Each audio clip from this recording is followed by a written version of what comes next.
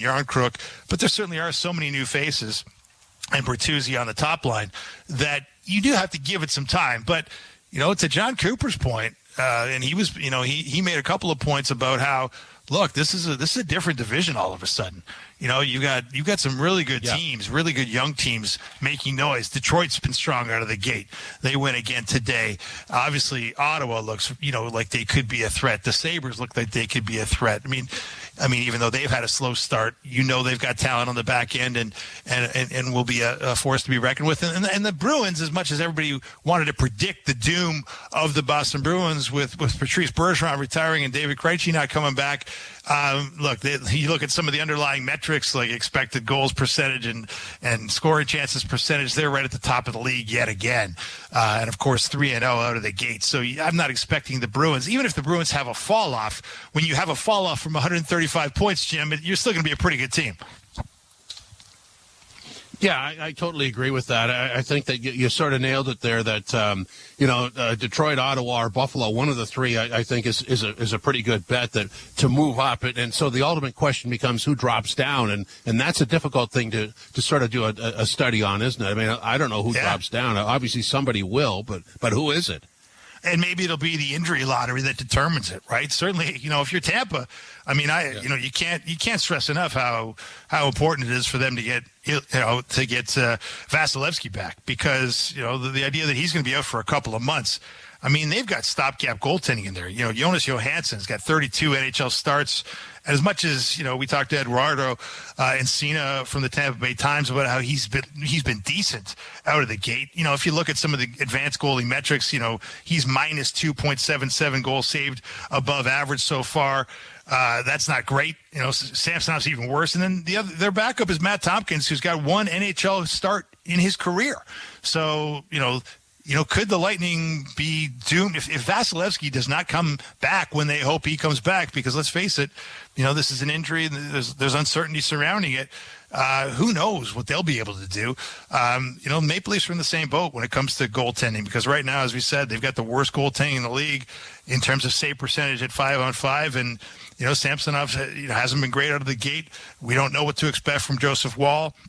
So maybe if injury luck might be the thing that determines which team drops down, Jim, because you're right. There's not much to separate a lot of these teams, especially now that the teams that have traditionally been at the top of the food chain here have had to put, have had so little resources to fill out their rosters. And you look at these very top heavy rosters in Tampa and Toronto, and you understand that it's very difficult to get bottom six production when you're paying guys minimum salaries and you're expecting them to come in and produce right out of the gate.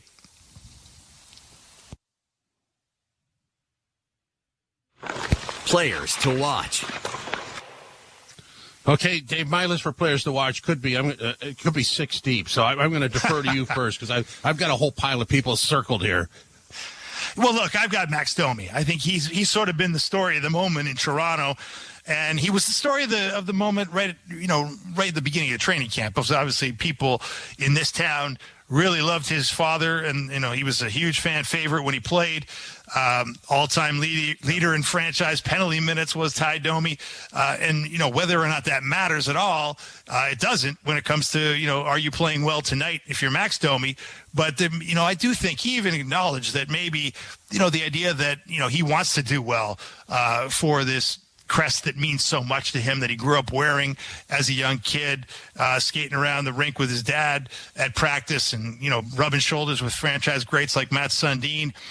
You wonder if the emotion of all that has maybe been a little bit too much for him.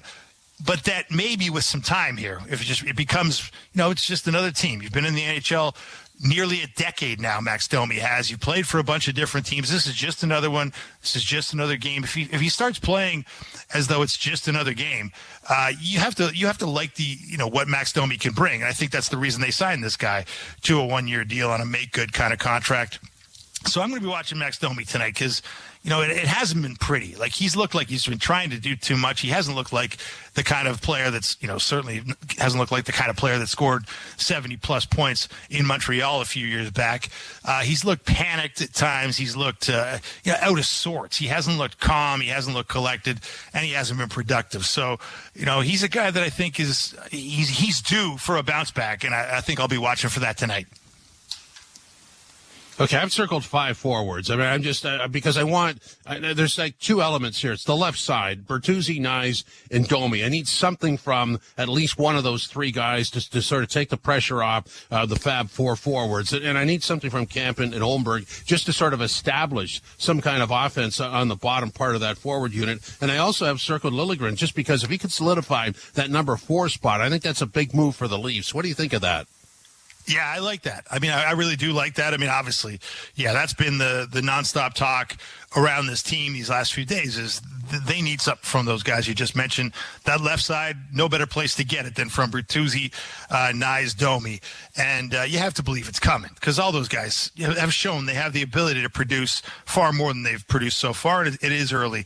And in terms of, the Liljegren piece, I totally agree. Like, they really need internal development on the blue line, Jim, because if they don't get internal development, and even if they do get internal development, I think one of the main storylines of the season as we progress toward the trade deadline, and we're a long way off from that, but it's never too early to talk about trade deadline chatter in Toronto. They're going to be talking about augmenting this blue line, right? You can't go into the playoffs with this blue line as it is, but maybe you need to augment it less if Timothy Liljegren steps into a bigger role and becomes a player, the player that they hope he can become. Let's just hope Jake McCabe does his part because so far at 5-on-5, Jake McCabe has been on the ice for 1 goal for and 7 goals against. So Jake McCabe's got to take care of his own end so that Timothy Liljegren can be himself. Yeah, it's definitely a tandem, no question about that. Getting you set for the Leafs in Tampa, puck drop at 7:15. This is Leafs Game Night on TSN 1050, the iHeartRadio app, and the Leafs Radio Network. It's so...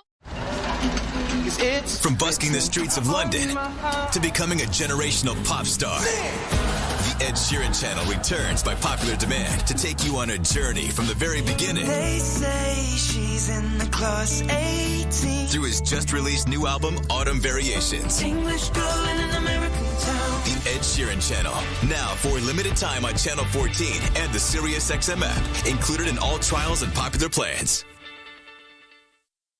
In case you missed it, on NHL Network Radio. The general manager of the Philadelphia Flyers, Danny Briere. Have the fans been patient? What's their buy-in been for the rebuild? I think the one thing we've done is we're trying to be transparent with our fans and be honest. And I think our fans are too smart. The response seems to have been really good. I hope they're as excited as I am, and it feels that way so far. NHL Network Radio, SiriusXM 91, and the SiriusXM app. The Power Play with Steve Koulias. Sabres signed Rasmus Dahlin to an 8-year, that's the max, $11 million contract. This contract is more than Fox and Makar and McAvoy and Heiskanen and Hughes and Werenski. Are you telling me we couldn't have got this deal done for at least 10? Now, I like the guy, but he's not most of the guys that I just mentioned. The Power Play, weekdays 3 p.m. Eastern on NHL Network Radio, SiriusXM 91, and the SiriusXM app. Under review. It's the argument I hear a lot of times. Well, those guys got better players around them. Gretzky was good, but he wasn't that good. Had all these good players around him. Wait a minute. I don't buy that argument as a dismissal of a guy's importance because he's part of that dynamic. He's part of that equation. And to take him out invalidates the entire equation. Under review with Mick Curran. Weekdays, 11 a.m. Eastern. NHL Network Radio, SiriusXM 91, and the SiriusXM app. NHL Morning Skate. Hall of Fame defenseman Chris Pronger. You look at rest and recovery now, that whole mindset has shifted tremendously from when I first came to the league in 93. So, there's a lot of pros and cons to everything. But overall, when you look at the skill level of the player and the speed of the game, it's certainly gone to another level. NHL Morning Skate with Scott Laughlin and Gord Stellick. Weekdays, 7 a.m. Eastern on NHL Network Radio, SiriusXM 91, and the SiriusXM app. If you're a soccer fan, you know that this music means one thing.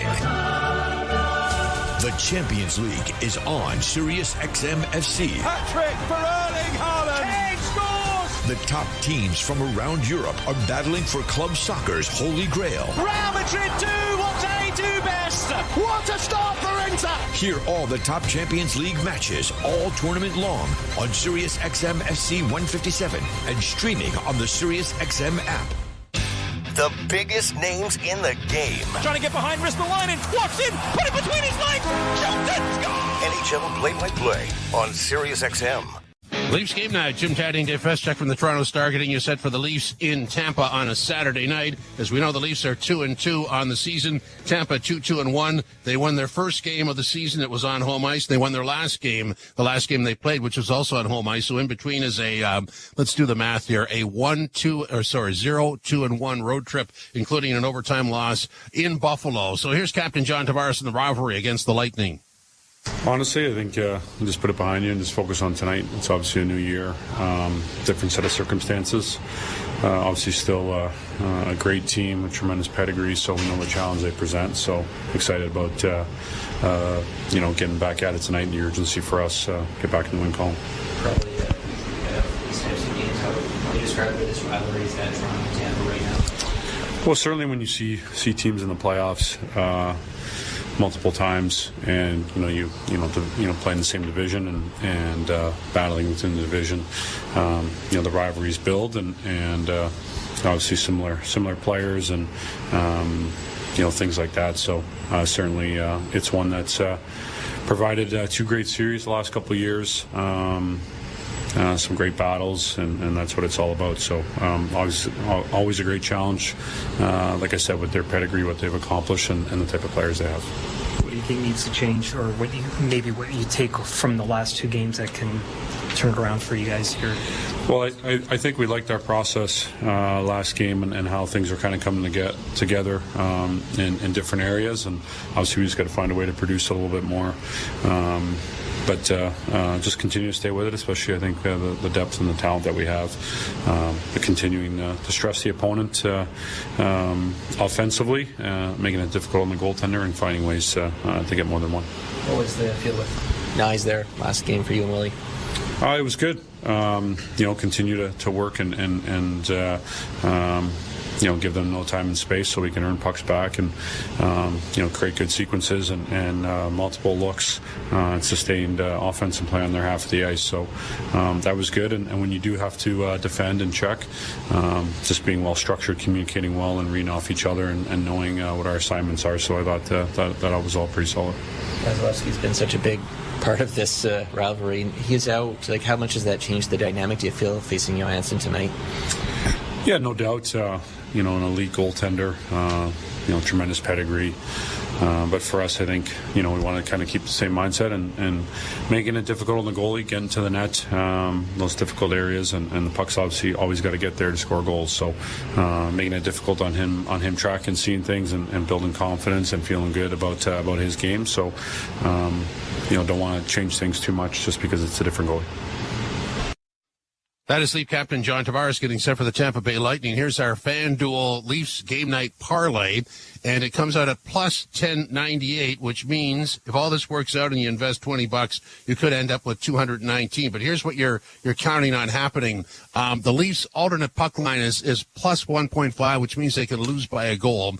There's the Domi anytime goal, which is at plus 430. That Leaf alternate puck line is minus 350, by the way. And Hagel 3+ shots is plus 114. So all that means $20. That works out. You get 219. I want to go to the Hagel 3+ shots because this is a guy who's now on the second line for Tampa. And, when they got him, he was brought in to reconstruct the third line from Chicago. And that's not that long ago. And that's part of the salary push as well. As people leave out, you have to elevate, which sort of dovetails, Dave, into our conversation about Liljegren. That's how key a Liljegren advancement would be for the Leafs. Yeah, for sure. And look, Hagel, 3+ shots. He's averaging precisely 3 shots a game so far this season, Jim. So I don't know.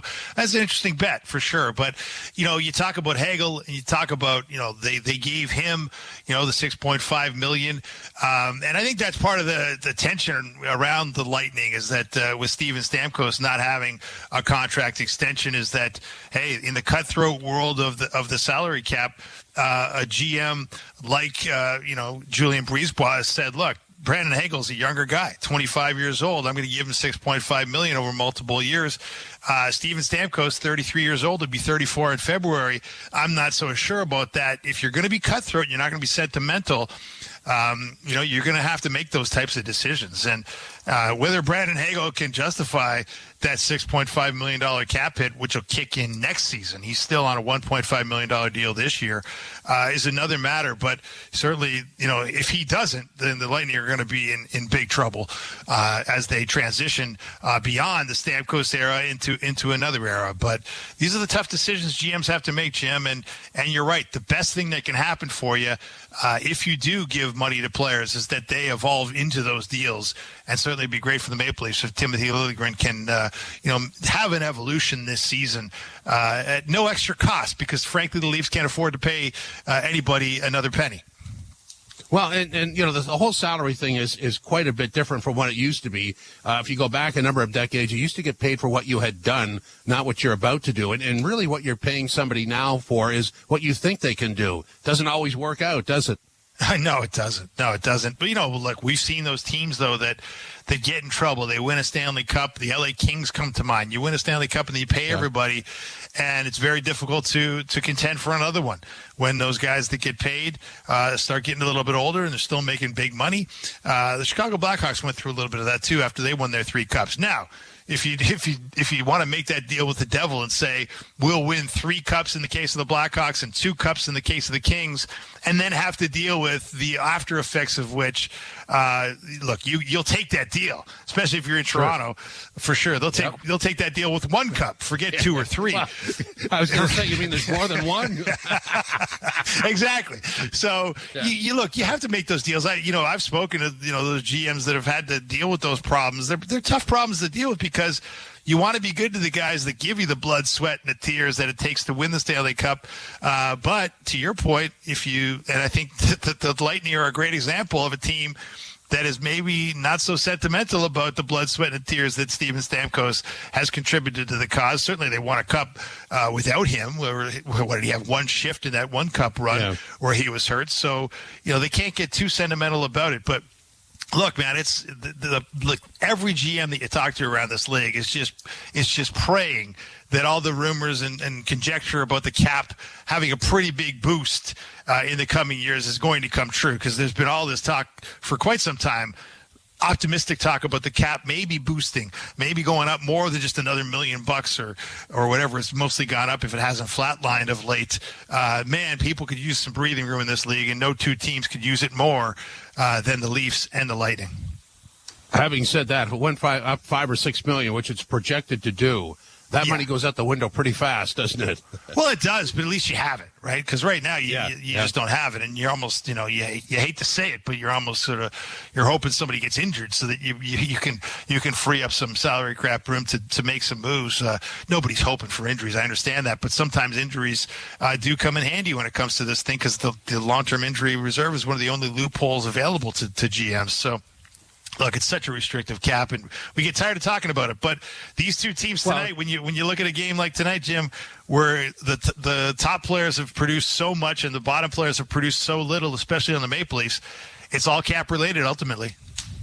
Yeah, I agree with that. And you're almost playing with fire, because you're bringing in the bottom 6, at least 80% of your bottom 6 on a yearly basis, and hoping it catches fire. And that doesn't always work out, as we've seen. It is a precarious thing. I just like the Tampa story with a lot of money into the goaltender is very similar to Montreal, and you hope it doesn't go down that road, but there are possibilities, aren't there?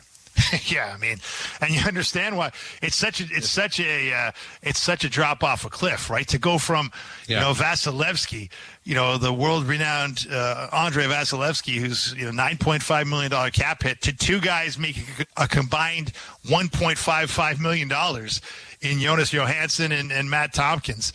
Matt Tompkins has played 1 NHL game, and he's the backup goaltender today for the Tampa Bay Lightning.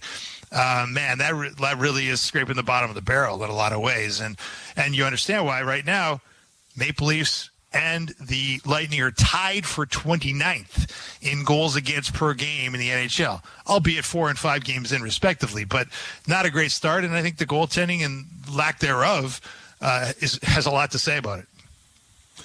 Look, as we wrap up towards the top of the hour, I mean, I look at that blue line and I think back to last year where they made so many changes. They probably went 3 by the end of the trade deadline. I don't know how many changes you're looking at here, and obviously salary cap constraints limit the early season talk there. But, I mean, I think you're looking at least 2, aren't you?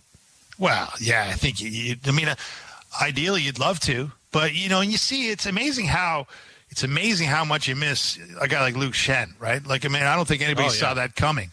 But, the way he cemented himself as such a great partner for Morgan Riley for a lot of the shifts in the playoffs, he's exactly what this team needed, right? A physical guy with a lot of, institutional knowledge about where to be and where to stand, as Mike Babcock used to say, when it comes to being an NHL defenseman and, while being an effective defender and also moving the puck quickly enough that you get the puck up to your big scoring forwards and you can move on from there. But without Luke Schenn, you really do see the glaring weakness of this group is they don't have much of that physical element, and they certainly don't have much of that real kind of stay-at-home experience that every good offensive defenseman needs on the other side of the blue line, right? I mean, and if you want the offense, we've heard Sheldon Keefe talk about it this year. He wants more offense from the blue line this year than he got last year. Now, the playoffs, Morgan Riley was great and provided all kinds of offense, but Morgan Riley went through a pretty tough regular season last year, and they did not get the kind of offense from the back end that they were hoping for. But I wonder if that's realistic given the pairings here, because if you don't have the ideal pair for your offensive guys, it's tough for those guys to really operate the way they want to operate. Yeah, we missed Luke Schenn already because the man could dissipate a scrum, that's for sure. When we come back, we'll set up the opening face-off for you. This is Leafs Game Night. The Leafs in Tampa tonight on TSN 1050, the iHeartRadio app, and the Leafs Radio Network. From the biggest stadiums to the coziest holes in the wall. From house parties to porch hangs to pride celebrations. From your favorite fuss shop to your local Indian spot. From noodle bars to sports bars to salsa bars. There's a Molson with your name on it. Canadian Ultra XL. Molson. Everyone in. Must be legal drinking age. Alpine News Network is here live with one of our superheroes. I don't want to say I'm a big deal, but I am a superhero. I love helping people consolidate their debts, and that's what I did for the Smiths. I took their bills and zoom, wha-bam, zap, turn them into one low monthly payment. No, the sound's not necessary, but it's part of the fun. Own your home? Need a loan? Alpine Credits can help. Alpine Credits, where homeowners get approved. Just for license 12616. Want to be certain your reno goes right? Start with Pro Materials with CertainTeed Drywall. In fire resistant, water resistant, super durable, or soundproof and top quality insulation. Ceiling systems, premium shingles, and siding. Do it right with professional grade building materials from CertainTeed. Pro all the way. 2-for-1 Pizza is taking it up a nacho with new 2-for-1 nachos and Irish nachos for just $9.99 each. Enjoy the 2-for-1 nachos with corn tortilla chips or try the Irish nachos with potato wedges. Both come loaded with nacho cheese sauce, mozzarella cheese, tomatoes, green peppers, red onions, and jalapeno peppers. Add a large quattro pizza with 4 toppings combined for only $15.99 plus tax. Order online at 2for1pizza.com. 2-for-1 pizza, 2-for-1. Well, it's a Saturday night in Tampa. It may feel like the playoffs from the past, but this is an early season test, and an early season response is needed after losing at home to Chicago and Thursday night on the road against the Panthers. The lineup has been shuffled, and that leaves us with the captain obvious question. Guy, will it work tonight? Well, let's find out. Molson Canadian Leafs hockey starts now. It's time for Molson Canadian Leafs hockey on TSN 1050 and the Leafs Radio Network. The Leafs live here. Welcome to Molson Canadian Leafs Hockey. Jim Taddy and Dave Feschuk from the Toronto Star with you. Joe Bowen and Jimmy Ralph standing by. The starting lineup is brought to you by Molson. Whether it's Canadian Ultra, Export, or Excel, there's a Molson with your name on it, and the Leafs will ice this lineup tonight to start anyway. Matthews centering Marner and Bertuzzi. Tavares centering Nylander and Nyes. Cam centering Yarncroke and Domi. And then Holmberg into the lineup tonight. Minton is out. Holmberg centering Reeves and Gregor. On the blue line, the pairings are Riley, Brody, McCabe, Liljegren, Gio, and Klingberg, and Samsonov starts in goal. Dave, your take on all of that? Well, I think this is a big moment for Ilya Samsonov, and yet, it's 5 games into the season. You don't want to say it's make or break, but look, Joseph Wall's sitting there. They've been going with Samsonov, but right now he's near the bottom of the league in terms of 5-on-5 save percentage. He's, negative 5 goals saved above average, which is dead last in the league on that advanced metric. And the Leafs are 32nd in 5-on-5 save percentage, Jim. So they've got to step it up on the goaltending. I know. Sheldon Keefe has talked about how he doesn't want to judge the goaltenders until the D puts in a better effort. But the D's been, not bad at times, especially against Florida the other night, and the goaltending just wasn't up to snuff. Yeah, and I think the missing piece is like the full unit look. We're not seeing that. Obviously, as you detailed before very nicely, the core players are carrying the offense. I don't know who's carrying the defense, and the goaltending has been on occasion spotty. So you need that full unit look, don't you? Yeah, they gotta find the middle here. They came out of the gate the first 2 games. They were extremely offensive. They scored those 12 goals, and Matthews, of course, had the back-to-back hat tricks. The most recent 2 games, they've been a lot better defensively, and then the offense has just gone nowhere. They've scored 1 goal in each of their past 2 games. So, and we've seen that. Look, this is a team that scored 2 goals precisely in each of its most recent 7 playoff games. So when they try to play defensively responsible hockey, they can do it. The question is, can they do it while also being a threat on the offensive side of the puck? That's the art they're trying to balance here, Jim. And I think Sheldon Keefe is looking for the combinations that give this team the best chance to be really good on both sides of the puck instead of just being good on one side and lacking on the other.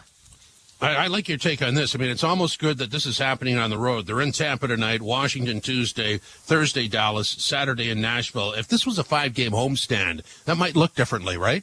Yeah, it might. There's a lot to be said for an early season road trip. You talk to players and you talked about getting away from town and getting on the road together, spending more time, especially when you have so many new faces like this Maple Leafs team does. And look, this is the longest trip of the year. And there's some tough teams. And the fact that you got to go back to, two Florida teams in game 1 and 2 of this road trip, I think is a great test. And look, a little bit of a reality check. This is not the preseason anymore. And as much as it is a small sample size, you start looking at the standings, man. Like, there's some good teams in the Atlantic Division, some good teams in the Eastern Conference in general, teams that maybe have not been playoff contenders in the recent past are suddenly looking like they could be, or at least they'll be sniffing around in a way they have in the past. So, yeah, this is no time to fool around. The Maple Leafs have had slow Octobers in the past, Jim. The most recent 2 have been very similar to this one. Sheldon Keefe knows what it's like, knows how to, sort of feel like maybe your job is dangling in the balance as it was a couple of years ago. So Sheldon Keefe doesn't want this to linger. He wants to get this team on the right track quickly. And tonight it's Tampa. Here's Coach Keefe on the budding rivalry against the Tampa Bay Lightning. Now on the Leafs Radio Network. Maple Leafs head coach, Sheldon Keefe.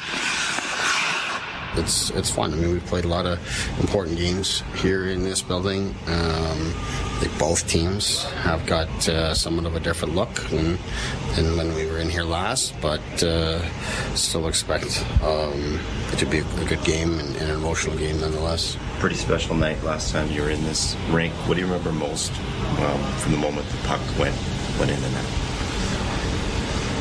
It was obviously a thrilling night. Have it end that way and to sort of get over that hump of the first round for sure. But obviously we know what happened from there, which is continued motivation for us to just continue focusing on one day at a time, one thing at a time, control and not get ahead of ourselves. Is there an added comfort or more confident feel walking into this building, having had that moment here? I think that there's some of that. I think not just this building, but I think any building. I think as your team is growing, and when I look at the last few years, I think we have grown from one season to the next, and all of that gives you confidence, I think, no matter what building you're in. But each time you come in here, we have won games in here. Obviously, won a series in here last year. But every time you come in here, you're in for a game, and I think that's part of it. Got tremendous respect for Tampa Bay, and usually that brings out our best, and that's what we're going to need to make. What have been your impressions of Klingberg early this season? Maybe have you seen anything on the defensive side? I know you guys were working with him on that. Yeah, I think you look at the other night as an example. I think the better that our overall team game is, it helps a guy like him out greatly. The defensive side, the puck is always going to be his challenge. It's something he's got to really be dialed in on. But I think when I look at each of the games, I think a lot of our, what I would say, best chances in the offensive zone have come off of his stick, where he's finding a seam, or he's finding someone that's open, or he's getting a puck to the net, and that's really what you want from him, is to make sure he's helping us on offense, and I think he's done a good job of that, and the more comfortable he gets and the more reps that he gets playing with our guys, I think that will come together even better. Bertuzzi good to go? Yes. What have you liked from Ilya's last game compared to maybe the previous ones that kind of allows him to maybe build confidence? Yeah, I think it's, he just looks like he's settled down a bit. I think the last game, as you say, is a real good step for him, an important one. As I've said, our team game has to take care of the goalie no matter who's in the net, and that in itself allows the goalie to settle down and really find himself and find his game. I thought he made some really big saves for us last game out in Florida, on the penalty kill especially, that really keep us in the game throughout. So that's a real good sign, and obviously want to get him right back to it tonight. That is Coach Keefe. Obviously, he feels Samsonov is trending in the right direction. Dave, I just want to go back to what he said about Klingberg, and I know we talked about this earlier, but this lineup, when you look at the bottom pairing, Gio and Klingberg, if they had a seventh defenseman, if Timmins was healthy, I could see them on a nightly basis dressing 7 defensemen and 11 forwards. Would you agree with that? Yeah, you could see it if you could do it. It would make some sense, because I think the main concern here for me, or one of the main concerns, is not playing Mark Giordano too much, because you got to. He's a key piece. I mean, like at times last season, he was their best defenseman. He played top pairing minutes at times, depending on who was in the lineup with injuries and otherwise. But we know he's also 40 years old, and you got to be realistic about how much you run him out there. He does seem like a perfect partner for John Klingberg, and if he's fresh and healthy. You want to keep him that way. I like your idea of the 7D to be able to rotate a little bit and keep Giordano fresh and keep everybody in sync.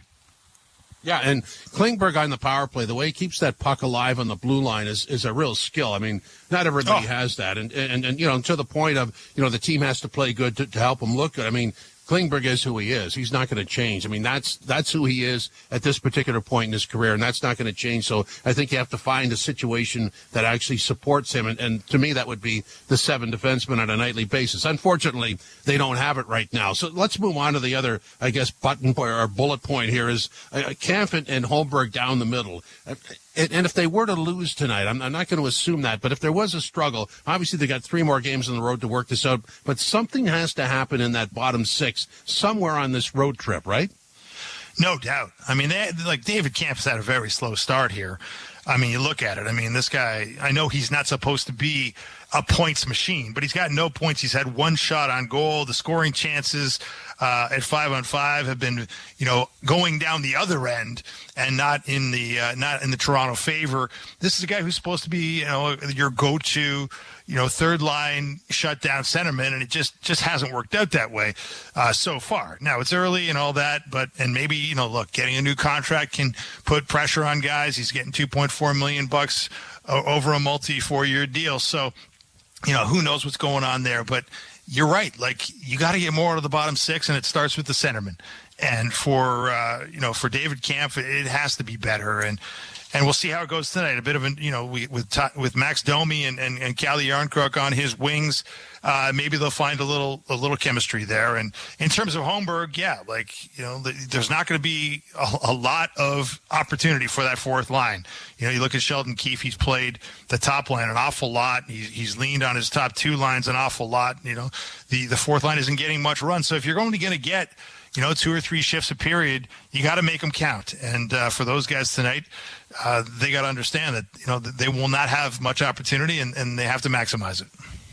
Joe Bowen and Jim Ralph are next with the opening faceoff. This is mostly Canadian Leafs hockey on TSN 1050 and the Leafs Radio Network.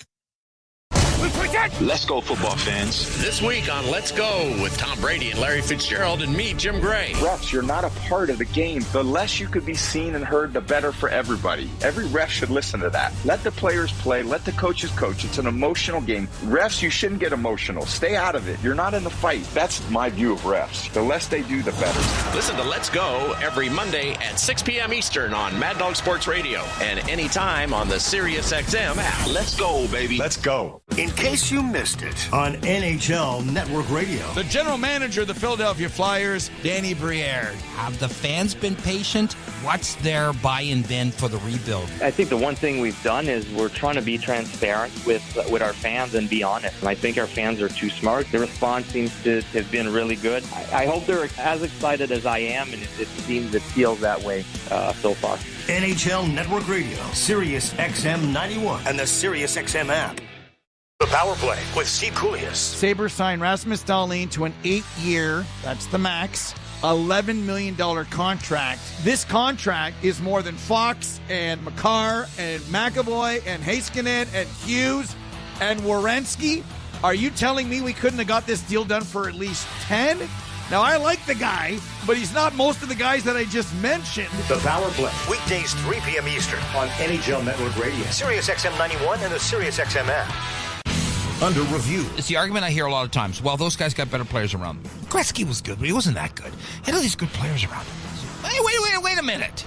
I don't buy that argument as a dismissal of a guy's importance, because he's part of that dynamic. He's part of that equation. And to take him out invalidates the entire equation. Under review with Mick Curran. Weekdays, 11 a.m. Eastern. NHL Network Radio, SiriusXM 91, and the SiriusXM app. NHL Morning Skate. Hall of Fame defenseman Chris Pronger. You look at rest and recovery now, that whole mindset has shifted tremendously from when I first came to the league in 93. So, there's a lot of pros and cons to everything. But overall, when you look at the skill level of the player and the speed of the game, it's certainly gone to another level. NHL Morning Skate with Scott Laughlin and Gord Stellick. Weekdays, 7 a.m. Eastern on NHL Network Radio, SiriusXM 91, and the SiriusXM app. The Point. I truly believe in 3 years, Jack Hughes will be worth $15 million a year. For $15 million a year, they got Hughes and Hischier locked up together. Those are two brilliant contracts, but there isn't a single area where I look at the Devils and think, okay, this is of concern to me. They're locked and loaded. The Point with Boomer Gordon. Weekdays, 1 p.m. Eastern. NHL Network Radio, SiriusXM 91, and the SiriusXM app. If you're a soccer fan, you know that this music means one thing. The Champions League is on SiriusXM FC. Hat-trick for Erling Haaland. Kane scores! The top teams from around Europe are battling for club soccer's holy grail. Real Madrid do what they do best. What a start for Inter! Hear all the top Champions League matches all tournament long on SiriusXM FC 157 and streaming on the SiriusXM app.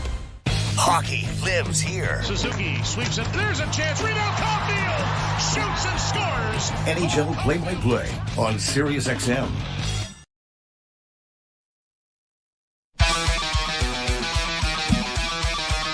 The Maple Leafs continue their road trip as they are in Tampa to tangle with the Lightning, and in hopes of ending a bit of a streak. All 4 games have seen them trail with the first goal scored by the opponent. And the Maple Leafs have had a pretty good record over the last couple of years, 19-16-5 since 2022. when they have not scored the opening goal, but they've got a much better record when they do. This league is really a copycat. I mean, the statistics are there, but you score the first goal of the hockey game, you're usually in pretty good shape to win the damn thing. Well, and I think what we saw, especially the game against the Florida Panthers a couple of nights ago, you keep falling behind and you're going to be top heavy with minutes with your core four. And what does that do? That leaves mere scraps for everybody else to try to fill in. So I think you saw the Florida Panthers. They got a 2-0 lead in the first period. I'm not going to say they sat back, but they didn't have to roll out offense every second line to try to get back into the game. Kings of the Corded Castles tonight. Ilya Samsonov, 2-1-0 with a 3.67 goals against average and an .861 save percentage.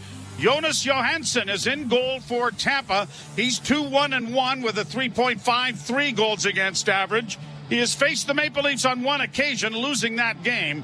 And so the Maple Leafs will see him instead of, well, maybe the best goaltender in the league. And this is an area where the Tampa Bay Lightning are going to have to really shore things up until he gets back, which may not be for a number of months. We're underway, and glad you're with us. Brought in on the right wing side, and a shot there by Cirelli went high and wide as the Leafs counter and bring it out at center. Bank pass ahead, looking for Bertuzzi. Matthews streaks in. Oh, and a good save made there by Johansson. It may have gone off the crossbar as well. Lightning get it back into the zone as Stamkos looking for a loose puck, and the Maple Leafs get it to the line and not out. But now it's intercepted, and here is Brody playing it along the boards into the center ice area, then dropping it back, and Matthews will regroup the puck to Nylander as Nylander steps off the bench and in. He works to the line and then circled back. Brought on now by Tavares. Tavares in with a shot, and that went wide of the net. Last time John Tavares was into this rink, he scored the winning goal as the Maple Leafs eliminated the Tampa Bay Lightning, winning 3 games in Tampa. Nyes playing it back into his own end. McCabe dropping it off. Leafs moving from right to left on your radio dial. And Nyes unable to get to a puck as Liljegren was viewed to be offside. And so it'll come back into the neutral zone. I talked about Andrei Vasilevsky. Here's a scary stat, Joe. Since the 2020 playoffs, he played 77 games. In 4 years, the Tampa Bay Lightning. I mean, that's an extra season that he's played just in the postseason. 50 and 27 during that stretch. Next highest for games played by a goal in the playoffs, Sergei Bobrovsky with 36. Wow. That's something. The Lightning have got their stars and everything else, but the backbone has always been Vasilevsky as the puck comes in over the line with a pass in front of the net, and it's deflected wide of the Leaf goal. Centering again. Comes back to the near side for Sergachev. Sergachev to the point, dished off into the corner then by Radish. It goes along the boards, and McCabe able to settle it down and then lift it high and get it out and down into Tampa Bay territory. Hustling back after it was Radish to get it up on the wing. Lightning trying to curl out. There hasn't been a registered shot on goal, so we have to assume that the Matthews attempt went over the shoulder of Johansson and off the crossbar. On that play in the early seconds of this game, Matthews just kind of emerged out of nowhere off the right wing boards. Lead pass off a stick into the Toronto zone. Yarn Crooks sending it around on the wall on the near side. Domi got it freed up, and then it was Camp getting it out at center ice. The Leaf scratch this evening is Fraser Minton, as Pontus Holmberg has been brought up from the Marlies as we get an icing here against the Tampa Bay Lightning. And honestly, I mean, I said at the beginning of the year, someone asked me, would Fraser Minton make this team? And I said, no. Great, he's made this far and done stuff. Yep. He needs to play. Needs to play. And there are enough people in the farm system here to fill a fourth-line center's role. And I think that that's what we're seeing the start of anyway, as the puck is in the Toronto zone. Center in front. Oh, and a whistling shot by Hedman. Whistled wide of the goal, and Karam's all the way down the ice. Boy, and he wound up from about the face-off dot in the left wing circle. If that's on target, nobody in the world is moving quick enough to stop it. No, and if it hits you right in the chest, you're probably being carted off the ice. Riley back in his own zone, being chased there by Maria. It comes back out at center ice. And Chernak now for the Lightning will chip it to the line and get it in. And Marner turns for Toronto. No score first period. 16:46 left to play as Riley gets it ahead on the left wing. Pontus Holmberg sends it into the zone. Noah Gregor goes down into the corner after the puck. Reeves was there as well, but the puck comes free, and out come the Lightning on the left wing side. Down in over the line is Nicholas Paul. Paul drags it into the corner. It comes free, and Giordano gets it out for Toronto and tried to play it ahead. Holmberg misfired on a pass for Gregor, and now here are the Lightning back in their own zone organized. Perbix got it ahead to Point, who got it into the Toronto end, but no further. Leafs back in the center ice area. Noah Gregor sends it into the zone and then heads to the bench. Back of the net it goes for Nylander. Off the boards to the point. Long shot blocked in front. Comes back to the blue line. Just kept in there by Liljegren. Nylander in the near corner now. Looking back towards the blue line. Jams the brakes on. Centering pass. Tavares turns. Forehand. Stop. Rebound. Scores. Nylander gets the rebound after John Tavares thought better of a backhand and went to the forehand. And when it was deflected, it went right onto Willie's stick.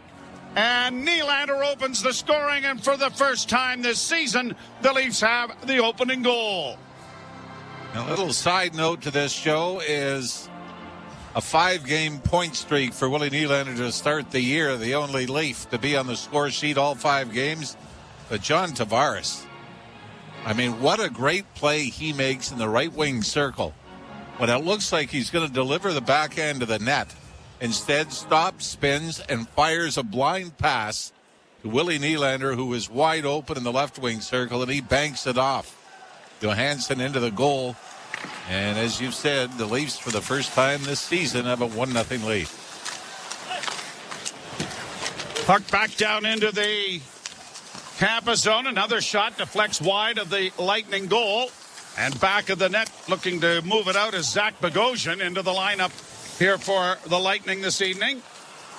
Stamkos circles right in front of his own goal, brings it out at center, works to the left wing, had it blocked there. Nicely done by Domi, but then Domi dropped his stick and lost his stick, and now brought in over the line by Hagel. Another shot, it's high and wide of the Leaf goal. Lightning keep it in, off his stick, it goes wide of the Leaf net. Played back of the goal then by McCabe and rolled up on the wing, and the Leafs are breaking it out. Matthews in across the line, got a shot away, and it's into the glove of Johansson and held for a face-off coming in the Tampa Bay zone. 1-0 Toronto on the goal by Willie Nylander, number 4 on the season. Well, you did mention the Leafs to face Jonas Johansson once in his career, and that came on December the 1st, 2021. The Leafs defeated Colorado 8-3. Austin Matthews, a 3-goal game against Johansson in that one. So Nylander now with 8 points, Tavares with 8 points, and that leads the National Hockey League. Most players with 7 coming into the game. It was tied with the Devils, Bratt and Hughes, and now the Leafs with 8 for both Tavares and Nylander, as it's offside at the blue line, and so it's going to come back out into the center ice area. Well, the Leafs had a great out to get out of their zone on the goal that eventually was put in by Willie Nylander. Great out, great speed, and then they controlled the boards before eventually working into the front of the net. Liljegren draws the additional assist on the goal. It comes at 4:15, and the Maple Leafs with a 1-0 lead. Pontus Holmberg only played 2 games with the Marlies, had a goal and an assist in those 2. He was very functional last year, I thought. Killed penalties, good on the forecheck, defensively responsible. Yeah, he embraced the role. I thought still ended up with 5 goals and 13 points in 37 games, and to me those are pretty solid numbers for a 4th-line center. So we'll see how that affects the play of Noah Gregor and Reeves. Now here's a chance for the Leafs and over the line. Gregor in with a shot, and that was swallowed up by goaltender Johansson. But this fourth line getting some opportunities in the offensive zone. You can see with Austin Matthews in the penalty kill has actually generated more shots for than they've given up when he's been on the ice. Noah Gregor, though, a pretty good burst of speed. He scored the first goal of the season for the Leafs in their game against Montreal. And it was an important one. The Leafs were down 2-0 at the time. So many players just do not trust their backhand. And Gregor was on the backhand. Probably if he shot it and had confidence with it, could have gone over the shoulder. Instead, wanted to turn it back to get to his forehand because he has more confidence with it. The backhand is somewhat of a lost art form. Except for the John Tavares pass we just saw. Yeah. That was either a really bad shot or a brilliant pass. Here the Leafs stealing the puck in the offensive zone. Nyes works in on the backhand. Didn't shoot it. Works around back of the goal. Missed a hit there.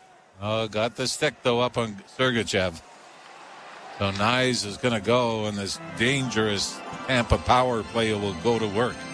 They are currently 5 of 16 thus far on the power play and 4th in the National Hockey League, just behind the Maple Leafs, who are 5 of 15. And the penalty kill is brought to you by CMC Markets. Take your trading to the next level with $0 commissions on stocks. It is a 1-0 Toronto lead. You're listening to Molson Leaf Hockey on TSN 1050 and the Maple Leafs Radio Network. There's a channel that explodes with gritty guitar texture and perfect pop melodies. Sirius XM Pop Rocks serves up those undeniable 90s anthems, 2K hits, and today's fresh pop finds.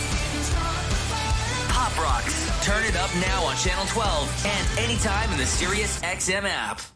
In case you missed it on NHL Network Radio. The general manager of the Philadelphia Flyers, Danny Briere. Have the fans been patient? What's their buy-in been for the rebuild? I think the one thing we've done is we're trying to be transparent with our fans and be honest. I think our fans are too smart. The response seems to have been really good. I hope they're as excited as I am, and it feels that way so far. NHL Network Radio, Sirius XM 91, and the Sirius XM app. If you're a soccer fan, you know that this music means one thing. The Champions League is on Sirius XM FC. Hat-trick for Erling Haaland. Kane scores! The top teams from around Europe are battling for club soccer's holy grail. Real Madrid do what they do best. What a start for Inter! Hear all the top Champions League matches all tournament long on Sirius XM FC 157 and streaming on the Sirius XM app. The biggest names in the game. Trying to get behind Ristolainen. Walks in. Put it between his legs. Shoots it. Score! NHL play-by-play on Sirius XM.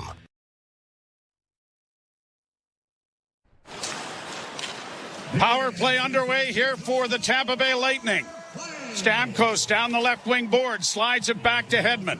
Hedman to the near side. Kucherov with a shot. Scores. That didn't take long. And the Tampa Bay Lightning equaled the opening goal from Nylander with a power play marker. And Kucherov right there to hammer it home.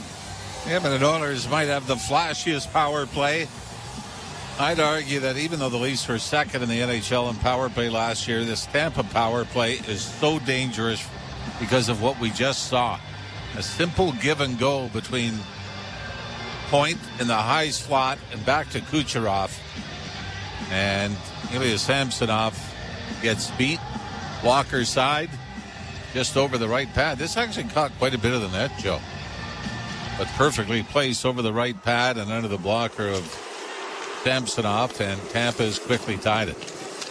And for Kucherov, that is goal number 5 on the season. And his second on the power play. And an offside called at the blue line here, or is there an interference call coming? I think the Leafs may be going on the power play.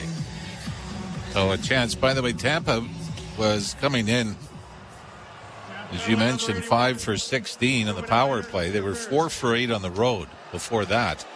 But now 5 for 9 on home ice. And yeah, it was when Bertuzzi chipped the puck up the left wing board. It was Chernak that interfered with him. And the Leafs will go to their first power play of the night. Brought to you by your Ontario Subaru dealers. Hurry to your local Subaru dealer and get more out of every kilometer this fall, including more karaoke. And off the face-off, a shot was kicked aside there by Johansson. To the blue line now for Klingberg to Tavares. Down low to Nylander, coming out into the slot area. Bouncing puck, and it's knocked away. It just rolled off Nylander's stick there, or he might have been able to take another stride and really open things up. And now an errant pass goes all the way back into the Toronto end. Matthews waiting for Klingberg to start out with it. Banks it off the boards. Carried out now by Matthews. Marner is with them. Matthews to the line and into Tavares on the left wing. Tavares gets double-teamed, and the puck gets out at center. A race for it here. Nicely stolen back by Willie. Nylander in over the line. Saucers and back into the slot. Near Matthews, and he shot it off the mark wide on the near side. Marner down low for Nylander. Nylander exchanging spots with Marner. Gives it to him back at the net. Centering into the slot for Klingberg. Klingberg shot is blocked. The rebound goes back at the net. Matthews to Marner. Marner to Nylander. Nylander works the near boards. Back into the corner for Marner. Mishandled it there for a moment. Puck came free to Tavares, but he couldn't clear it. It's shot out and down the ice now by Tampa Bay. A 1-1 tie. Half a minute to go in the power play. Riley for Bertuzzi. Now to Domi. To the left wing side. Brought in over the line. Just got in over the line. And then Yarncrook couldn't keep it playable. Now a lead pass for Yarncrook is in over the line. Dropping for Domi. Domi on the left wing side. Liljegren gives it back to him. Domi works down into the slot area. Got a shot away that was blocked. Big rebound in front. Stick high almost there from Bertuzzi, but kept in by Riley. Shot went wide of the net. Yarncrook couldn't corral the rebound. Plays in front of the net as the penalty is over, and it is shot down the ice, and an icing call will come here against Tampa Bay. Hedman and Point draw the assist on the Kucherov goal that has tied the game at 1. Boy, the Leafs almost very similar to what Tampa did, to score right off the face-off. And you're right, Willie Nylander had the puck roll on him a bit. Leafs out shooting Tampa 6-2 here in the early going, but all tied up at 1. 11:10 to go here in the opening period. Tampa is perfect. 2-0 at home. 0-2-1 on the road so far. Face off in the Tampa Bay zone. Holmberg won the draw. McCabe tried to play it deeper into the zone, but it was blocked, and it's chipped out into the center ice area where McCabe frees it up now for Brody. Brody comes out of his own zone with a pass up on the right side. That caroms back of the Tampa Bay goal. Fed around on the left wing. Pontus Holmberg was there to try and keep it in, but it's launched high to center ice, and the Leafs have to go back to restore it in their own zone. 10:40 to play in the first period. Tied at a goal. Played down into the Tampa Bay end. Around back of the net. Gregor tried to get there as it comes around on the boards to Giordano. He creeps in with a shot. That was looking for a redirect in front of the net from Noah Gregor. But it got through, and Johansson had to cover up on it and brings a stoppage of play with a face-off coming in the Tampa Bay end. Played by Giordano, holding on to it, waiting to get traffic in front before throwing it there. And that turned out to be a pretty dangerous play, as Gregor, I think, may have actually redirected that before it got to the Tampa goaltender. Couple of big notes sports-wise. Michael Bradley being saluted, leaving Toronto FC after a wonderful career here in Toronto. And the Argos win 29-26 in Saskatchewan and are 14-2. And Holman cooled out, getting ready for the Eastern Final. Played off the boards and out and down into the Tampa Bay end. Goaltender plays it up on a bounce to the left wing side. And then an errant pass has gone the length of the ice. And the Leafs will take a face-off back in the Tampa Bay zone thanks to the icing. Well, Leafs hope for one on the power play here. Only one power play goal for the Leafs out of the 5 have come from the second unit. That was Tyler Bertuzzi. His only goal as a Leaf is a power play goal. One of the things that Max Domi has to get going is a little more direction towards the net. The first 4 games, just 5 shots on goal. Now here are the Lightning getting it down into the Leaf zone to the right wing side. Kucherov in front, they score! A beautiful pass by Kucherov. And the Tampa Bay Lightning take a 2-1 lead on a goal scored by Barré-Boulet. His second stint with the Lightning went to Seattle briefly before coming back to Tampa and being put on the first line. And all you got to do, you talk about just go to the net. Morgan Riley was sifting out towards Kucherov, but DJ Brody got caught up trying to force Braden Point. It was Point to Kucherov, and then Kucherov from the right wing circle through to the front of the net where it was redirected past Samsonov. 3 shots for the Lightning, and they're up 2-1.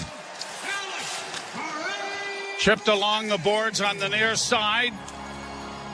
Bertuzzi gets it out, but Liljegren got to the red line and didn't get it into the zone, and the Leafs have to come back into their own territory. A pass ahead in across the line for Matthews, a shot, and a good glove save made by Johansson as Matthews went short side, top shelf, and Johansson didn't butterfly on him. He stayed right up with him. So the Maple Leafs trail in the game 2-1, and 2 of the 3 shots directed at the Toronto goal have found the back of the net. You're listening to Molson Leaf Hockey on TSN 1050 and the Maple Leafs Radio Network. Want to be certain your reno goes right? Start with Pro Materials with CertainTeed Drywall. In fire resistant, water resistant, super durable, or soundproof and top quality insulation, ceiling systems, premium shingles, and siding. Do it right with professional grade building materials from CertainTeed. Pro all the way. All right, everyone, step up and down. Left foot, right foot, you're climbing up a trail. Now back in your Subaru with symmetrical full-time all-wheel drive and getting active in the real world. Work those abs, driving right through the mud and left and right. Keep that core engaged and bend at the knees as you load more into your Subaru. Windows down, take in that outdoor air and park. Get more value out of every kilometer at your local Subaru dealer, starting with award-winning safety. This is an important message from Canadian Blood Services. Our national blood supply is at very low levels. Hospitals are conserving the use of certain blood types, but patient needs are outpacing donations. We need your help now to avoid negative impacts to patient care. If you are able, please donate blood today by booking an appointment at blood.ca or use the Give Blood app. You can make all the difference. Alex Barré-Boulet from Montmagny in Quebec played with Drummondville and Blainville Brabant Armada. I don't recall them very much, but anyway, this is his 36th NHL game, having arrived in Tampa back in the 2021 campaign, then went to Seattle, as you mentioned, Ralphie, and his 7th NHL goal. Was it 50 goal scorers last year in the Quebec League? Shot from the point, whistles wide, rebound, sharp angle shot by Bertuzzi, was turned aside. Bertuzzi into the near corner, can't get it around his man, and now Bertuzzi working here with Marner and Matthews as it's shot down into the Toronto end. Klingberg plays it back to defenseman Riley. Morgan Riley sends it ahead. Bertuzzi deflected high to center, and the Lightning regain possession and launch it deep into the Toronto end. Cleared around back of the net, comes to the side of the goal, and Samsonov will put a glove on it and stop play with a face-off coming in the Toronto end. Goals against average and save percentage are taking a beating in the early going for Samsonov. Stopped one of the 3 shots he faced. Came in with an .861 save percentage. That actually got better in the 2-1 loss against Florida.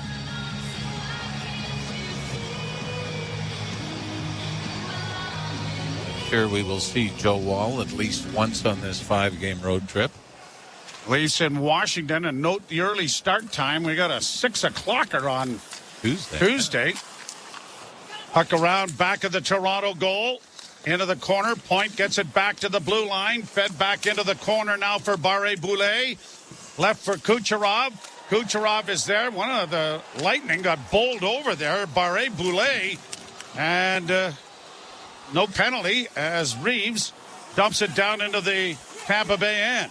On the left wing side, the pass to an open wing will carry him to center. Toronto comes away with it. Going to regroup it back for Morgan Rielly. Change is coming. Rielly gains the red line and shoots it in. 8:06 to play in the first. The Leafs trailing 2-1. Into the slot, too far for Rielly, and the puck is going to slide out at center ice. Rielly plays it up on the left wing.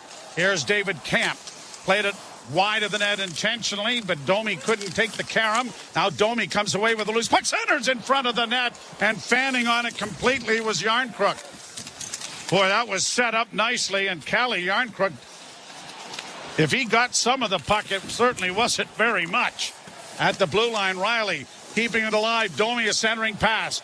Knocked down in front of the net was Kampf. Another shot from an angle is gloved by Johansson, who has been the busier of the 2 netminders. That is 9th shot on goal, and it is a 2-1 Tampa Bay lead. Boy, and Ryan Reeves got away with a high stick.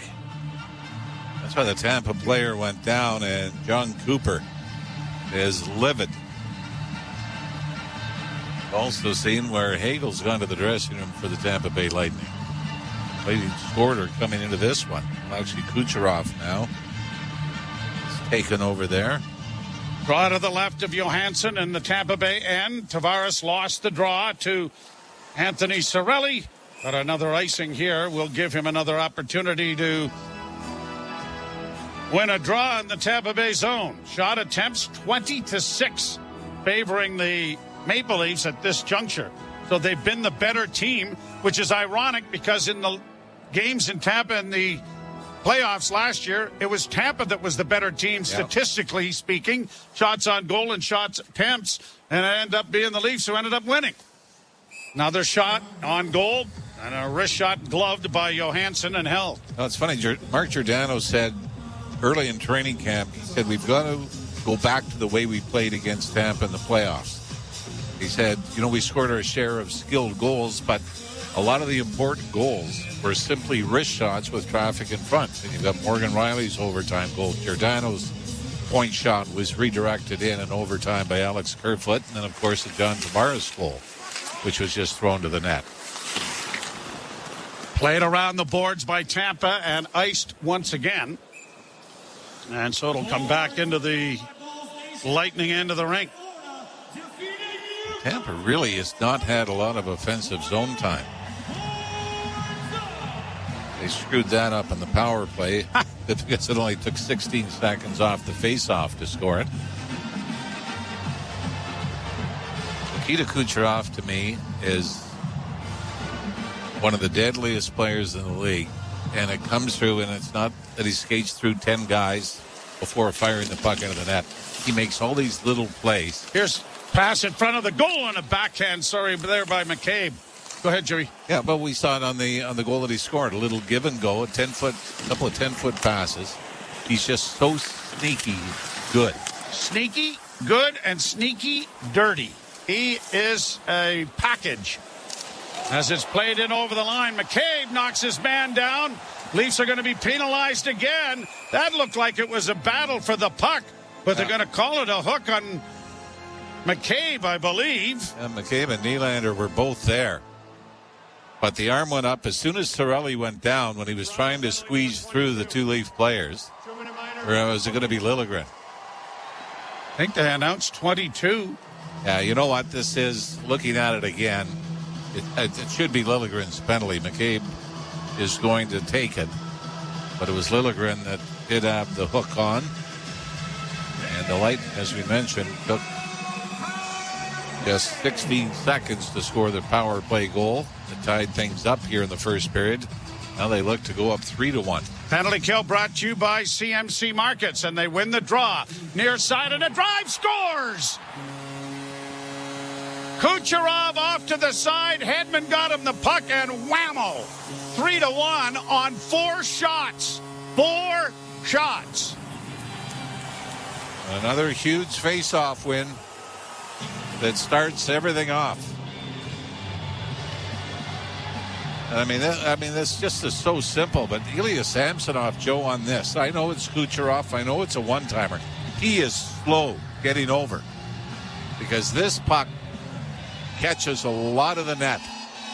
And Joseph Woll is coming into the game. As Ilya Samsonov is only able to stop 1 of 4. Nothing terrible, but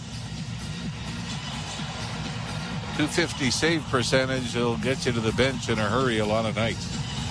Sergachev feeding it to Kucherov, and it is 3-1 on the power play goal here in the first period. 3 goals on 4 shots. And the Leafs have a hole to climb out of. God, they scored first, finally. Yeah. Played down into the zone. Woll handles the puck for the first time.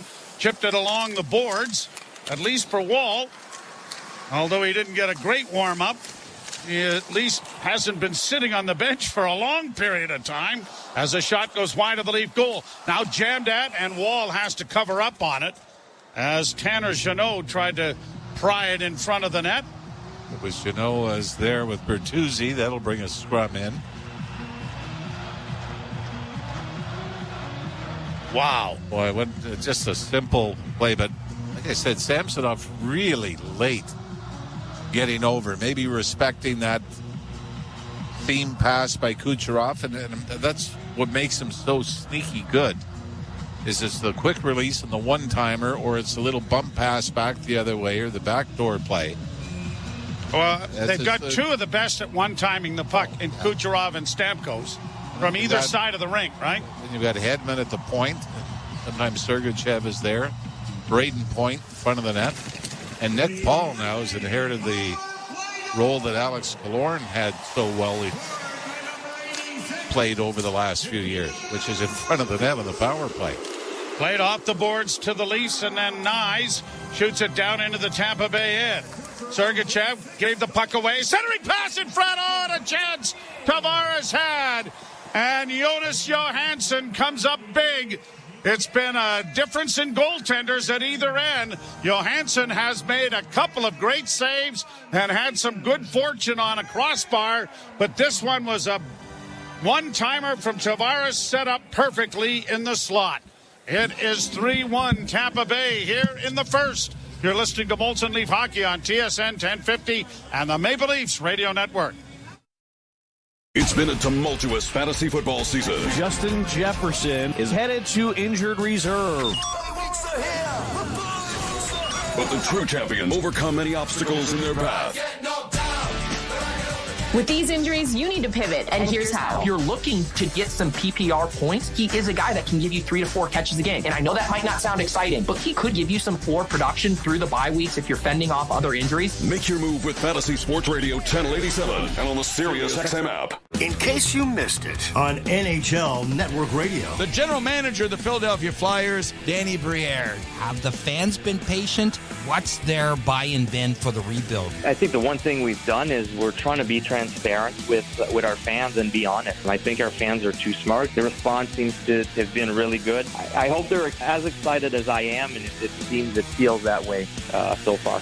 NHL Network Radio, Sirius XM 91, and the Sirius XM app. If you're a soccer fan, you know that this music means one thing. The Champions League is on Sirius XM FC. Hat-trick for Erling Haaland. Kane scores! The top teams from around Europe are battling for club soccer's holy grail. Real Madrid do what they do best. Insta. What a start for Inter! Hear all the top Champions League matches all tournament long on Sirius XM FC 157 and streaming on the Sirius XM app. The biggest names in the game. Trying to get behind Ristolainen. Walks in. Put it between his legs. Shoots it. Score! NHL play-by-play on Sirius XM. You want good news or bad news? I'm going to give you both. Don't ask me. On good news. Maple Leafs have allowed 3+ goals in 5 straight games to begin a season. For the first time since 92-93. Remember how that ended? Leafs it over the line. Nyes to Nylander. Shooting, and it was deflected off the stick of Johansson and went wide. Nylander back of the goal. Tried to get it in front for Nyes. And Tavares unable to knock down a puck in the corner and played out at center. And one of the Leafs got knocked down in the offensive zone. Nyes, I believe. And is just getting to the bench now. Played down into the Tampa Bay end. There was no penalty call. I didn't see what happened, but he went down in a heap. Just kind of caught it at the end of the screen here as we couldn't see it. Now here the Lightning back in with a centering pass. Wall makes a good save on the backhand, and it's deflected wide of the Toronto net. Played up on the wing, but not out. On the wing, Perbix gets it in front. Another save by Wall. Perbix keeping the puck in, dropping it off to the far side. Gets it back again and sends it down into the corner for Barré-Boulet, but that was intercepted, and now the Leafs get it to the line and out. And it'll be chipped down into Tampa Bay territory, and Bogosian goes back for the puck. Bogosian was on waivers at the start of the season. No one decided to pick him up. And the former Leaf and former Lightning back with the Tampa Bay Lightning this year again. Turnover at center, brought on by Gregor with Holmberg. A drop shot and a pad save on the shoulder by Johansson again. That's the 13th shot on goal for Toronto. Wall has already had as many shots as Samsonov had. Puck down into the Toronto zone, fed around the boards near side. Radish keeping it in at the point. A shot. Wall may have got a piece of that as it went wide. Sergachev shot. Now back along the boards. Holmberg sends it into the corner. Klingberg got it to the line and rolls it out at center ice, and the Leafs will change. 3:25 left to play here in the first period, and the Lightning have scored 3 unanswered goals after the Leafs opened the scoring for the first time this season. Paul gets it in over the line, trying to extend it to the front. Good save made there by Wall on a front door play that just came across the goal crease and was knocked wide as Wall got his right pad down. Long lead pass, trying to spring Marner, and it was out of his reach. He gets it down into the corner. Bertuzzi around back of the net for Matthews. Spun to the blue line, but unable to keep it in as Liljegren, who will have to go back into his own zone. Now to McCabe, return to Liljegren. A bank pass at center, finds Matthews into the corner for Marner. Marner spinning, knocked down his man. He and Karanak fight for it as Matthews makes an elusive move. Comes out in front of the net with a weak shot off the stick of Marner. And it is covered up again by goaltender Jonas Johansson. Joseph Wall has played in this building. It was late last season, the second last game of the regular season. Leafs went in, beat Tampa 4-3. What did Wall do? Stopped 45 of 48. Leafs were outshot 48-24 in that game. But took the win from Andrei Vasilevsky and the Tampa Bay Lightning. Well, he's looked sharp here. Problem is there's a hole 2 goals deep to try to dig out of, but lots of time. 2:25 left first period. Glenn Denning will take the face-off in the Tampa Bay zone and wins it cleanly. Perbix goes around back of the net. The Lightning get it out into the center ice area, and Nyes, no worse for the wear from that incident in the offensive zone his last shift, gets it back, and it is shot by Riley into the zone. Puck comes back on the wing, and a shot from an angle is carried off the boards and racing away on the left wing side. Now with it is Yzerman, and a shot. That was stopped by Wall. Broken stick of Yzerman still in his hands. Boy, somebody's getting the penalty here.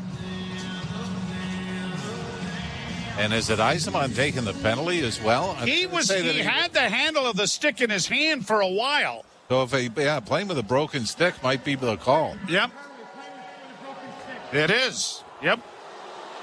So the Leafs will finish the period on the power play. Well, hopefully not if they bang one in.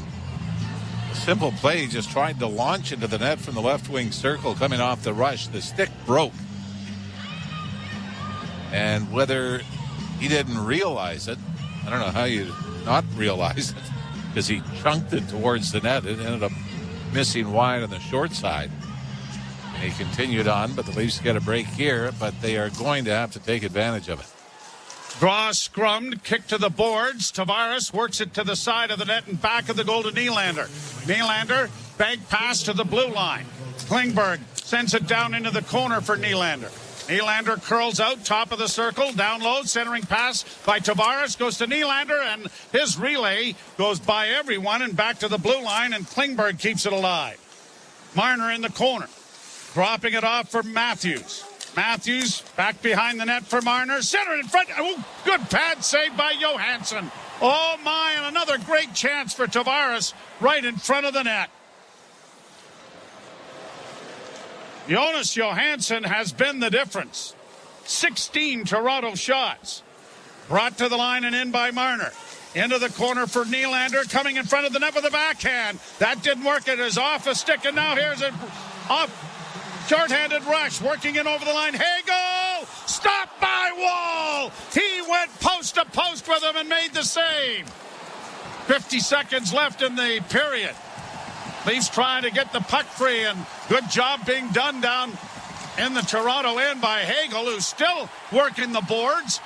Finally comes free, but the Lightning have it, and then they give it away, and Marner has it with 35 seconds left. To Matthews, unable to handle the pass cleanly. Works it back now, and it'll be brought on. Marner to the line and in. Works in on the left wing, cutting it on an angle! Stopped by Johansson. Puck is still free, and it went around back of the net. Well, what a great play by Marner. Just continued to hold on to the puck down the left wing boards and got right to the front of the net. 9 seconds left in the period. Morgan Riley got it into the zone. Bertuzzi couldn't help him out. Puck is still free. 2 seconds left, and that will do it. The difference is goaltending. And the Leafs did not have anything remotely looking like NHL goalkeeping in the first 13 minutes and 29 seconds of this period. And the Tampa Bay Lightning have taken advantage with a 3-1 lead at the end of 20. Yeah, even tipping your cap to saying that it was Nikita Kucherov's third 2-goal game of the season, and you were beaten by a lot of skill. But where you were beaten from, I think, is the part where you kind of have a little bit of a trouble with it. And certainly when you look at the saves that Johansson made at the other end of the ice, those were big-time stops off the Leafs snipers. And he probably got lucky very early on when Austin Matthews hit the crossbar. So we'll step aside for Jim Taddy and Dave Feschuk. You're listening to Molson Leaf Hockey on TSN 1050 and the Maple Leafs Radio Network. Rediscover the majestic musical world of Queen with the return of the Queen Channel. How amazing to have our own channel. It's a dream, really. As Queen's debut album turns 50, hear the stories behind their songs and see Queen and Adam Lambert on the Rhapsody Tour. A limited engagement, the Queen Channel, now on Channel 104 and on the Sirius XM app, included in all trials and popular plans. Just search Queen.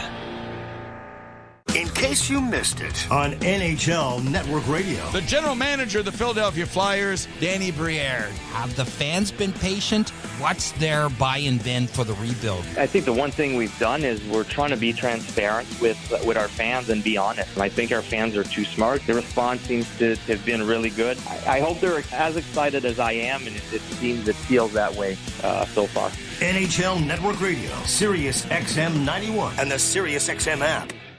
The Power Play with Steve Koulias. Sabres signed Rasmus Dahlin to an 8-year, that's the max, $11 million contract. This contract is more than Fox and Makar and McAvoy and Heiskanen and Hughes and Werenski. Are you telling me we couldn't have got this deal done for at least 10? Now, I like the guy, but he's not most of the guys that I just mentioned. The Power Play, weekdays 3 p.m. Eastern on NHL Network Radio, Sirius XM 91 and the Sirius XM app. Under review. It's the argument I hear a lot of times. Well, those guys got better players around them. Gretzky was good, but he wasn't that good. He had all these good players around him. Wait a minute. I don't buy that argument as a dismissal of a guy's importance because he's part of that dynamic. He's part of that equation. And to take him out invalidates the entire equation. Under review with Mick Curran. Weekdays, 11 a.m. Eastern. NHL Network Radio, Sirius XM 91 and the Sirius XM app. NHL Morning Skate. Hall of Fame defenseman Chris Pronger. You look at rest and recovery now, that whole mindset has shifted tremendously from what I first came to the league in 93. So, there's a lot of pros and cons to everything. But overall, when you look at the skill level of the player and the speed of the game, it's certainly gone to another level. NHL Morning Skate with Scott Laughlin and Gord Stellick. Weekdays, 7 a.m. Eastern on NHL Network Radio, Sirius XM 91 and the Sirius XM app. If you're a soccer fan, you know that this music means one thing. The Champions League is on Sirius XM FC. Hat-trick for Erling Haaland. Kane scores! The top teams from around Europe are battling for club soccer's holy grail. Real Madrid do what they do best. What a start for Inter! Hear all the top Champions League matches all tournament long on Sirius XM FC 157 and streaming on the Sirius XM app. The Point. I truly believe in 3 years, Jack Hughes will be worth $15 million a year. For $15 million a year, they got Hughes and Hischier locked up together. Those are two brilliant contracts. But there isn't a single area where I look at the Devils and think, okay, this is of concern to me. They're locked and loaded. The Point with Boomer Gordon. Weekdays, 1 p.m. Eastern. NHL Network Radio, Sirius XM 91 and the Sirius XM app. Join me, Gord Stellick, and Scott Laughlin as we recap the night that was on NHL Morning Skate, weekday mornings at 7 a.m. Eastern on NHL Network Radio, Sirius XM 91. Molson Canadian Leafs Hockey is on TSN 1050 and the Leafs Radio Network. The Leafs live here. Off the boards to the point. Long shot blocked in front. Comes back to the blue line. Just kept in there by Liljegren. Nylander in the near corner now. Looking back towards the blue line. Jams the brakes on. Centering pass. Tavares. Turn. Forehand. Stop. Rebound. Scores. Nylander gets the rebound after John Tavares thought better of a backhand and went to the forehand. And when it was deflected, it went right onto Willie's stick. And Nylander opens the scoring, and for the first time this season, the Leafs have the opening goal. But it didn't last long. It's Tampa 3, Toronto 1 after 20 minutes of play. TSN After 20 is brought to you by your Ontario Subaru dealers. Hurry to your local Subaru dealer and get more of every kilometer this fall, including more karaoke. Here is the live FanDuel Sportsbook odds as we mumble here. Leafs plus 280, Lightning 390. The over-under as we speak, 8.5. And boy, I think I might go over on that. Jim Taddy, Dave Feschuk with you. Dave, great start by the Leafs, and then, wow, what happened?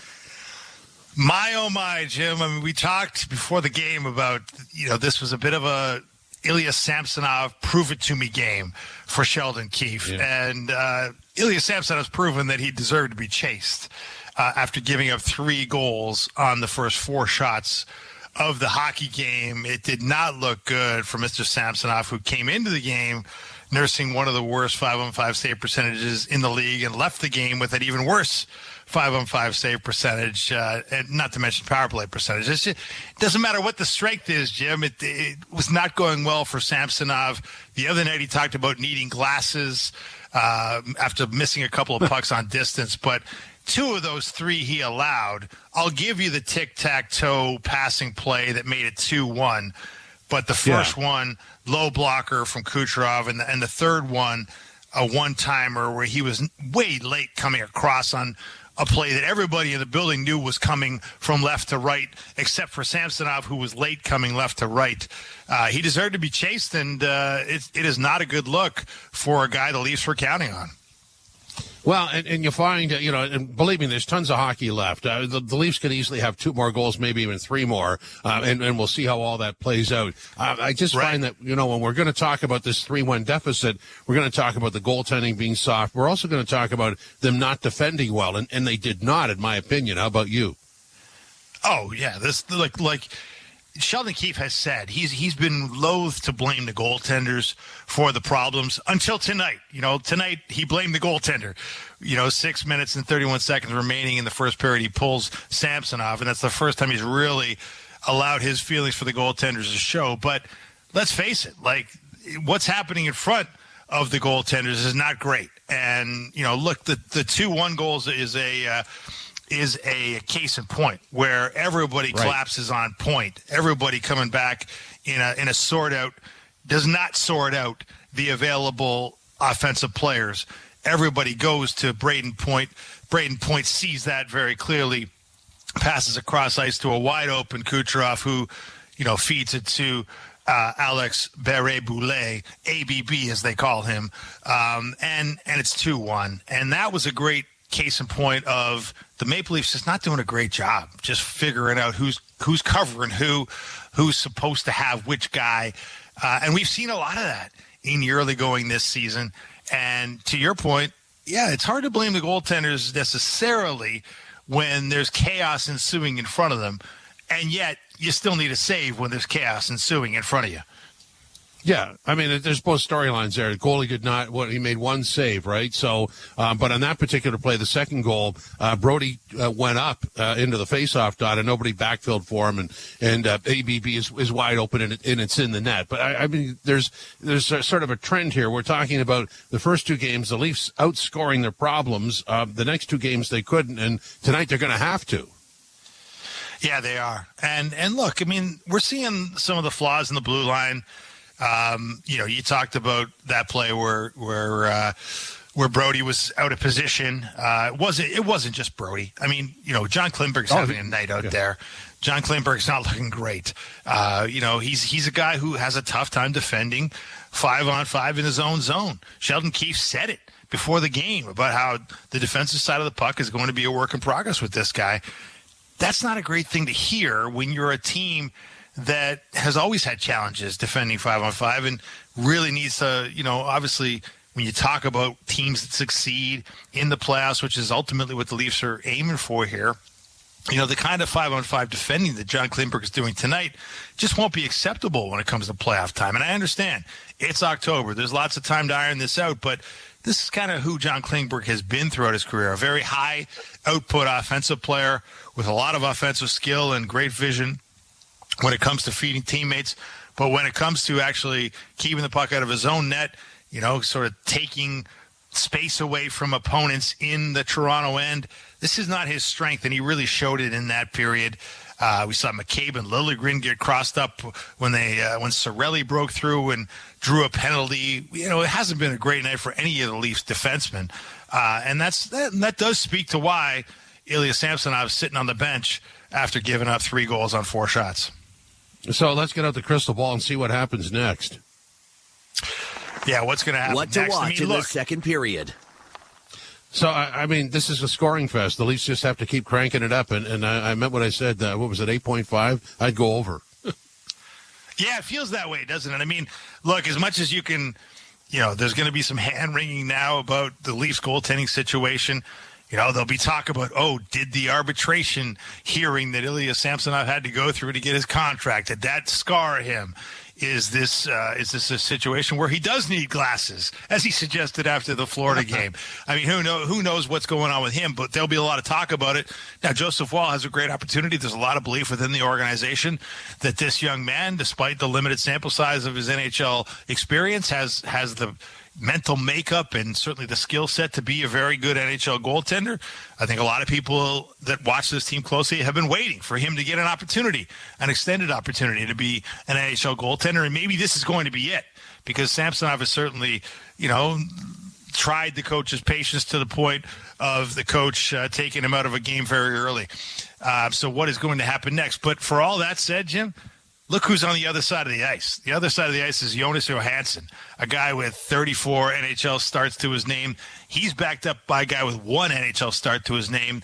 The Tampa Bay goaltending tandem is worth a combined total of $1.55 million under the salary cap. This is not an all-star blue paint explosion from the Tampa Bay Lightning. You got to keep getting pucks on net against these guys because you know what? They'll probably go in over a certain amount of time if you keep doing it. This is Molson Canadian Leafs Hockey on TSN 1050 and the Leafs Radio Network. Lately, times have been challenging, with many people facing increased interest rates, inflation, and rising credit card debt. Everyone needs a little help from time to time, but it can be hard to ask for help when it comes to your personal finances. But you're not alone. Millions of Canadians share that feeling with you. 500,000 Canadians have found help with their debt, and so can you, with Consolidated Credit Counseling Services of Canada. They are one of the largest non-profit credit counseling organizations in the country, with an A+ rating from the Better Business Bureau. They could help you consolidate your bills into one affordable payment, minimize your interest rates, and get you out of debt fast. No matter how much you owe, you don't need to do this alone. To get help, call 1-800-318-1940. That's 1-800-318-1940. Let Consolidated Credit get you back to a debt-free life. Call 1-800-318-1940. Call toll-free today for a free consultation. 1-800-318-1940. Ontario license number 4705786. The Lexus 10-day event is here at Don Valley North Lexus. Now through October 25th, get a 1% rate reduction on select in-stock models. Plus, loyal guests receive an additional 1.5% for a combined savings of up to 2.5%. Don't miss the Lexus 10-day event. Now through October 25th at Don Valley North Lexus. See DonValleyNorthLexus.com for details. At Don Valley North, A proud member of Wayne's Auto Group. From the biggest stadiums to the coziest holes in the wall. From house parties to porch hangs to pride celebrations. From your favorite fuss shop to your local Indian spot. From noodle bars to sports bars to salsa bars. There's a Molson with your name on it. Canadian Ultra XL. Molson. Everyone in. Must be legal drinking age. Want to be certain your reno goes right? Start with Pro Materials with CertainTeed Drywall. In fire resistant, water resistant, super durable, or soundproof and top quality insulation. Ceiling systems, premium shingles, and siding. Do it right with professional grade building materials from CertainTeed. Pro all the way. As a small business owner, you have to deal with a lot. You're constantly thinking about managing time, managing employees, managing cash flow, keeping up with competition, standing out from competition, customers' wants, customers' needs, and customers' wants and needs next week, next month, next year. One thing you don't want to deal with is wondering if you can depend on your internet and mobile networks. Switch to Bell and enjoy reliable, fast fiber-powered internet and Canada's best 5G network. Count on Bell for your business and enjoy great offers during Small Business Month. Visit a Bell store or bell.ca/smallbizmonth for details. Bell, doing business just got better. The out-of-town scoreboard brought to you by Maple Toyota. Build your next dream Toyota at Maple Toyota and check out Maple Toyota's pre-owned inventory arriving daily. It is time to Toyota. Visit mapletoyota.com. Very quickly, here's what we have. Chicago is just underway against the Golden Knights. Connor Bedard's first game on home ice. Earlier today, Detroit 5-2 over Ottawa. It was the Coyotes 2-1 over the Ducks. Tonight, we have action for you, and it is Montreal 1-0 over Washington, and that's in early in the second period. And our game is 3-1 Tampa over the Leafs. This is Molson Canadian Leafs Hockey on TSN 1050 and the Leafs Radio Network. Whatever. To truly go inside the game of pro football, you need to see things from the player's perspective. Let's go. Every Tuesday at 7 p.m. Eastern, catch the Player's Point. Let's go. Let's bring energy. Join NFL tight end Colin Thompson and Miami Dolphins fullback Alec Ingold as they break down the biggest stories in the NFL. It's an encouraging way to look at football. The Player's Point. Every Tuesday at 7 p.m. Eastern, only on SiriusXM NFL Radio Channel 88 and the SiriusXM app. In case you missed it on NHL Network Radio. The general manager of the Philadelphia Flyers, Danny Briere. Have the fans been patient? What's their buy-in been for the rebuild? I think the one thing we've done is we're trying to be transparent with our fans and be honest. And I think our fans are too smart. The response seems to have been really good. I hope they're as excited as I am, and it feels that way so far. NHL Network Radio, Sirius XM 91, and the Sirius XM app. If you're a soccer fan, you know that this music means one thing. The Champions League is on Sirius XM FC. Hat-trick for Erling Haaland. Kane scores! The top teams from around Europe are battling for club soccer's holy grail. Real Madrid do what they do best. What a start for Inter! Hear all the top Champions League matches all tournament long on Sirius XM FC 157 and streaming on the Sirius XM app. Join me, Gord Stellick, and Scott Laughlin as we recap the night that was on NHL Morning Skate, weekday mornings at 7 a.m. Eastern on NHL Network Radio, Sirius XM 91. The biggest names in the game. Trying to get behind, wrist the line, and walks in, put it between his legs, shoots it, score! NHL play-by-play on Sirius XM. Join me, Scott Laughlin, and Gord Stellick, along with former NHLer Mike Johnson for NHL Morning Skate, weekday morning, 7 a.m. Eastern on NHL Network Radio, Sirius XM 91. The best hockey lives here. Burns gets it back, stick handles to the backhand, moves in front, score! NHL play-by-play on Sirius XM.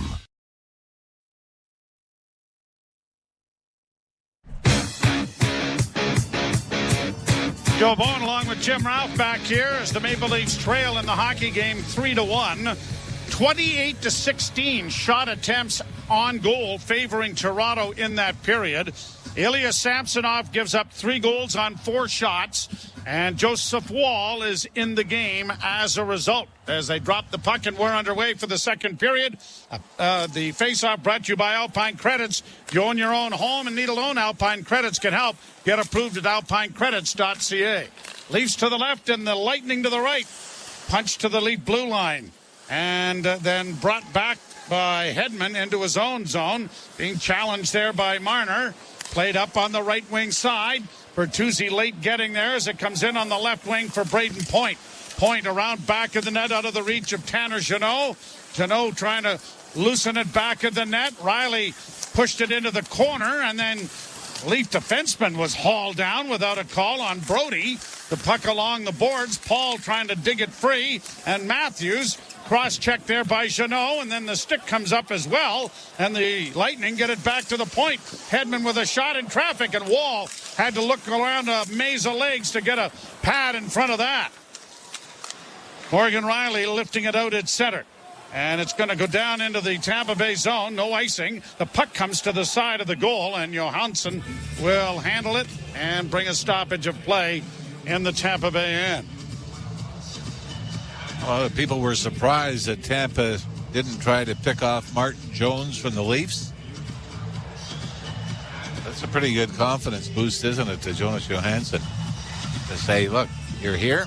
We think you can hold the fort.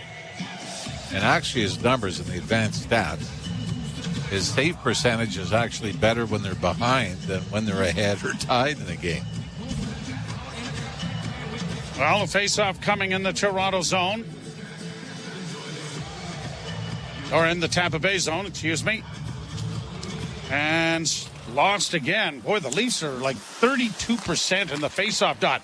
There's a shot that is deflected wide of the goal as the Leafs were able to keep the puck in. It comes in front of the net. Then stolen back by Nyes, who gets it to the blue line. Just kept in by Liljegren. Wrist shot towards the net is blocked and pushed ahead, and now bringing it across the line is Kucherov. Kucherov makes a move, and then one of the Tampa Bay players goes sprawling into the net. And it is Nick Paul. And he's arguing, I think he wanted a penalty, whether a trip or interference call, as Kucherov carried the puck over the left wing side into the Leaf zone. Paul went down. By the way, he's the one that's going to benefit from Alex Killorn being in Anaheim now. Oh, and this is Nick Paul trying to draw a penalty. As he's still shaking his head over the Tampa bench. He initiated contact. And when Jake McCabe sort of pushed back. All of a sudden, the feet came out from under Paul and into the net he slid. Face-off outside the Toronto blue line. And once more, Lightning win the face-off. Long shoot-in comes off the side of the goal, and it bounced out in front, and then a quick shot taken by Kucherov. I'm not sure whether Wall get in front of that or not. Kucherov centering pass, point a shot, kicked away by Wall. Into the corner, McCabe unable to take it away as it comes back to the blue line, far side. Chipped along the boards, Point trying to keep it in. Into the corner goes Tavares with his man, tying up Kucherov. Liljegren is into the affray as well. Point got it back to the point. Long shot, Wall again with a blocking glove in front of that. Kept alive by Sergachev. Round on the boards to Kucherov. Kucherov with another shot that deflects high over top of the Toronto goal. Good pressure here from Tampa Bay. Liljegren finally getting it ahead, and the Leafs do not get the puck out. Nyes turned it over. Pass then intercepted by Liljegren. This time he gets it ahead to Nylander. Nylander unable to knock a tip pass in over the blue line. Here the Lightning right back in again. Barre Boulet gave it away, and David Camp in his own zone starts out. He'll drop it back, look for a return pass, but McCabe goes to the other side. Brought in over the line by the Leafs, and now Yarncrook trying to get to it, but Domi couldn't help him out. Puck along the board, still in the Tampa Bay zone.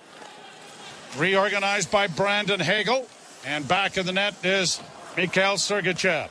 The veteran defenseman gets it up on the left wing side. A good hit there by Klingberg. At least I thought it was a good hit by Klingberg. Took down Brandon Hagel. And Klingberg's going to go as Hagel dropped. As soon as the collision was made, he's doing his best to show the official it's warranting more than just a 2-minute minor. Klingberg right away glances up at the video board to try to get a second look at it. Well, Matthew Nyes took a penalty at 6:10. 16 seconds later, the puck was in the net. McCabe took a penalty at 13:24 the second period, and 5 seconds later, it was in the net. So the Maple Leafs, might be... Oh, wait a minute. It's Tampa? Oh, they are getting the power play. All right. Minor penalty, 2 minutes, check to the head. He does make contact with the head of Hagel. And that is going to be the penalty. 2-minute power play. Sheldon Keefe is yelling at the officials over it, but I mean, to me, this clearly, it is, the head is the primary point of contact, even though it's sort of both players going for it. How much blame you want to put on Hagel is irrelevant at this point, as the Tampa Bay Lightning have a chance to blow this game wide open. Penalty kill brought to you by CMC Markets. Take your trading to the next level with $0 commissions on stocks. Leafs don't get the puck out, don't win the face-off. Matthews penalty killing here as it comes back to the blue line. Fed off on the right wing side. Kucherov to Hedman. Near side Stamkos. He got a one-timer away and it was blocked. And for the first time on the penalty kill, the Maple Leafs have iced the puck. First time they've touched it. Hedman dropping it back. Coming to center ice with it. Dropping again. Here's Kucherov, came across the line with a drop pass, but it rolled off his stick, and the Leafs have iced the puck. Marner chasing after Hedman, who reverses it around the boards. Stamkos got it freed up. Point. Ahead on the wing for Nicholas Paul. Got it back to Hedman. Hedman middle of the ice. Off on the wing for Sergachev. Stamkos to Hedman to Sergachev. Now to Stamkos. Didn't shoot it. Now Hedman will. And it's blocked. And getting up and limping a little bit there is the Maple Leafs forward as Marner comes in on a shorthanded rush and got the shot away. That was Camp who went down and blocked that shot. The Leafs penalty killing, taking a blow here. They came in having allowed just 2 and 13 times short. They're trying to kill off their first of the game after giving up 2 power play goals as a puck down in the Tampa Bay end is gloved by Johansson and held. Face-off coming in the Tampa Bay end. 35 seconds to go, but boy, Tampa is so good. That face-off dot, the face-off dot. And you can go over all the film in the world. But when they get those quick 10-foot passes going, and then you've got I mean, you've got the blast from Stamkos and the blast from Kucherov on one-timers and the little half-slappers. But you've also got Kucherov that will shoot the puck. And the Leafs are going to be 2 men short for 26 seconds. Willie Nylander is going to go. I believe tripping is going to be the call. Wrong, number 8. 2 men for tripping. First time this season the Maple Leafs have been 2 men short. Wow, that's a soft call, too. But Sergachev felt the touch, and down he went.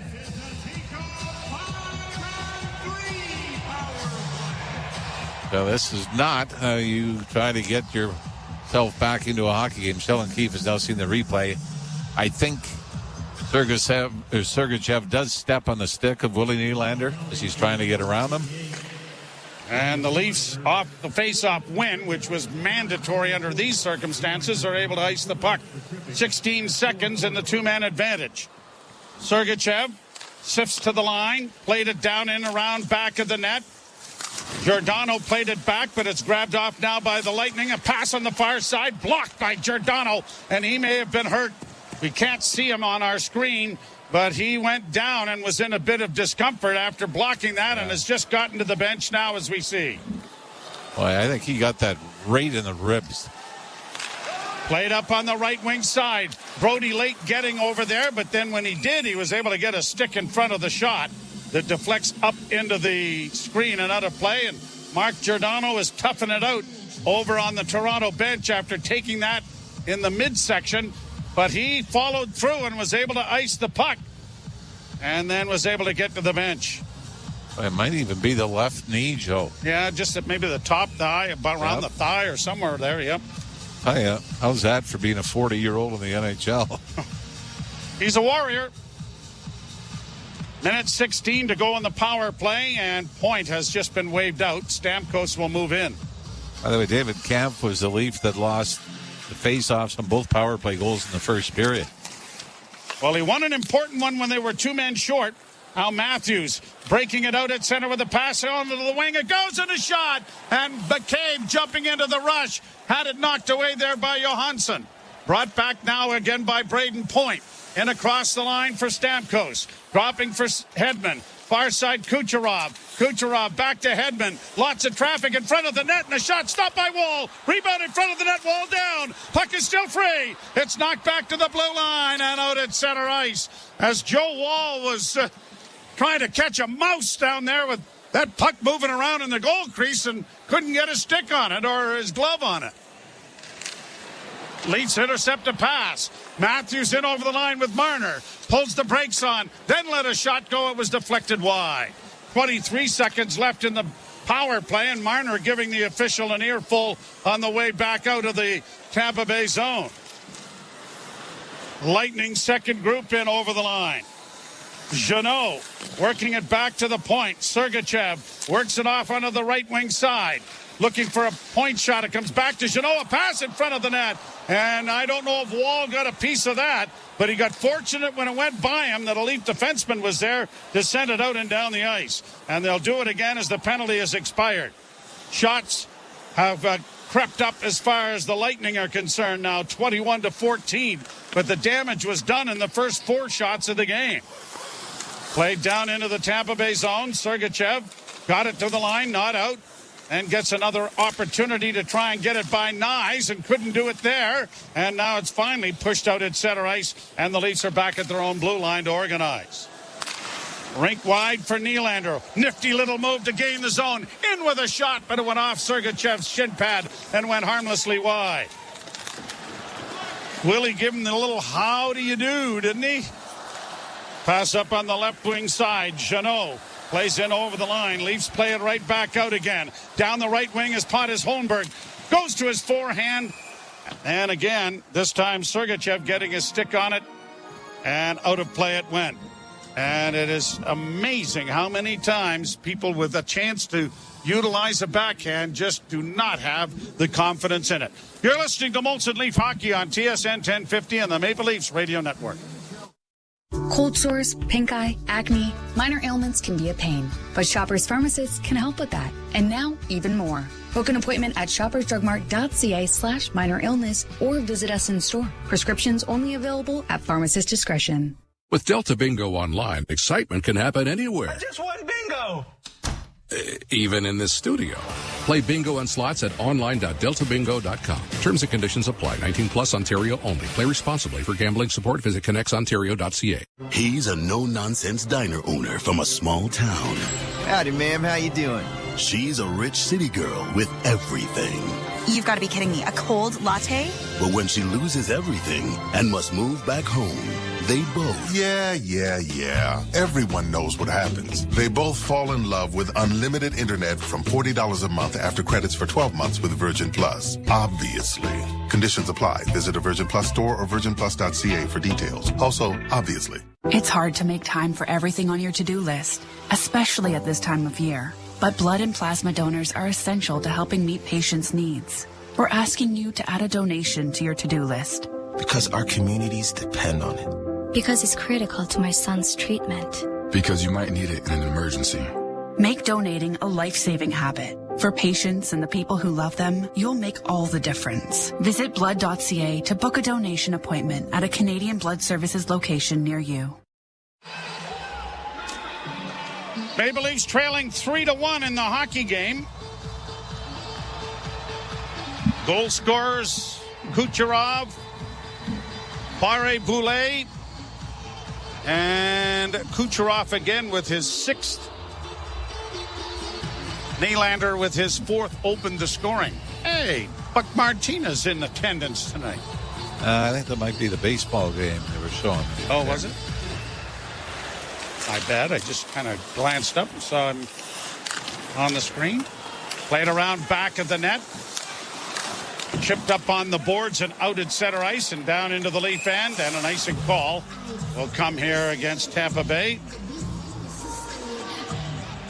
Like to see John Klingberg shoot the puck more on the power play. The Leafs do not have that option to at least make people be aware of it and consider it and have to defend it. What do you think? Maybe Brian McCabe, you got to go back that far.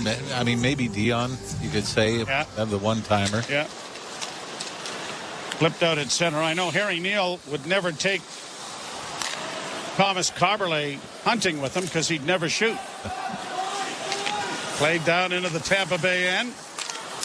Marner couldn't pick it away there from Bogosian, who gets it out at center and across the line. A feed into the corner then for Jeannot was out of his reach, and Marner chipping it back now, and Morgan Riley will play it to his defense partner, and Klingberg starts out with a long lead pass that is nowhere near anyone. Holy smokes, how was that not icing? Waved off for some reason. Matthews unable to get a stick on it to keep it in, and Liljegren will play to the line but not get it out. Here the Lightning back in, going wide and jamming the brakes on is Glendening. Glendening against the boards, tied up there. Matthews is in trying to fish for that puck as it's pinned to the wall. Finally poked free, and it is McCabe getting it up on the wing, but Bertuzzi couldn't get it out. They'll try it again, but this time to the other side, and the Leafs will play it on the backhand and get it to center. Chernik shoots it right back into the Leaf end. Leafs have 21 shots, 4 in this period, but really not a real good scoring chance as yet. They had a bushel full in the first period. On the boards, Riley with a shot. That went wide of the net. His defense partner, Brody, is able to keep the puck in. Back it goes to the point. A shot taken there by Gregor, deflected down and wide of the net. Riley poking it along the boards, unable to maintain possession, and it's backhanded high by Yzerman out at center ice. Brody off the boards. Reeves missed his man with a hit. Camp over the boards now for Toronto as it's cleared by the Lightning over the glass and out of play. 10-11 left to play in the second period, and the score remains Tampa Bay 3, the Maple Leafs 1. And doing the quick math for Ilya Samsonov in the first intermission, goals against average back up to 4.35, and the save percentage back down to 869. It's been a rough start for Ilya Samsonov here. Really, it was after the first game in Montreal last year. Matt Murray got the start, was injured in that game, and Ilya Samsonov came in and took over and had a great run, especially on home ice. Well, the Leafs in the month of October over the last number of years have not been very good. 4-4-2 and 500 team the last couple of seasons in October before then heating up and taking off in November. Puck goes out of play with 10:02 left to go in the second period. I believe I saw the stat where Austin Matthews 2 years ago, when he had the 60-goal season, didn't score his 6th goal of the year until early November. Well, he's got 6, but the first 2 games. And he's probably had more scoring chances in the last 3 than he did in the first 2. Here's a shot then by Kemp.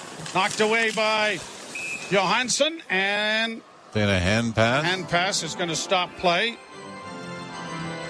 But this is really starting to feel like the game in Florida a couple of nights ago where the Leafs got behind a couple and Tampa's just shut down the front of the net.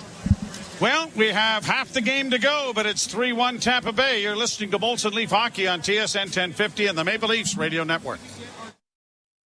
Comedy Central Radio brings you the biggest names in comedy. All day long, you'll hear the best stand-up comedy from Comedy Central's massive library. Do you ever ask an adult what they did over the weekend and they say they didn't do anything? Their faces light up. Every weeknight, you'll hear 2.5 hours of comedy for your drive home. The other day, I got jealous of a dog's thigh gap. I'm not proud of that. We've got holiday specials and guest comedian takeovers. I've got something to say. Comedy Central Radio, Sirius XM 95, or on the Sirius XM app. The Power Play with Steve Koulias. Sabres signed Rasmus Dahlin to an 8-year, that's the max, $11 million contract. This contract is more than Fox and Makar and McAvoy and Heiskanen and Hughes and Werenski. Are you telling me we couldn't have got this deal done for at least 10? Now, I like the guy, but he's not most of the guys that I just mentioned. The Power Play, weekdays 3 p.m. Eastern on NHL Network Radio, Sirius XM 91 and the Sirius XM app. Under review. It's the argument I hear a lot of times. Well, those guys got better players around them. Gretzky was good, but he wasn't that good. Had all these good players around him. Wait a minute. I don't buy that argument as a dismissal of a guy's importance because he's part of that dynamic. He's part of that equation. And to take him out invalidates the entire equation. Under review with Mick Curran. Weekdays, 11 a.m. Eastern. NHL Network Radio, Sirius XM 91 and the Sirius XM app. Hi, this is Ray Hudson, and for all the biggest matches from club soccer's holy grail, the UEFA Champions League, tune in to Sirius XM FC 157. Tampa Bay with 2 of their goals on power plays, lead 3-1 over the Maple Leafs. Willie Nylander and Tavares, who have had a point in every game thus far, at least a point, combining on the opening goal, which was the first time the Leafs had scored first in the games. Now, Marner, a pass on the wing. Riley got it knocked away. Stamkos back the other way, but had it knocked up on the boards and then whistled down on a call by the linesman at the blue line.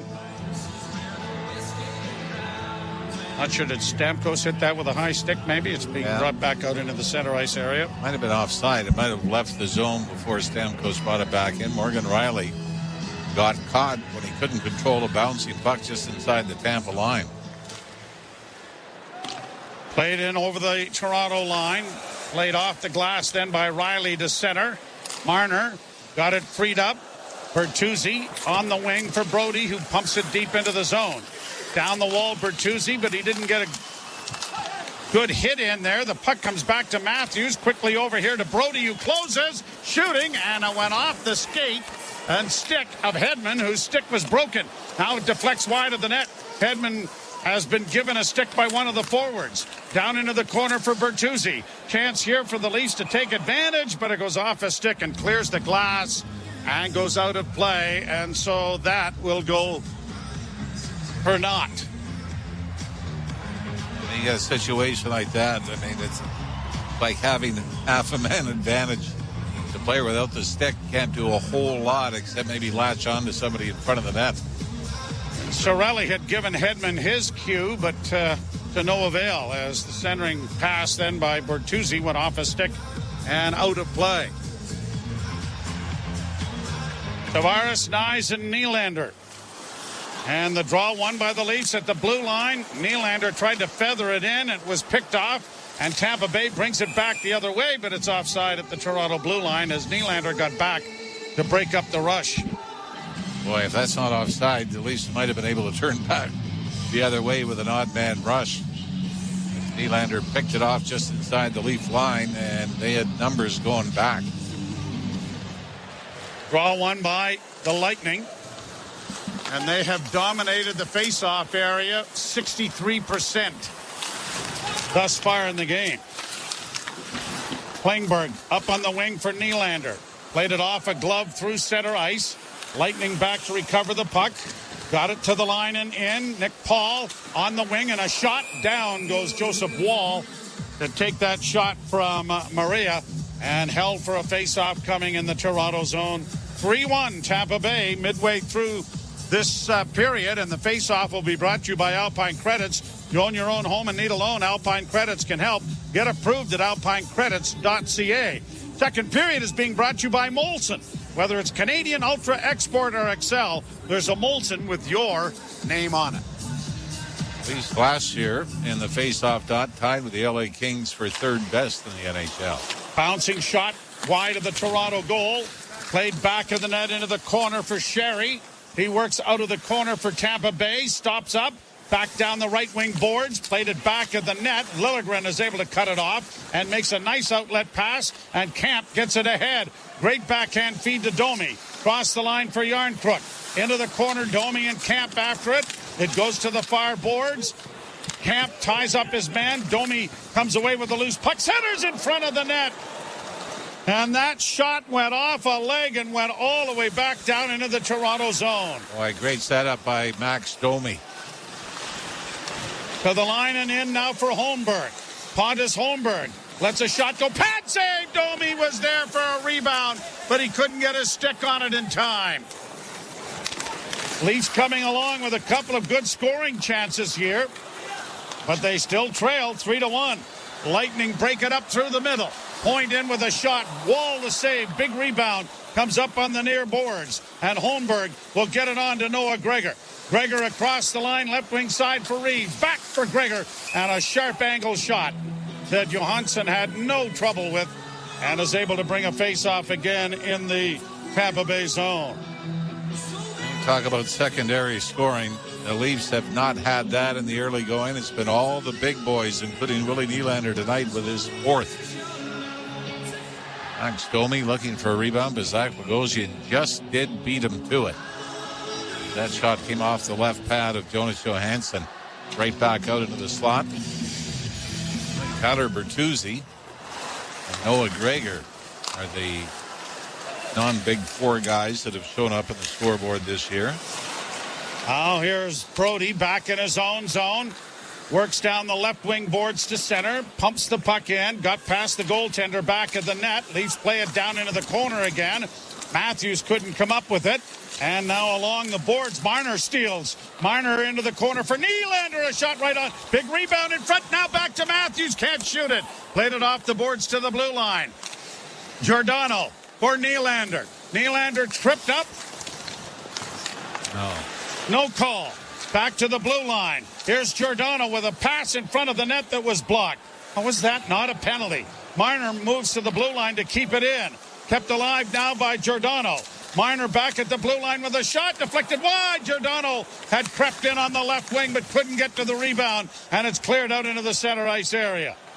Shot right back down into the Tampa Bay end. Marner spins and turns, holds at the blue line with a shot in on a deflection off Tavares, and a good pad save by Johansson is kicked aside. Riley throwing it right back in again. Leafs picking up the pace here, have had the better of the scoring chances in the last 3 or 4 minutes. Puck back into the center ice area. Bertuzzi couldn't come up with it. Maria plays it back into the Tampa Bay zone.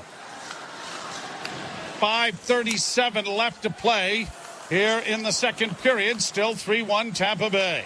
Hedman Lays it off a stick and into the Toronto zone. From an angle, it goes around back of the net. Riley sprawled to make sure there wasn't a centering pass. Then a shot from the point deflected wide.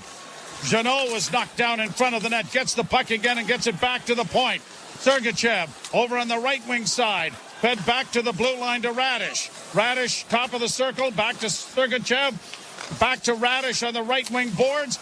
Centering pass. Great defensive play made by Nyes to deny the pass in front of the goal. Boy, he just anticipated that.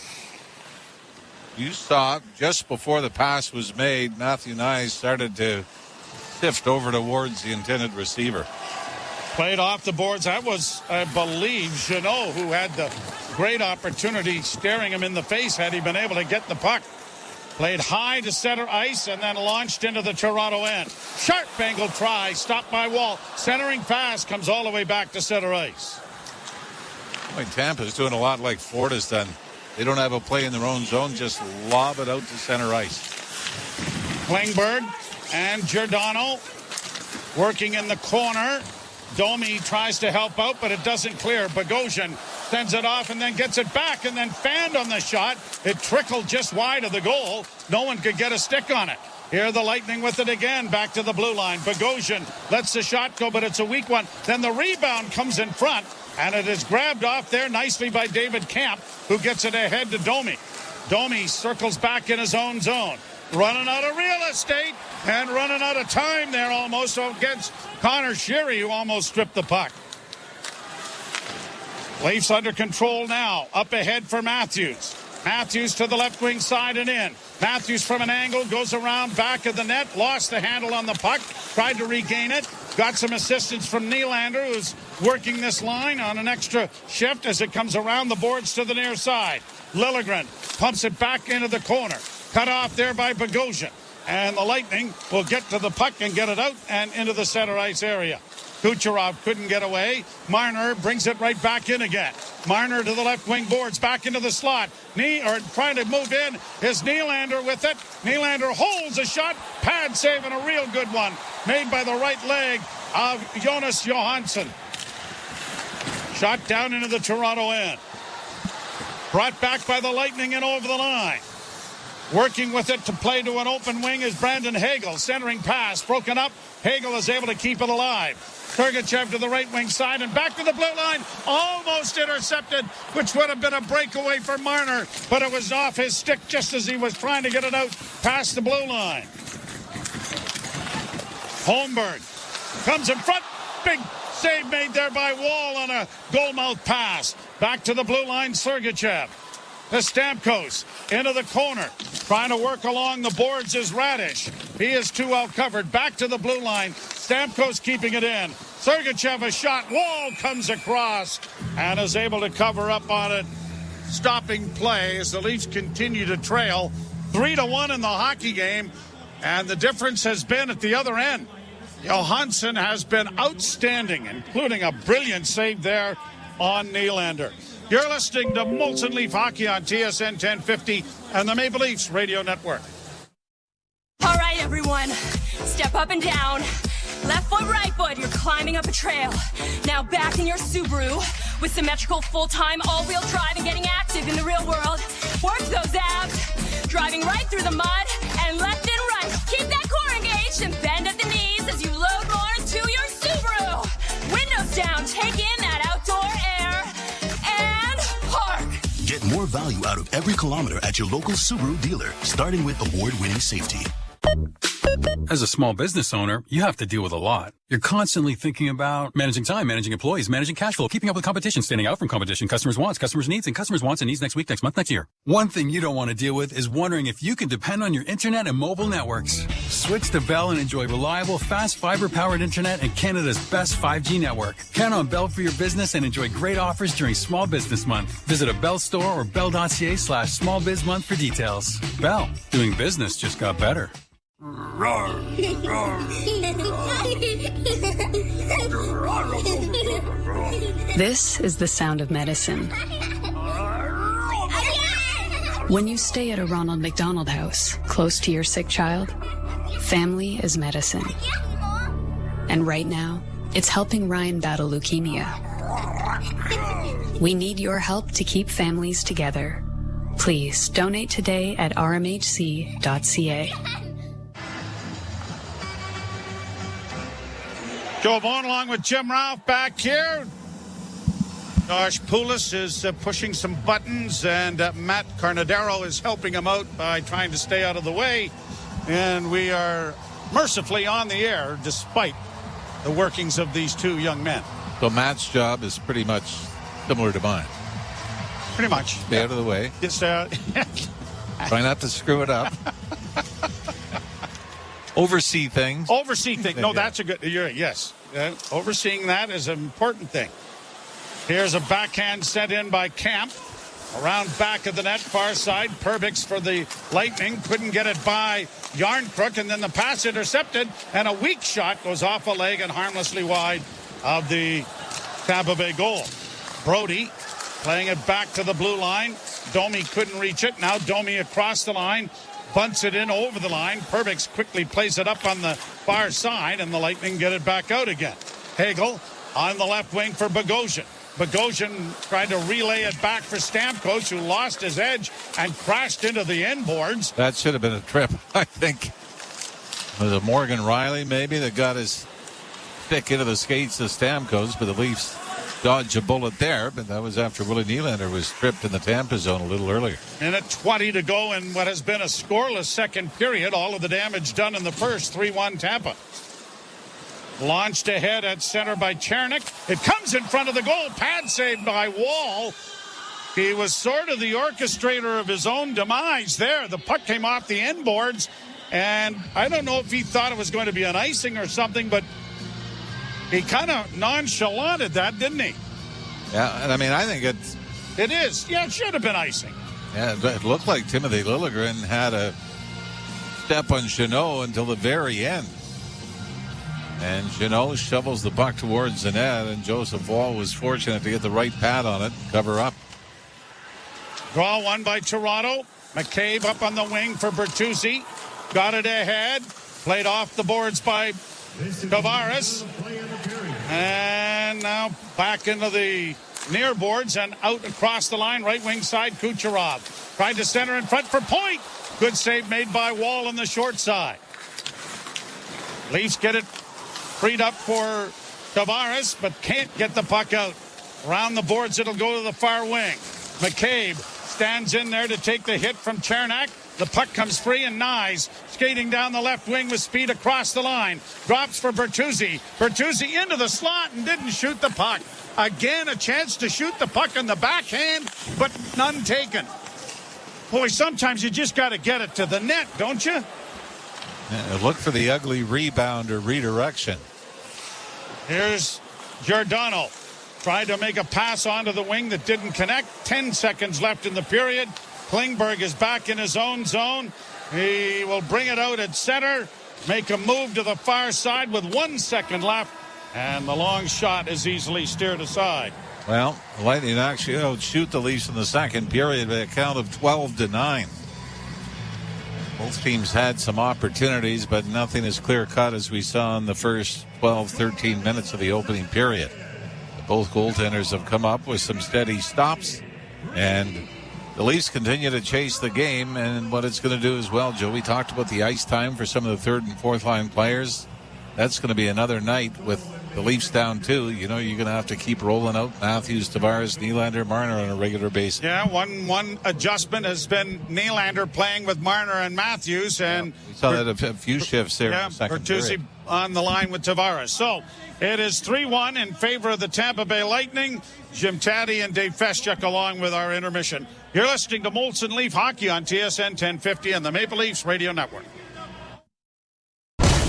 Let's go, football fans. This week on Let's Go with Tom Brady and Larry Fitzgerald and me, Jim Gray. Refs, you're not a part of the game. The less you could be seen and heard, the better for everybody. Every ref should listen to that. Let the players play. Let the coaches coach. It's an emotional game. Refs, you shouldn't get emotional. Stay out of it. You're not in the fight. That's my view of refs. The less they do, the better. Listen to Let's Go every Monday at 6 p.m. Eastern on Mad Dog Sports Radio and anytime on the SiriusXM app. Let's go, baby. Let's go. NHL Morning Skate. Hall of Fame defenseman Chris Pronger You look rest and recovery now. That whole mindset has shifted tremendously from when I first came to the league in '93. So there's a lot of pros and cons to everything. But overall, when you look at the skill level of the player and the speed of the game, it's certainly gone to another level. NHL Morning Skate with Scott Laughlin and Gord Stellick. Weekdays 7 a.m. Eastern on NHL Network Radio, Sirius XM 91, and the Sirius XM app. In case you missed it on NHL Network Radio. The general manager of the Philadelphia Flyers, Danny Briere. Have the fans been patient? What's their buy-in been for the rebuild? I think the one thing we've done is we're trying to be transparent with our fans and be honest. And I think our fans are too smart. The response seems to have been really good. I hope they're as excited as I am, and it feels that way so far. NHL Network Radio, Sirius XM 91, and the Sirius XM app. The Power Play with Steve Koulias. Sabres signed Rasmus Dahlin to an 8-year, that's the max, $11 million contract. This contract is more than Fox and Makar and McAvoy and Heiskanen and Hughes and Werenski. Are you telling me we couldn't have got this deal done for at least 10? Now, I like the guy, but he's not most of the guys that I just mentioned. The Power Play, weekdays 3 p.m. Eastern on NHL Network Radio, Sirius XM 91, and the Sirius XM app. Under review. It's the argument I hear a lot of times. Well, those guys got better players around them. Gretzky was good, but he wasn't that good. He had all these good players around him. Wait a minute.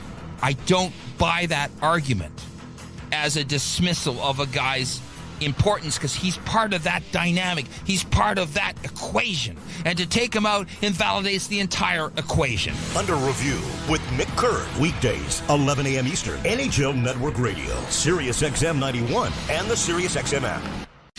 The Point. I truly believe in 3 years, Jack Hughes will be worth $15 million a year. For $15 million a year, they got Hughes and Hischier locked up together. Those are two brilliant contracts. But there isn't a single area where I look at the Devils and think, okay, this is of concern to me. They're locked and loaded. The Point with Boomer Gordon. Weekdays 1 p.m. Eastern. NHL Network Radio, Sirius XM 91, and the Sirius XM app. If you're a soccer fan, you know that this music means one thing. The Champions League is on Sirius XM FC. Hat-trick for Erling Haaland. Kane scores! The top teams from around Europe are battling for club soccer's holy grail. Real Madrid do what they do best. What a start for Inter! Hear all the top Champions League matches all tournament long on Sirius XM FC 157 and streaming on the Sirius XM app. The biggest names in the game. Trying to get behind Ristolainen. Walks in. Put it between his legs. Shoots it. Scores! NHL play-by-play on Sirius XM. You're listening to the Intermission Show on the home of the blue and white on the Leafs Radio Network. Molson Canadian Leafs Hockey is on TSN 1050 and the Leafs Radio Network. The Leafs live here. And it remains 3-1 Tampa Bay over the Leafs after 40 minutes of play. TSN after 40 delivered by 241 Pizza. Get a large 4-topping Quattro Pizza for $15.99. And try new 241 Nachos or Irish Nachos for just $9.99. 241pizza.com is where you go for that tasty item.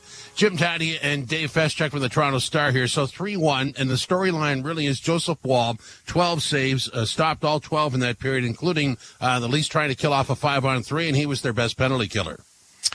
Yeah, he stabilized things, Jim, which is exactly what you want from a guy that comes off the bench, at a moment's notice. Certainly not an expected development to see Ilya Samsonov chased with 6:31 remaining in the first period. And Joseph Woll's done a great job and brought at least a little hope to the Maple Leafs. And, hey, if you could come back from 4-1 in this building in the playoffs last year to win Game 4, down 4-1 after 2 periods and have this incredible rally that puts you up 3-1 in a series you ultimately win, why not come back from 3-1 in a regular season game, Jim? The Leafs got to draw on a little inspiration from that incredible playoff comeback into this third period.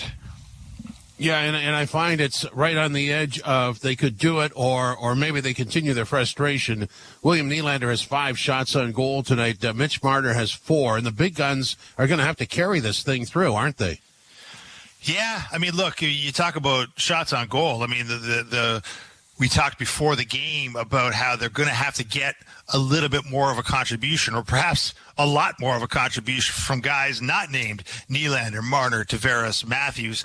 And so far, we just haven't seen it. You know, Tyler Bertuzzi, who's getting time on that first line, he's got one shot on goal, has not been effective since joining the Maple Leafs. Max Domi, we talked about him ad nauseum before the game and how he needs to settle down and start playing the kind of hockey that everybody knows he can play during his 9-year career in this league. He doesn't have a shot on goal. He hasn't really been a huge factor out there.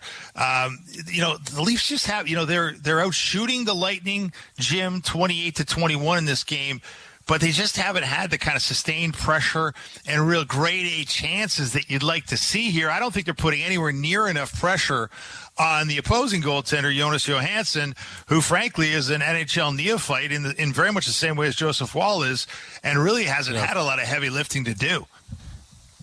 I just want to go back to Domi and Bertuzzi. These guys were, the general manager called snot. These were the snot that aside from Reeves as well. And to me, it's not necessarily the shots on goal. It's the little plays that they create that create an opportunity. And I'm not seeing the little things. Are you? I'm not seeing enough. I'm not seeing enough. Look, if it's not going to be production, if it's not going to be points, goals, and assists, you want to see tangible, things that you can point to, like creating turnovers, creating havoc in the offensive zone, finding ways to make life difficult for the opposition. I think that's what snot would be kind of defined as. You want to be an annoyance. You want to be a pest. You want to be somebody that the opposition does not enjoy playing against. And I'm not seeing that from any of those guys right now in any real way. And maybe that's the symptom of being an October regular season game. Maybe we'll see that more as the season goes on here. But let's face it, the Leafs need it right now. You do not want to be sub 500 5 games into the season on a very difficult road trip in a very, renewed Atlantic Division where suddenly there are teams threatening to usurp the sort of balance of power. Not that they're going to, but certainly they're threatening to. I think the Leafs are still a talented team. I think the Leafs have every reason to believe they can turn this thing around, but it would really help if some of the new guys who were proposed to bring snot would actually bring such a thing. Yeah, and just to close that thought off, you're talking takeaways. Mitch Marner has 2, and Nyes has 2, and that's it for the Leafs. But enough of that. Let's look ahead. What to watch in the third period. Got to believe we're looking for more offense, aren't we? Got to get more offense. I mean, Sheldon Keefe talked about it. The last 2 games you've played coming into this one, you've scored 1 goal in each of them. And here you have 1 goal. And this from a team that had 2 goals in its last 7 playoff games. We know, for all the talk that the Maple Leafs know how to score, they know how to take care of the offensive end. The thing that they haven't been able to do, and Sheldon Keefe has talked about this in the lead up to this game, they have not been able to balance great offense with great defense. And so, tonight, blame Ilya Samsonov for the lack of defense. Blame Ilya Samsonov for the pucks going to the back of the net. It hasn't been a horrendous defensive effort by the Maple Leafs to find themselves down 3-1, but it hasn't been anywhere near good enough on the offensive side of the puck. They have not created the kind of chances you need to create if you're going to wreak havoc on a very inexperienced opposing goaltender in Jonas Johansson. And I think if you're Sheldon Keefe, you got to be saying, guys, we need to get to this net more. If you remember the early part of that Tampa series, Jim, when they had a lot of really good opportunities against the Lightning and were able to get on the front foot in that playoff series against the Lightning, what were they doing? They were creating a lot of traffic in front of the net. They were getting tips. They were getting, deflections. They were getting screens on Andrei Vasilevsky. I haven't seen a lot of screening of Jonas Johansson. I haven't seen a lot of net front traffic as the shots got onto the net. They've got 28 shots, but I don't think a lot of them, very few of them have been really threatening shots. So they're going to need to kind of remember that playoff playbook, not just the 4-1 comeback in Game 4, but the playoff playbook of let's get some net front traffic and make life difficult for the home team here. Yeah, absolutely. Screen him. Don't let him see what he's supposed to stop, because most NHL goalies, if they see it, They stop it. Well, except for I'll start for the Leafs. Well, he needs glasses, so he's going to be heading up to the optometrist while Joseph Wall takes over here for a while. All right, 3-1 Tampa over the Leafs after 40 minutes of play. This is Molson Canadian Leafs Hockey on TSN 1050, the iHeartRadio app, and the Leafs Radio Network. Want to be certain your reno goes right? Start with Pro Materials with CertainTeed Drywall. In fire-resistant, water-resistant, super durable, or soundproof and top-quality insulation. Ceiling systems, premium shingles, and siding. Do it right with professional-grade building materials from CertainTeed. Pro, all the way. Alpine News Network is here live with one of our superheroes. I don't want to say I'm a big deal, but I am a superhero. I love helping people consolidate their debts, and that's what I did for the Smiths. I took their bills and zoom, wha-bam, zap, turn them into one low monthly payment. No, the sound's not necessary, but it's part of the fun. Own your home? Need a loan? Alpine Credits can help. Alpine Credits, where homeowners get approved. Just for license 12616. From the biggest stadiums to the coziest holes in the wall. From house parties to porch hangs to pride celebrations. From your favorite fuss shop to your local Indian spot. From noodle bars to sports bars to salsa bars. There's a Molson with your name on it. Canadian Ultra XL. Molson. Everyone in. Must be legal drinking age. Cold sores, pink eye, acne, minor ailments can be a pain, but Shoppers Pharmacists can help with that. And now, even more. Book an appointment at shoppersdrugmart.ca/minor illness or visit us in store. Prescriptions only available at pharmacist discretion.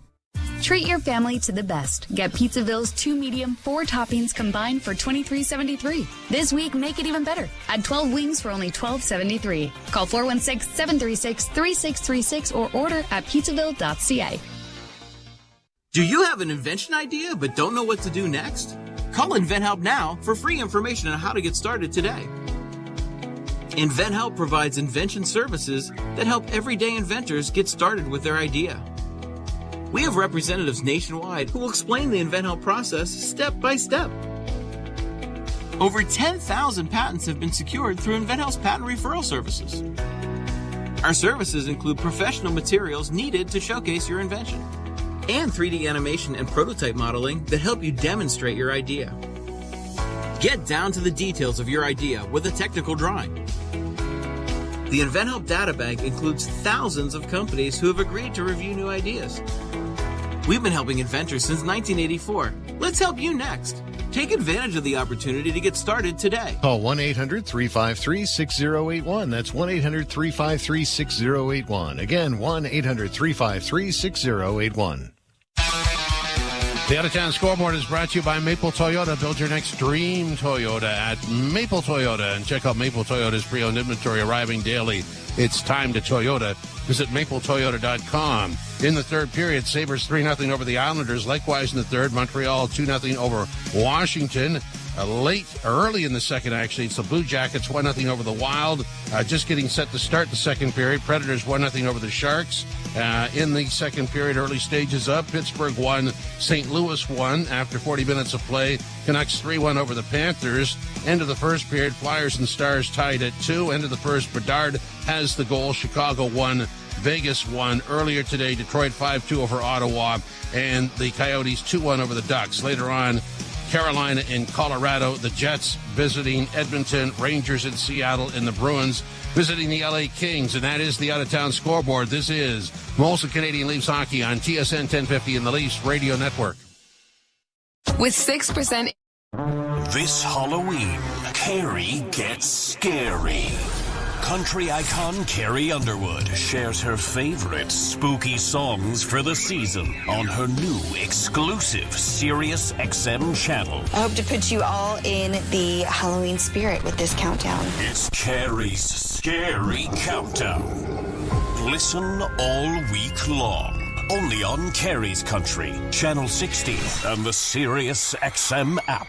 In case you missed it on NHL Network Radio. The general manager of the Philadelphia Flyers, Danny Briere. Have the fans been patient? What's their buy-in been for the rebuild? I think the one thing we've done is we're trying to be transparent with our fans and be honest. I think our fans are too smart. The response seems to have been really good. I hope they're as excited as I am, and it feels that way so far. NHL Network Radio, Sirius XM 91, and the Sirius XM app. If you're a soccer fan, you know that this music means one thing.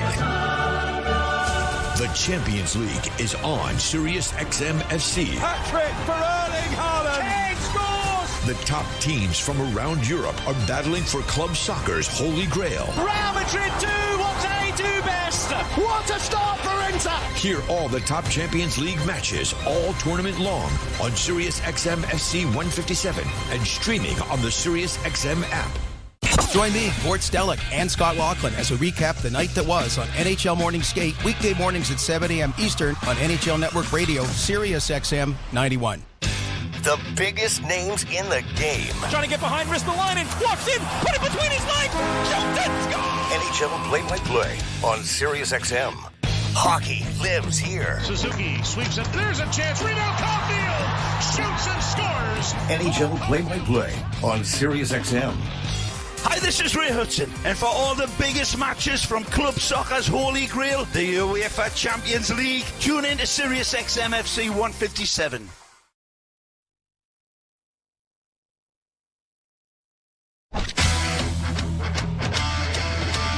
Leafs have their work cut out for them in the third period, down 3-1. Nylander opened the scoring for the Leafs in the first period from Tavares and Liljegren, but then the Tampa Bay Lightning scored 3 goals on 4 shots. 2 of them power play goals from Kucherov, and the other coming from Alex Barré-Boulet.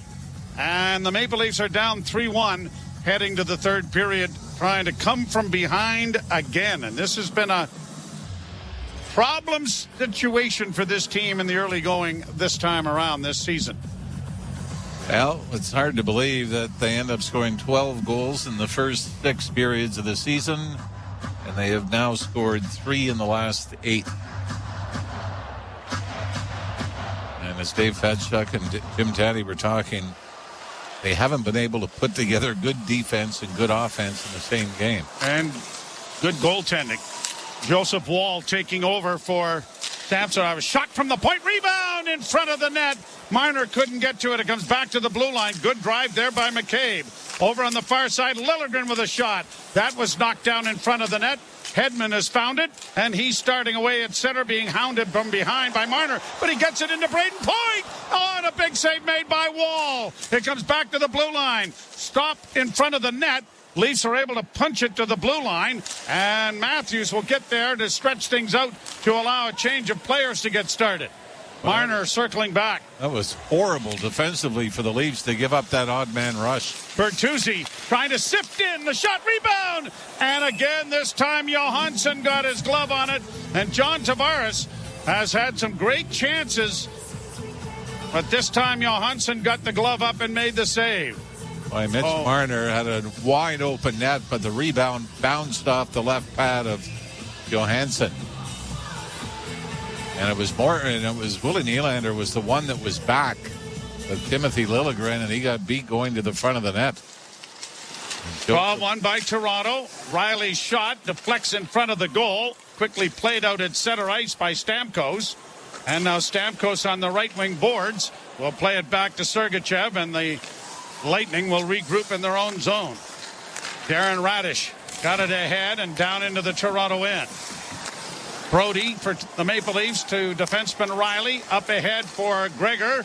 Gregor plays it down into the zone, looking to try and hook up with Bertuzzi. At least Yarncrook it was, not Gregor. Yarncrook playing it in along the boards and then flipping it back out at center ice. Stamkos on the left wing into the slot and a shot. And Wall came out nicely and got down low and blockered that into the corner. Stamkos playing it around back to the blue line. Far side now for Perbix. Perbix gets it back at the net. Stamkos tied up. Puck squirts free. Grabbed off by Cirelli. Back behind the net. Stamkos unable to get it away from Morgan Riley. And Riley now has the puck back of the goal. Riley starting out with it. Straight up ice to center. To the line. That was close to being offside as Camp was straddling the blue line. They're trying to drag a leg, but it doesn't matter now as that comes back out. Quickly brought back in by Giordano. Pad save made there. Looking for the redirect in front of the goal by Nyes, who is tackled in front of the net, but it is swallowed up by Johansson. And another save made by the Lightning goalkeeper, who has been excellent here this evening. Yeah, he and Joseph Wall have put on a clinic. And right now, unfortunately, Ilya Samsonov is hung on a night where he's gave up 3 goals on just 4 shots. Mark Giordano did a great job picking off a cross-ice pass right at the Tampa blue line, and he had numbers going to the net, but the Leafs couldn't slide one home. Glendening won the face-off, and the Lightning get it down into the Toronto end. Leafs play it around to an open corner. Chip back then for John Klingberg. He got it ahead. Domi holds, plays to an open wing for David Camp. Camp overskated it, and then the Leafs just pump it into the zone. Domi will trap it, send an easy shot that is directed up into the screen by Johansson. And a face-off will come in the Tampa Bay zone with 17:18 to play here in the third period. The Leafs trailing by a pair, 3-1.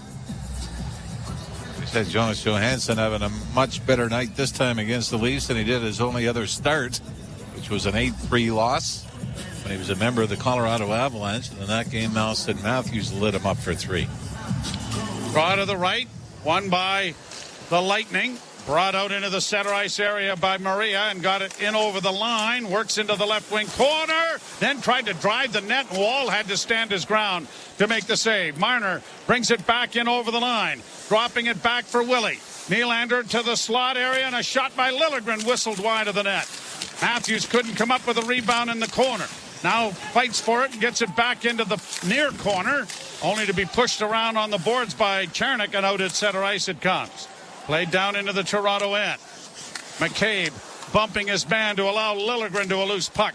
But his pass was partially knocked down. Kucherov gets it back in over the line. Then a whistling shot by Radish went high and wide over top of the Leaf net. McCabe banking it out at center. Sergachev to an open wing.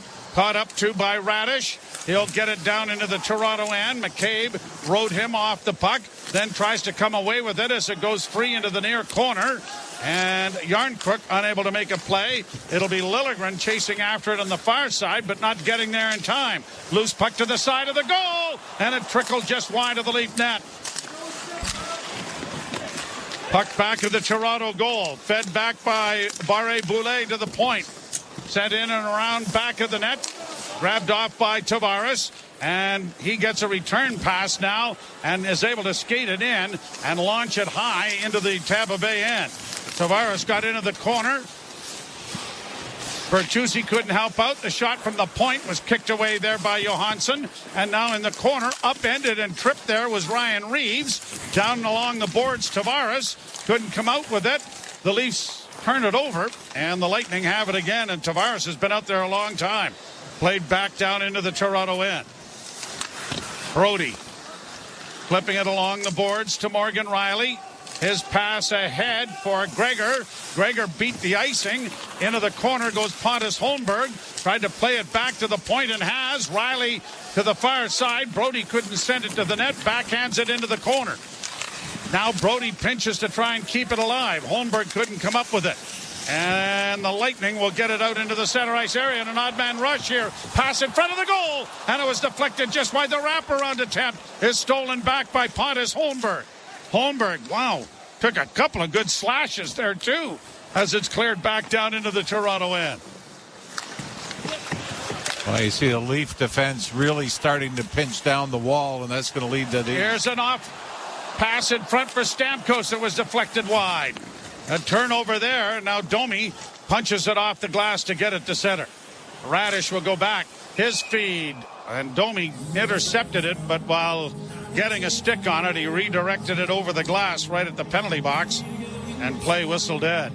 Morgan Rielly trying to pinch, and that developed a bit of a 2-on-1. Now, Leafs are going to have to do that now. Down 2 goals. And for Joseph Wall, he might be called upon to make a few more saves off odd man rushes and breakaways. Radish, far side, shot in by Sergachev. Giordano frees the puck up, and Camp will outlet to center. Klingberg to the line and in. Dropped it back for Camp. Closing! Pad save, and the rebound is swallowed up underneath the pad, and then it squirts free. But a good save again made by Johansson. Back into the Toronto end. Goaltender Wall plays it off to his defense. Giordano, left wing now for Matthews. Matthews to the line and in. Couldn't get a shot away. Dragged down there into the corner by Eric Chernak. And out come the Lightning to center and played by Stamkos, or Chernak rather, into the zone. Broken up, the Leafs Marner. Stops, looks up ice, tried to hit Nylander with a breakaway pass that did not connect. And icing is the call here against Toronto as it'll come back into the Leaf end. I don't think we would have believed early in the season or even during training camp that just 5 days in or 5 games into the regular season you'd have Marner, Nylander, and Austin Matthews all playing together on the same line. Certainly not after the first 2 games. You wouldn't have thought so. Face off in the Toronto zone to the left of Joseph Wall. Chipped into the corner by Kucherov. Matthews and Liljegren. The puck stolen around back of the net. Comes back to Kucherov at the near point. He works down to the half boards on the right wing side, then drops it back.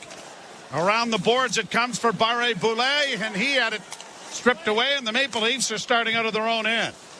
Matthews. Left wing side, McCabe dropping Nylander. Nylander back for McCabe, went short side. He hit the net, but it was in behind the goal post and back of the goal. Back to the blue line it comes. Marner with a shot in traffic. That was deflected wide. Not sure it got through the goalkeeper.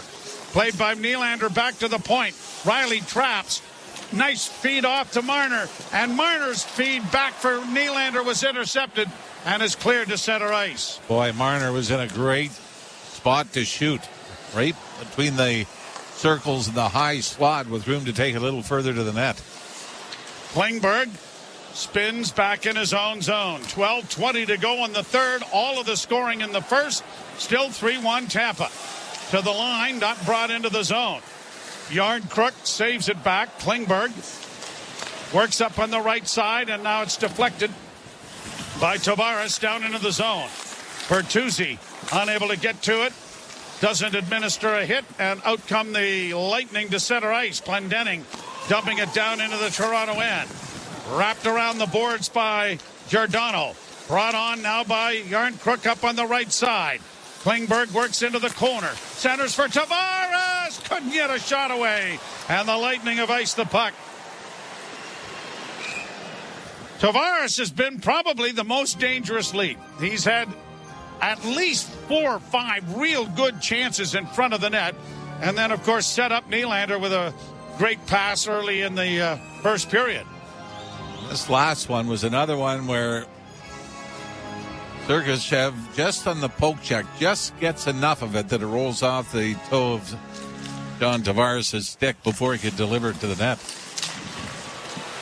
Leafs keep the puck in. Matthews works to the far boards. Played it around back of the net. Morgan Riley pinches. Tries to outgun a couple of Lightning players, but he can't. Sergachev getting it out. And it'll be launched high in on Joseph Wall, who will leave it at the side, and out comes Toronto. Liljegren leading the rush. The pass goes up on the right wing and brought in over the line by Marner. Intercepted and punched back out at center ice then by the Lightning. And they'll get it back in over the line, only to have Riley turn. Riley starting back. Got it ahead. Launched in for Nyes. He doesn't reach it in time. Lightning playing it off the boards. That was blocked. And Hedman will try it again. Off the boards to the line. Chipped by Cirelli. Back to the Toronto blue line. McCabe, left wing side. Long shoot in. Easy save. Tucked back at the net by Johansson. 37 shots on goal for Toronto. 25 for the Tampa Bay Lightning. Played back down the ice. And an icing call here And a face-off coming again in Tampa Bay territory with 10:24 to go in the third period, and the Lightning leading it 3-1. And the Leafs in the face-off dot tonight, Joe, 34%. As you mentioned, they were third overall in the NHL, and face-off percentages tied with LA at 53%. This year they came in at 51.2, but those add up. Tavares won this face-off. Riley jamming it in front of the net. They bang away at it. Still free. Comes back into the slot area. Here's Klingberg. On the wing, a shot. Down is Johansson. And he is able to cover up on the Morgan Riley one-timer. Leafs a lot of desperation chances here in the third period. Nothing clean cut. But if they can bang one in a goalmouth scramble, they'll take it. But right now, they can't get a second one past Johansson. You're listening to Molson Leaf Hockey on TSN 1050 and the Maple Leafs Radio Network. It's been a tumultuous fantasy football season. Justin Jefferson is headed to injured reserve. But the true champions overcome many obstacles in their path.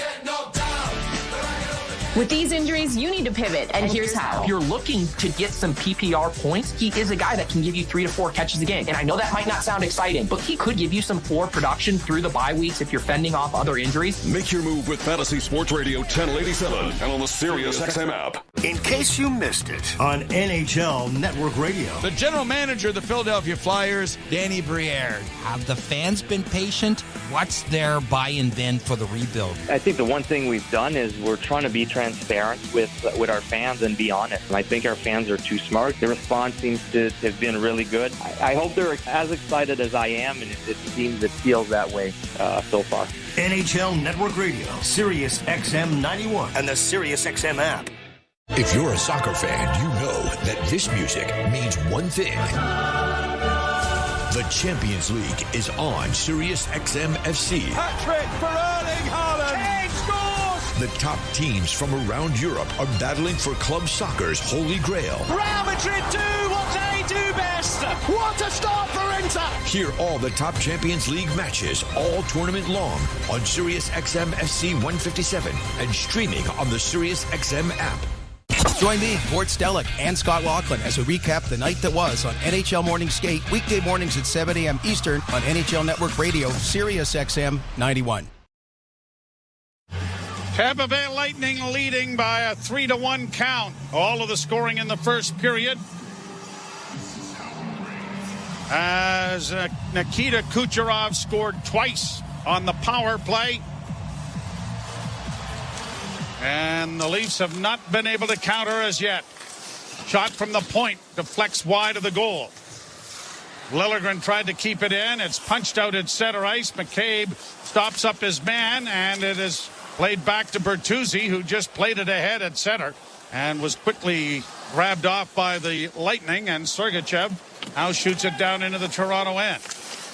Wall playing it back across and gave the puck away and was almost out of the net when that was delivered towards the goal. Now Kucherov back to the point, long shot. Wall saw that coming and was able to get a piece of his body in front of that point. Back to Kucherov. Kucherov to the point again, and another shot, and Wall once more is out at the top of the crease and makes the save. Dick McCabe was doubled over. It might have gotten a piece of that blast from the point as well. Yeah, I don't know whether it was the shot or maybe reaching for it after, but McCabe seemed to be in some distress heading over to the Leaf bench. Well, Joseph Wall has been excellent, and it would be difficult to suggest that he doesn't play in Washington on Tuesday. A shot there is deflected just wide of the Leaf goal. Side of the net. Grabbed off by the Lightning. Back to the point. Another shot. That goes wide of the goal. Nylander had his stick knocked out of his hands. The puck to the far side. Point. Plays it into the corner for Nick Paul. Paul curls out. Still with it. Slides it around back of the Toronto goal. Near corner then for Brandon Hagel. Back in along the boards. Comes free to Nylander. Nylander will send it off on the right wing side, and a lead pass at center comes to Willie. He's across the line, sifting in, but had it knocked off his stick, only to be stolen back by Marner. Marner in for Willie, a shot right on, big rebound. Brilliant save by Johansson. Certainly one of his better ones in the night. Back to the blue line for Marner. Left there for Matthews. Matthews holds, lets a shot go in traffic, and again Johansson finds that in a crowd, and Giordano is down getting face washed in front of the Tampa Bay goalkeeper. And Chernak had a pretty big headlock on the Leaf player right in front of the Tampa goal, but Willie Nylander with a great opportunity. Right wing circle, tries to go short side, but Johansson kicks out the left pad to keep it out. You're listening to Molson Leaf Hockey on TSN 1050 and the Maple Leafs Radio Network. With 6% interest on deposits, we don't know if we should call this a savings account or an earnings account. Let's just call it what it is. An awesome rate for new Tangerine clients. Earn a 6% savings rate for 5 months when you open a Tangerine savings account. After all, why put money aside when you could put it to work? Learn more at tangerine.ca/save faster. Tangerine, that's forward banking. Some conditions apply. Promotional interest is calculated daily. Want to be certain your reno goes right? Start with Pro Materials with CertainTeed Drywall. In fire resistant, water resistant, super durable, or soundproof and top quality insulation. Ceiling systems, premium shingles, and siding. Do it right with professional grade building materials from CertainTeed. Pro all the way. Do more in a reliable Subaru, they said. Enjoy more time together to go more places with symmetrical full-time all-wheel drive, they said. More award-winning safety for more peace of mind, but to listen to one song over and over again with fantastic acoustics. I love you, family, but the singing, nobody warned me about the singing. Hurry to your local Subaru dealer and get more out of every kilometer this fall, including more karaoke. Leafs down a pair and running out of time here in Tampa as the Leafs trail 3-1 to the Tampa Bay Lightning. Every game this season, the Leafs have had a multi-goal period against. Against Montreal in the opener, they gave up 3 in the third. They gave up 3 in the second against Chicago, 2 in the second against Minnesota, and now back-to-back games in Florida. They gave up 2, both goals against. I shouldn't say, I guess they had the empty netter with a second left, but 2 goals against in the first period against the Panthers. And, of course, tonight, another 3-goal period against them that still has the Leafs in a huge hole. Leafs lost the draw, and the Lightning play it down into the Toronto zone. David Kampf in along the boards, trying to get it away there from Stamkos. Stamkos back at the net, tied up efficiently by Giordano, but it is pushed back by Cirelli and now brought out by Max Domi, who one-hands it, but not far enough to get it deep into the Lightning zone without the Lightning playing it around to center. And Stamkos gets it ahead and across the line. Cirelli with a backhand. Good blocking arm save made there by Wall. Brought back by Domi on the right wing, being hounded from behind. Got it into the slot now for Nyes, who scores! Domi's work down the boards. Got the pass out for Matthew Nyes, and Nyes snaps it home, and the Leafs are back within 1. And a very noticeable assist for Max Domi. This starts in the Leaf zone. He's got Cirelli. Pardon me, we're watching it again. He's got Hagel all over him, coming out, and he throws one. I don't know if he was aiming for David Kampf in the high slot, but it went right onto the tape of Matthew Nyes, and Nyes, a left-handed shot, gets it in the left wing circle and goes back the other way over the blocking arm, or the glove hand of Johansson, and the Leafs, with lots of time left, are back within 1. So it is a 3-2 hockey game played down into the Tampa Bay zone. That is the first regular season goal for Matthew Nyes in his career. As the Leafs bring it in again on the right side. This shot stopped there by Johansson. Back of the net. Yarncrook and Tavares trying to dig it free. Bertuzzi in pursuit. And the puck comes around on the near wing. 7:12 left in the third. As Riley blew a tire, but the pass deflects over the glass and out of play. And a face-off coming in the neutral zone as a result. The Leafs are out shooting the Lightning here in the third period, 14-7. So 14 shots already for the Leafs. And we still have 7:09 to go here in regulation. Matthew Knies had 1 assist in 7 games during the regular season. Did score in the playoffs against Florida. Before being hurt. Flipped down into the Toronto zone. McCabe trying to play it along. Had it knocked away. Marner had it deflect up in the air. Marner now trying to play it back behind and has. Liljegren chases after it on the left wing boards to get it ahead. Nylander in a fight to get it out. And he does, but couldn't hook up with Matthews, who was ahead of the play. Charnik sends it back into the Toronto end. Wall out of the goal to leave it back of the net. Leafs sweeping around on the left wing side. Got it out at center. Backhand feed looking for Matthews on the left wing. Didn't connect. And the Lightning getting in a change and out on the left wing side. It's brought into the Leafs zone with a shot. Stopped on the short side by Wall. And the Leafs have it back of the goal now for Jake McCabe. McCabe, a long right wing feed. Brought on by Marner. Knies is going to the front of the net. And he got a tip of his stick on it. But I think Johansson got a piece of it as well. Lightning in their own zone. A pass ahead and over the line. Glendening looking for a pass in front of the net. Didn't materialize. Klingberg trying to chip it up the wall for Domi, but couldn't get it to him. Now against the boards, Domi is able to just play it out at center ice. Lightning back at their own blue line with Radish. Got it to the Leaf line. Punched in over the line. Riley able to steer it back for Knies. Quickly for Domi. Couldn't get it by one of the Lightning just coming onto the ice from the bench. But now here's Domi in on the left wing going hard to the net. Centered in front. They score! Knies again! Knies has tied the game. But a brilliant play by Max Domi. And it's 3-all.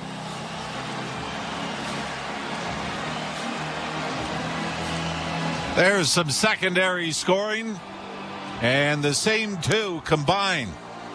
Last time it was Domi down the right wing side. David Kampf, though, you have to give credit for the turnover at center ice, where Kampf gets it up to Domi. On the left wing side, Domi looking pass all the way. Knies didn't get it clean. Went down on one knee, blocked it, and then knocked it up to his stick, and from one knee, snaps it. Same part of the net. High glove. This time short side.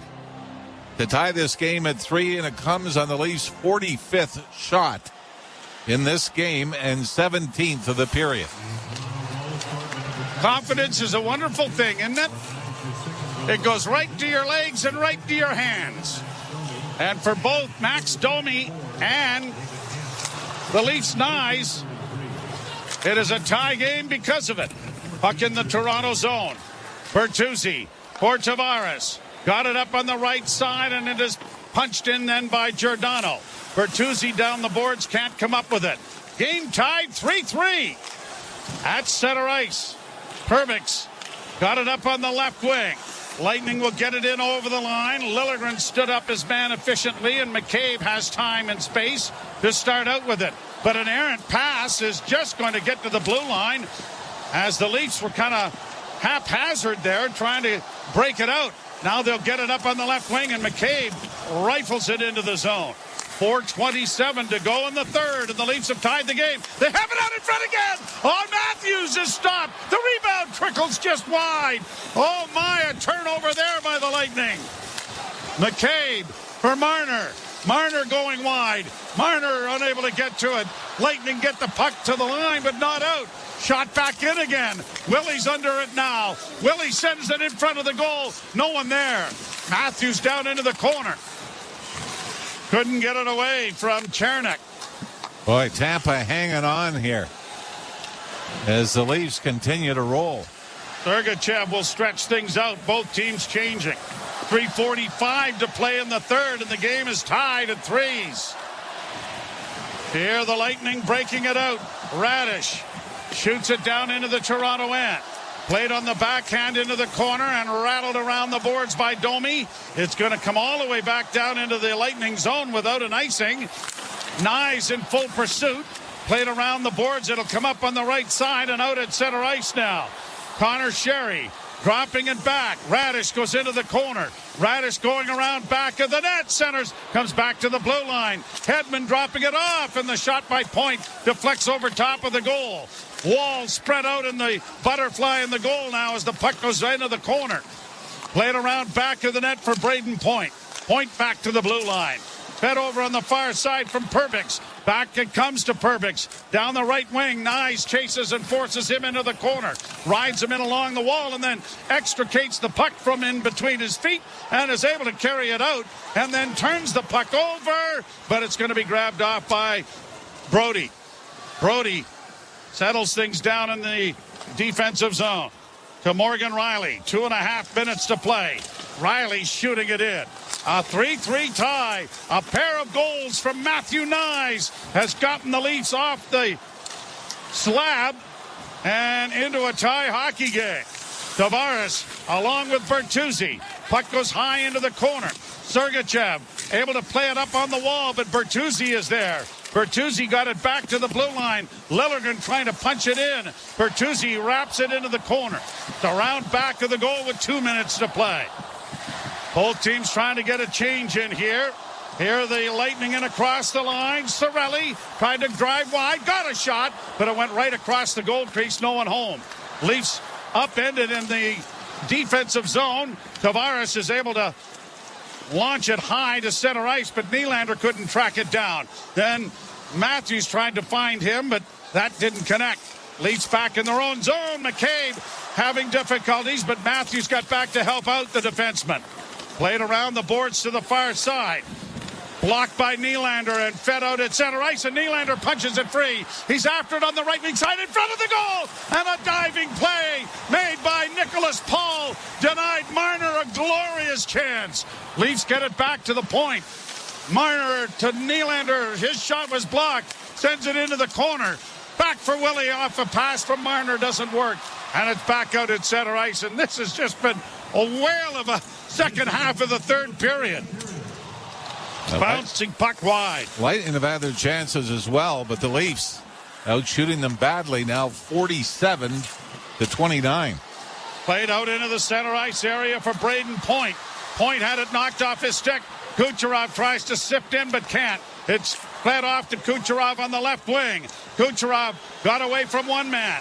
Kucherov down into the corner. Back of the goal goes Chernik. Chernik trying to center. Intercepted by the Leafs. Pushed to the line but not out. Brody trying to outfight his man but can't.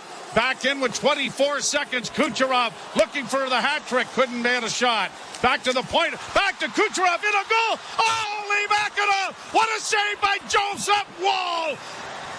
He threw up a wall himself on a brilliant save on Kucherov to save the game with 13.1 seconds left. Leafs could not get the puck out of their own zone, and somehow Nikita Kucherov ends up wide open in front of Joseph Wall. Wall had to move from his left to his right, follow it off his pad, and then extend back to the left, as Kucherov might have been in a little tight and couldn't get it up, but Joe Wall stayed right with him. And with 14.2 seconds left, Leafs are a face-off win away from getting a point and going to overtime. Stars of the game? I know, but Joseph Wall. Oh, yeah. He's right? got to be. He's been perfect. And then you're probably going to throw in Nyes and Kucherov to this point, but let's hope Leafs There's can get another a big hero. run. Yep. Draw one by the Leafs. Played around back of the net. Marner overskates the puck, but backhands it out at center. Yarncrook couldn't get to it. Tavares has to go down, and that'll do it. We are going to overtime. Now the Leafs have gone to extra time once already this season. That was in the opener at home against the Montreal Canadiens. That took a shootout. And a goal by Mitch Marner to win it for the Leafs. But this is one of those, Joe, where you are happy to be going to overtime. No kidding. There are games, and Tampa on the other side is saying that should have been able to close out a 2-goal lead in the third period. But right now, the story of the game, I think, from a Leaf standpoint, well, I guess you got a couple of Matthew Nyes with a couple of goals in the third period, both on great setups by Max Domi. But Joseph Wall in goal for the Leafs. Came in midway through the opening period, well, with about 6-something to go in the opening period, and has been absolutely perfect since then. And essentially when he comes in, it's 3-1 in the first period. But essentially, he's in overtime for the rest of the game because, Tampa gets one, they probably put it out of reach. And the Leafs hung around long enough to be able to get back in this and get at least a point. Now you're into the bonus round. Nyes with a pair of goals. Domi with a pair of assists. David Camp got the additional assist on the tying goal. The Maple Leafs with 21 shots in the third period to 12 for the Tampa Bay Lightning. And so we are going to go to overtime. But boy, for Joseph Wall, that save off Kucherov. First it was the redirection. As he's moving to his right, it's redirected back to his left. He gets his pad on the first one and then has to reach with the glove and the pad to thwart Kucherov again from the blue paint on the rebound. And Joe Wall, who, as we mentioned, he had a 45 save night last year in the last regular season game between the Leafs and the Lightning. They got out of that with a 4-3 win. He's trying to do the exact same thing tonight with the score tied at 3 heading to overtime. Well, he stopped 29 thus far as we go to overtime. Teams switch ends. Leafs will defend the goal to the left and the Lightning to the right. And they're going back to the David Kampf for the faceoff, although ironically Kampf lost both faceoffs on the quick power play goals by the Lightning. But Kampf hopefully wins the draw and gets off for Austin Matthews. And he'll face off with Luke Glendening. So both coaches, and it is Kampf who wins the draw, and he scampers to the bench. Marner waiting. NHL Morning Skate. Hall of Fame defenseman Chris Pronger. You look at rest and recovery now. That whole mindset has shifted tremendously from when I first came to the league in '93. So, there's a lot of pros and cons to everything. But overall, when you look at the skill level of the player and the speed of the game, it's certainly gone to another level. NHL Morning Skate with Scott Laughlin and Gord Stellick. Weekdays 7 a.m. Eastern on NHL Network Radio, Sirius XM 91, and the Sirius XM app. The best hockey lives here. Burns gets it back. Stick handles to the backhand. Moves in front. Score! NHL play-by-play on Sirius XM. The Power Play with Steve Koulias. Sabres signed Rasmus Dahlin to an 8-year, that's the max, $11 million contract. This contract is more than Fox and Makar and McAvoy and Heiskanen and Hughes and Werenski. Are you telling me we couldn't have got this deal done for at least 10? Now, I like the guy, but he's not most of the guys that I just mentioned. The Power Play, weekdays 3 p.m. Eastern on NHL Network Radio, Sirius XM 91, and the Sirius XM app. Under review. It's the argument I hear a lot of times. Well, those guys got better players around them. Gretzky was good, but he wasn't that good. He had all these good players around him. Hey, wait a minute.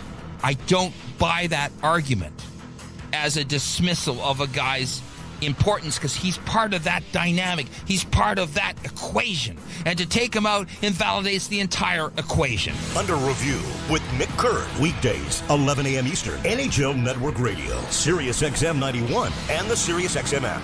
Middle of the ice. Now to the right wing side. Slides it across for Nylander.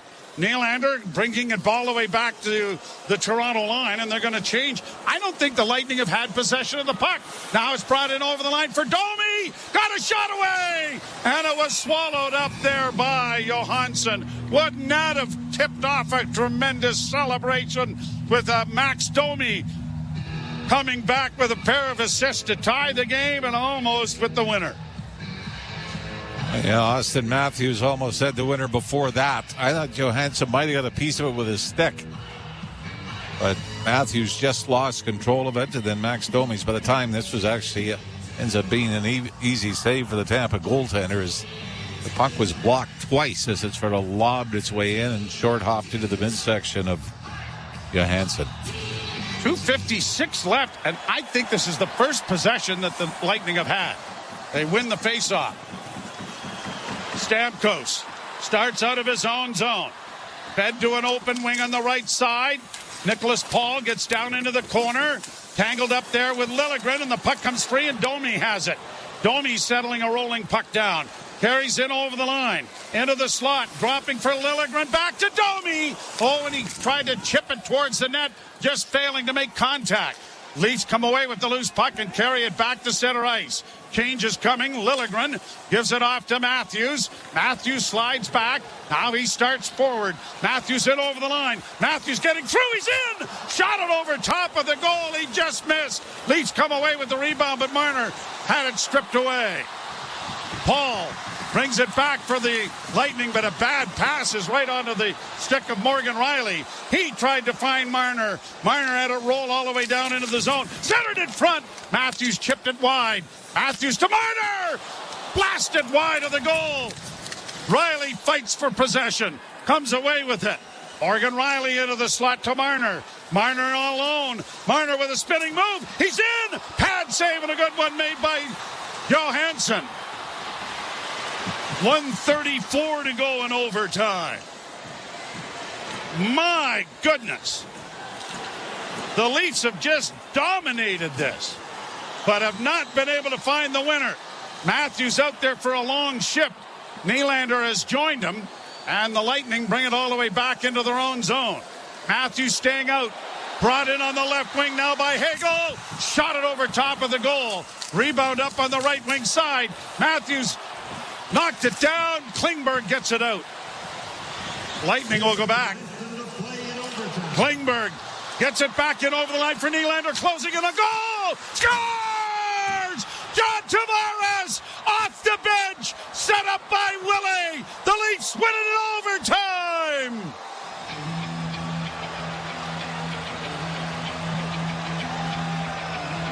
So many concerns after the opening period, and they'll be put aside for now as John Tavares gets his second of the season.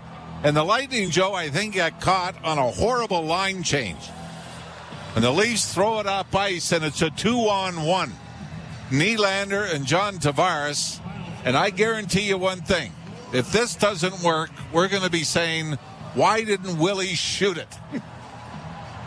But it's going to be perfect as... Was that Kucherov that sort of fanned on it up ice? No, I think it was Brandon Hagel. It was intended for Kucherov, but it never reached him. And Tavares tips in the goal mouth pass from Nylander with the defense, or with the forward trying to play defense. Oh my! It went off Kucherov's stick too. That was a double deflection. This may end up being Nylander's goal if Tavares didn't touch it. I do think Tavares got a piece of that, Joe. I think it went off the shaft of his stick, off Kucherov's stick, and then looped into the net. But the Leafs, who had a huge 4-1 deficit to climb out of in the playoffs, came back in the third period before winning it in overtime. Come back from a 2-goal third period deficit in this one, and in the end, it's the big boys that get it done, Nylander to Tavares, to win it. But so many good signs from Joseph Woll going in and shutting the door for the better part of 2.5 periods. You've got Matthew Nyes with a pair of goals, 2 great setups by Max Domi. And the Leafs find a way for the second time this season. They're down 2 in the third period and find a way to come back and win it. But yeah, this Tavares gets a piece of it. But it's a fortunate bounce. But when you get over 50 shots towards the net, you're bound to get lucky in a few of them. Last time John Tavares scored at that end of the rink, it was in overtime in the playoffs. Game 6. And by the way, when you talked about Tampa, you don't think they touched the puck. 7-0.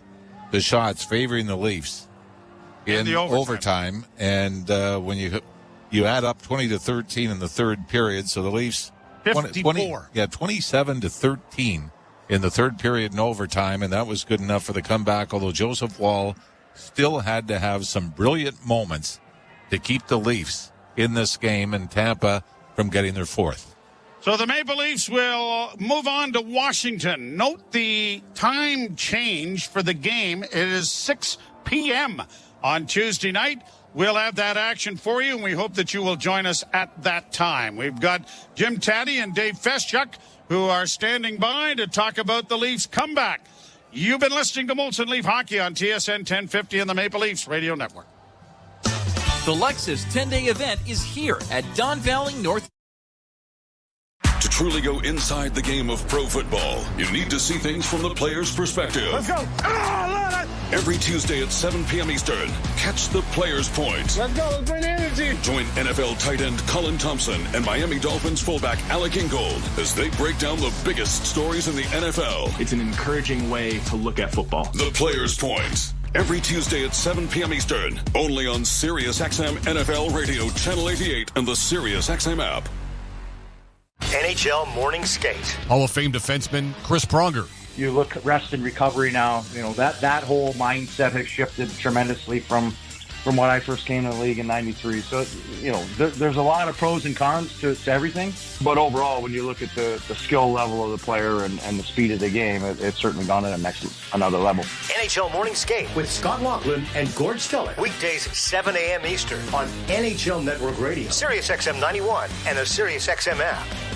In case you missed it on NHL Network Radio. The general manager of the Philadelphia Flyers, Danny Briere. Have the fans been patient? What's their buy-in been for the rebuild? I think the one thing we've done is we're trying to be transparent with our fans and be honest. And I think our fans are too smart. The response seems to have been really good. I hope they're as excited as I am, and it feels that way so far. NHL Network Radio, SiriusXM 91, and the SiriusXM app.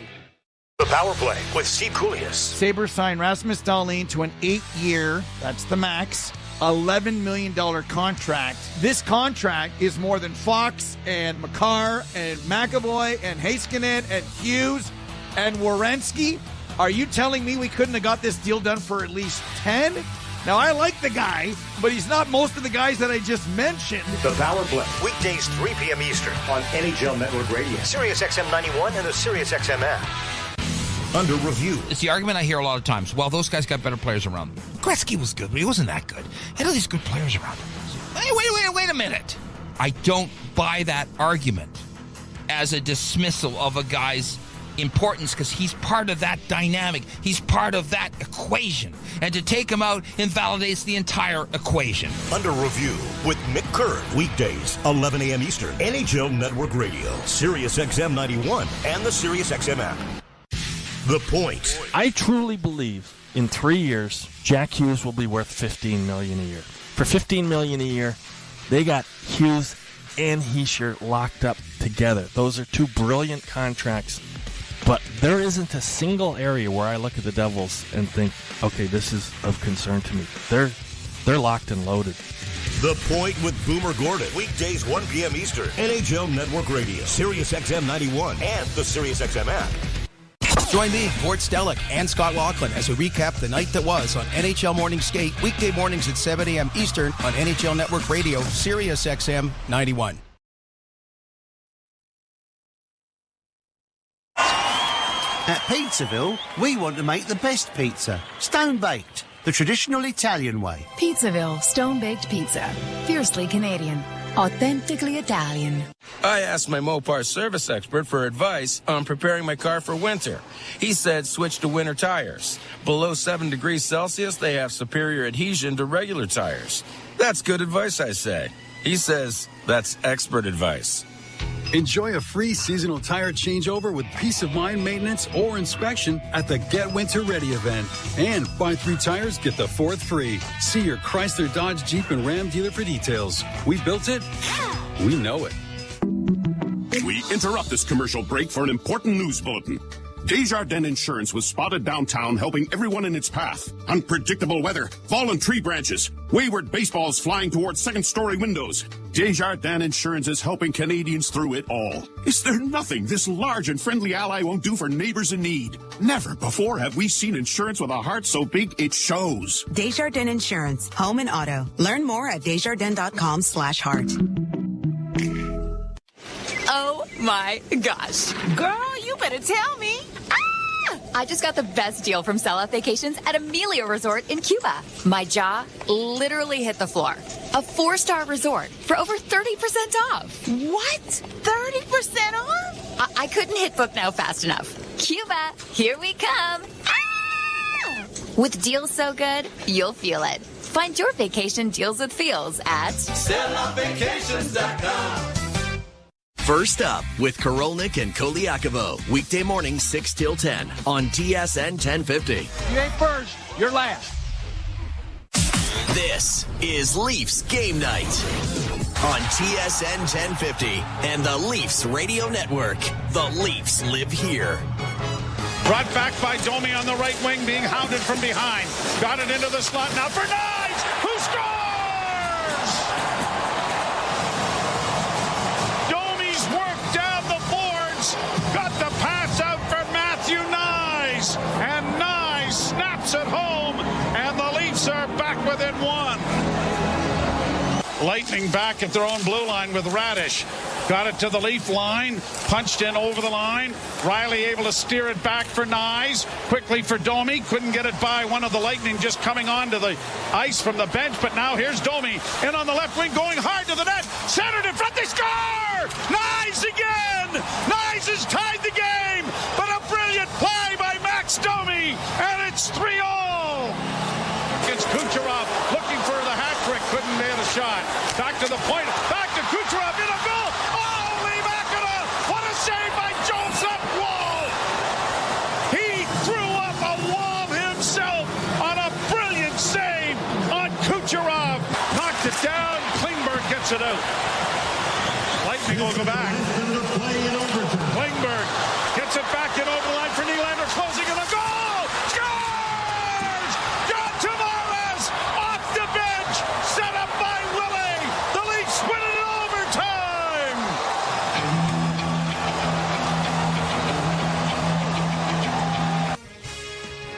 Wow, what an exciting end to an interesting hockey game, to say the very least. Welcome to the Leafs post-game show, Leafs Game Night, TSN 1050 and the Leafs Radio Network. Jim Taddy, Dave Feschuk from the Toronto Star with you. And Ralphie is generous enough to hang around. 4-3, the Leafs win in overtime. And Ralphie, that montage is really set up, and I know you'll agree with me, when Joe Woll comes in, he's a piece of plywood. I mean, that's a phenomenal story for the kid. Yeah, and you know, essentially when he comes in, it's 3-1, and you get the feeling that it's one of those games that if you have any chance, Joseph Woll's basically in overtime once he enters the game, because if Tampa gets a fourth one, essentially it's going to be done. Now the Leafs probably deserve better than they got through 60 minutes with all they threw at the Tampa goaltender Johansson. So it's one of those where you could say they're fortunate in some ways, but you give them credit because they earned every inch that they got after they fell down 3-1.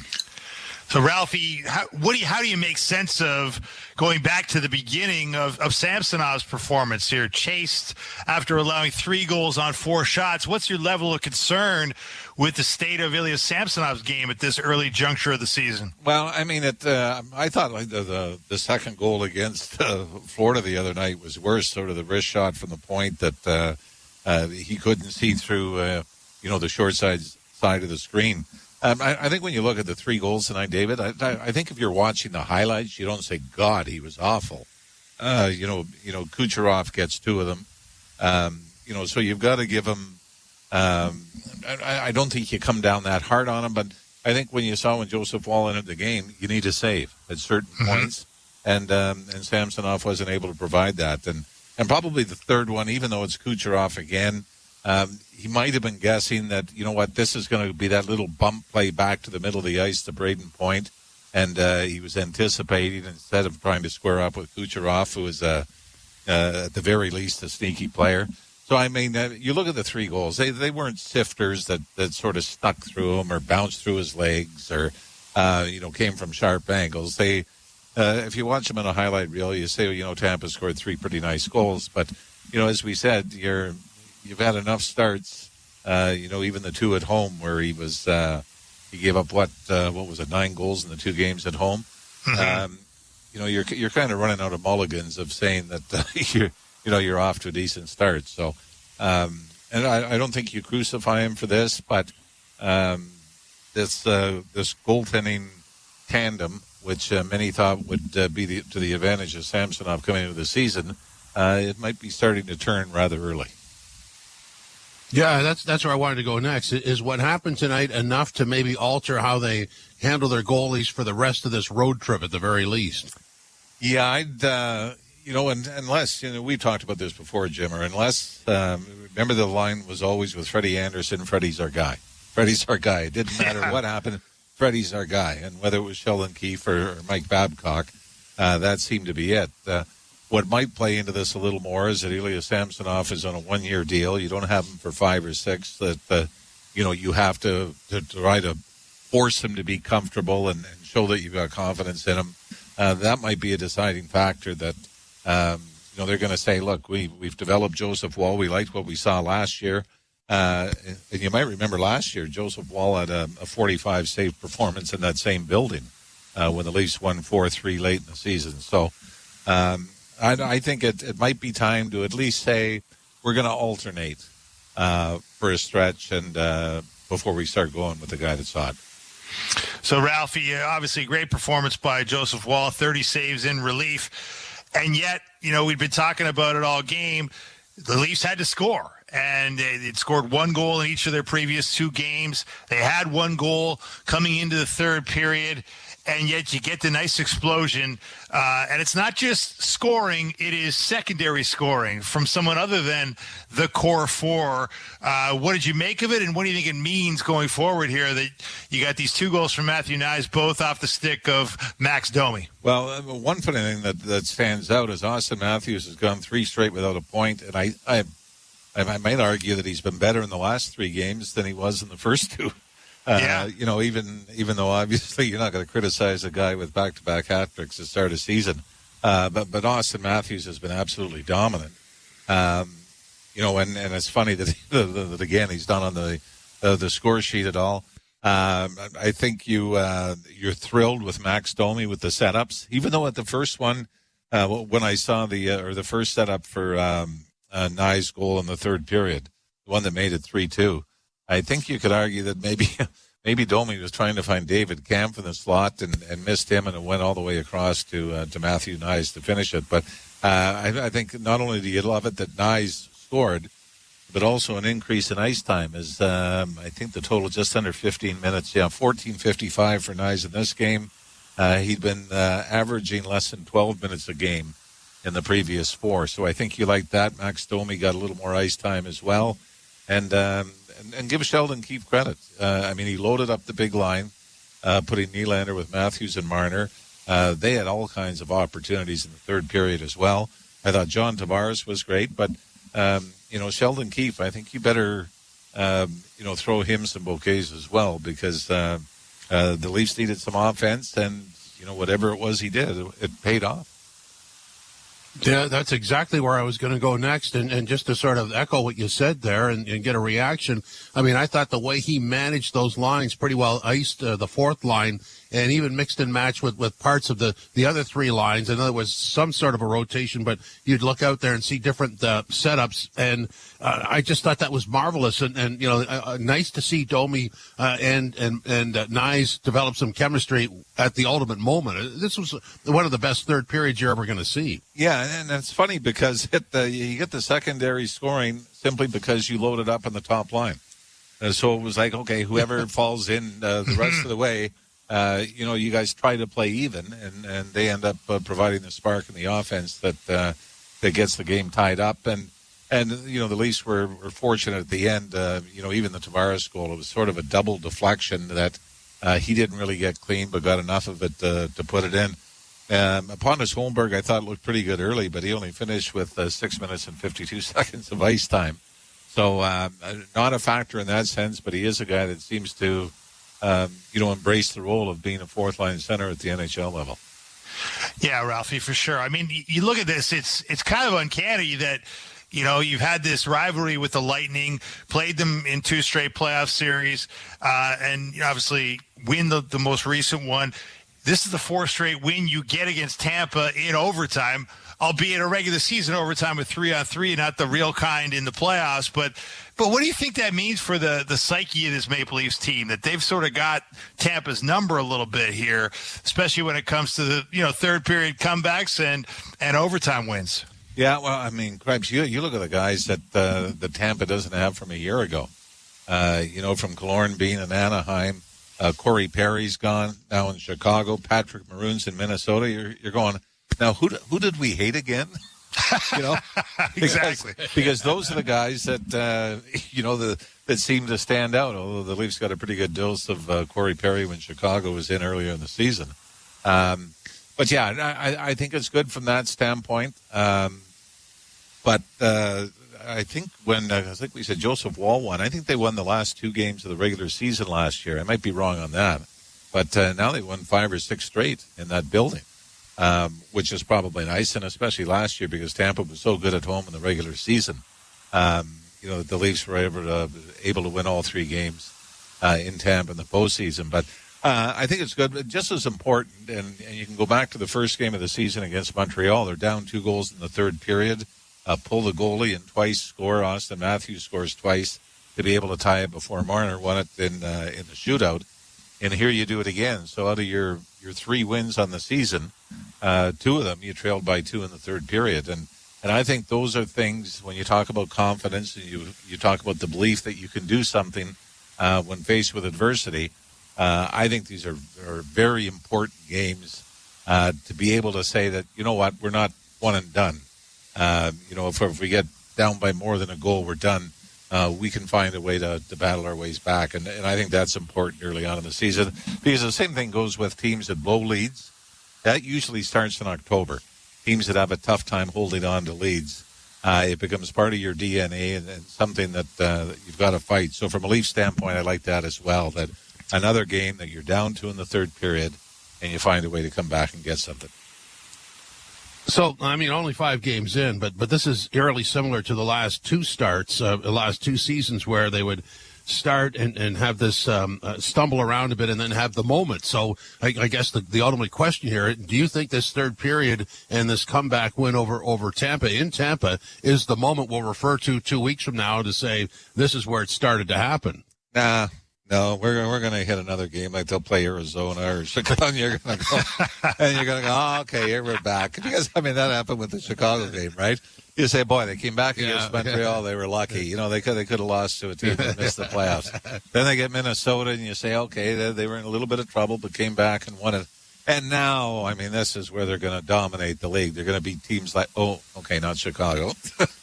So I have a feeling we're gonna have a few hiccups along the way, Jimmer, where we're gonna, as soon as you start feeling too good, there's that one game where you go, oh, come on, you can't beat Nashville or you can't beat, teams that have struggled. But we'll see. And, Washington will be a good test as well, where a team that's kind of on the verge of a rebuild, I guess you could say. But the Leafs on paper should be the better team as long as they don't get outworked, and we'll see how that plays out.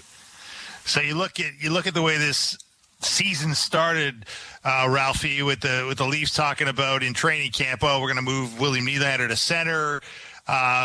Turns out he's doing pretty well as a winger. And, another 2-point night for Nylander, 2-point night for Tavares. They're leading the team now with 9 points apiece through these 5 games. As much as, we've talked about, wanting to move the superstar status guys throughout the lineup and maybe have 3 lines with those guys on them, tonight was a testament to loading up the big line or big lines, keeping it to the top 2. That sort of push and pull between what Sheldon Keefe's been thinking about doing and what he's actually doing. What do you make of it? Well, let's go back. You remember what the big story was last year at training camp, David, right? What's that? No, that's my point. Yeah. Fair enough. Fair enough. So, that was the same thing I know with, we were talking about it during the preseason that, okay, it's Minton's a big story. Connor Timmins is a big story. Willie Nylander moving to center is a big story. And I actually did that to Joe, and we were talking about the big stories. And I said, what about last year's big stories? And you go, yeah, they didn't matter. Once you get to the regular season, it's a whole new cat. And, I think in earnest, Sheldon Keefe thought that, this is, we want to have 3 scoring lines and stretch it out a little bit. And you're right. Tonight, the exact opposite happens where it's, no, we're going the other way. Willie's not going back. He's going forward to play with Austin Matthews and Mitch Marner. So you're right. It's almost like anything you can go through, and I'm sure all kinds of thoughts over the summer and meetings with different players, and you think, okay, this is what we're going to do. And, Nylander didn't even last the preseason playing up the middle. So that was as much as everybody loves a good storyline. Boy, by the time you hit March or April, nobody remembers them too well.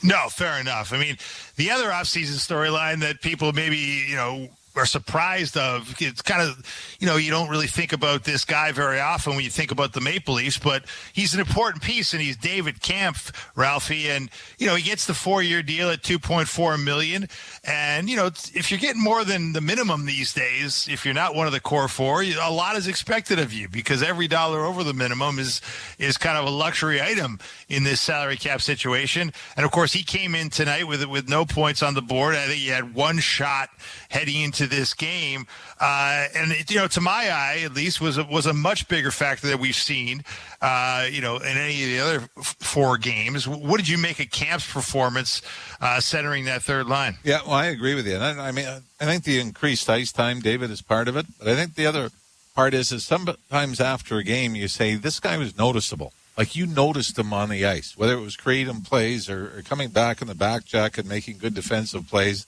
He did get burned. He lost both faceoffs when Tampa scored the quick ones on the power play in the first period. But I think so much of it has to do with ice time. Even with Fraser Minton, you're down around 10 and 11 minutes of ice time again. You're not used to that.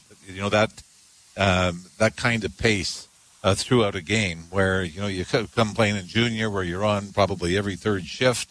And, you're getting your 19 to 21 minutes a game as a forward. And now it's cut in half and you're expected to do more. And I think that can be difficult for a lot of players. And I think David Kampf is one of them where, give him a little more ice time, a little more responsibility, and you get a little more out of him. Ralphie, just before we let you go, we haven't talked at all about the blue line, and that might have been a concern in the first period. I thought Morgan Rielly played a heck of a game. How about you? Yeah, I thought, watching it, it was sort of shades of the first round last year when I thought, Morgan Rielly was dominant, to say the least. And then you saw it again. And now I guess the other story, David, we can talk about that, came through training camp that has held true so far is John Klingberg playing the first power play unit. And I can see an eventual move to get Morgan Rielly a few more reps there, because I'm with you, Jimmer. I thought, when he gets into that zone with puck handling and jumping into the rush and holding onto the puck and making plays, that's what makes him, to me, very noticeable from a Leaf standpoint. And even though Klingberg's been fine on the power play, I still think, to steal the Freddie Anderson line, I think Morgan Rielly's your guy. Yeah. Ralphie, thanks for hanging around. Really appreciate it. No problem. Thanks, Ralphie. Thanks, guys. All right. 4-3, the Leafs win over Tampa in overtime. We'll come back with more on Leafs Game Night, TSN 1050, the iHeartRadio app, and the Leafs Radio Network. Thinking about investing? Need insurance advice? Cooperators can help. So if you need maybe we should redo the kitchen investment plan, or wait, I wonder what's in the walls insurance plan. We do both. Cooperators. Investing in your future together. Mutual funds and related investment products are offered through Cooperators Financial Investment Services, Inc. Terms and conditions apply. Does your furnace have a habit of breaking down as soon as it gets cold outside? And your plans for a relaxing night at home turn cold, along with your toes? Not good. Luckily, a highly trained licensed Intercare technician can get your furnace fixed fast. And what we quote is what you pay. So don't get left out in the cold. And right now, get a free diagnostic checkup, a $99 value. Get your furnace fixed right with Enercare. Terms and conditions apply. Give your home more at enercare.ca. Welcome to the preseason press conference with Mother Nature. Yes, excuse me. What's your game plan this season? I'm going to give drivers everything I've got. I'm undefeated. I show up and win no matter what the season. Winter, spring, summer, or fall, drivers are no match for me. We hear Rodex tires deliver great performance at a great price, giving drivers excellent control in any weather. This press conference is over. Drivers will finally beat Mother Nature with Rodex all-season and winter tires exclusively at Cal Tire. Visit rodextires.ca to find the right tires for your ride. Welcome back to Leafs Game Night. Jim Taddy, Dave Feschuk from the Toronto Star with you. 4-3, the Leafs win in overtime. Thrilling uphill climb, basically from midway through the first period and all the way to the end. It was relentless, to say the least, and chemistry oozing all over the place by the end of it. And Joseph Woll standing on his head and really solid, keeping the Leafs. I mean, he had no room for errors, so he didn't make a mistake. Time now for TSN's Player of the Game. TSN's Player of the Game. I got to go with Joseph Woll, just because without Joseph Woll, Dave, there is no comeback. I mean, he's flawless. There's a couple of rebounds, but he just got better as the game went on, and he made no mistakes to the point where he stood on his head at times and kept them in it. Yeah, I can't disagree with that.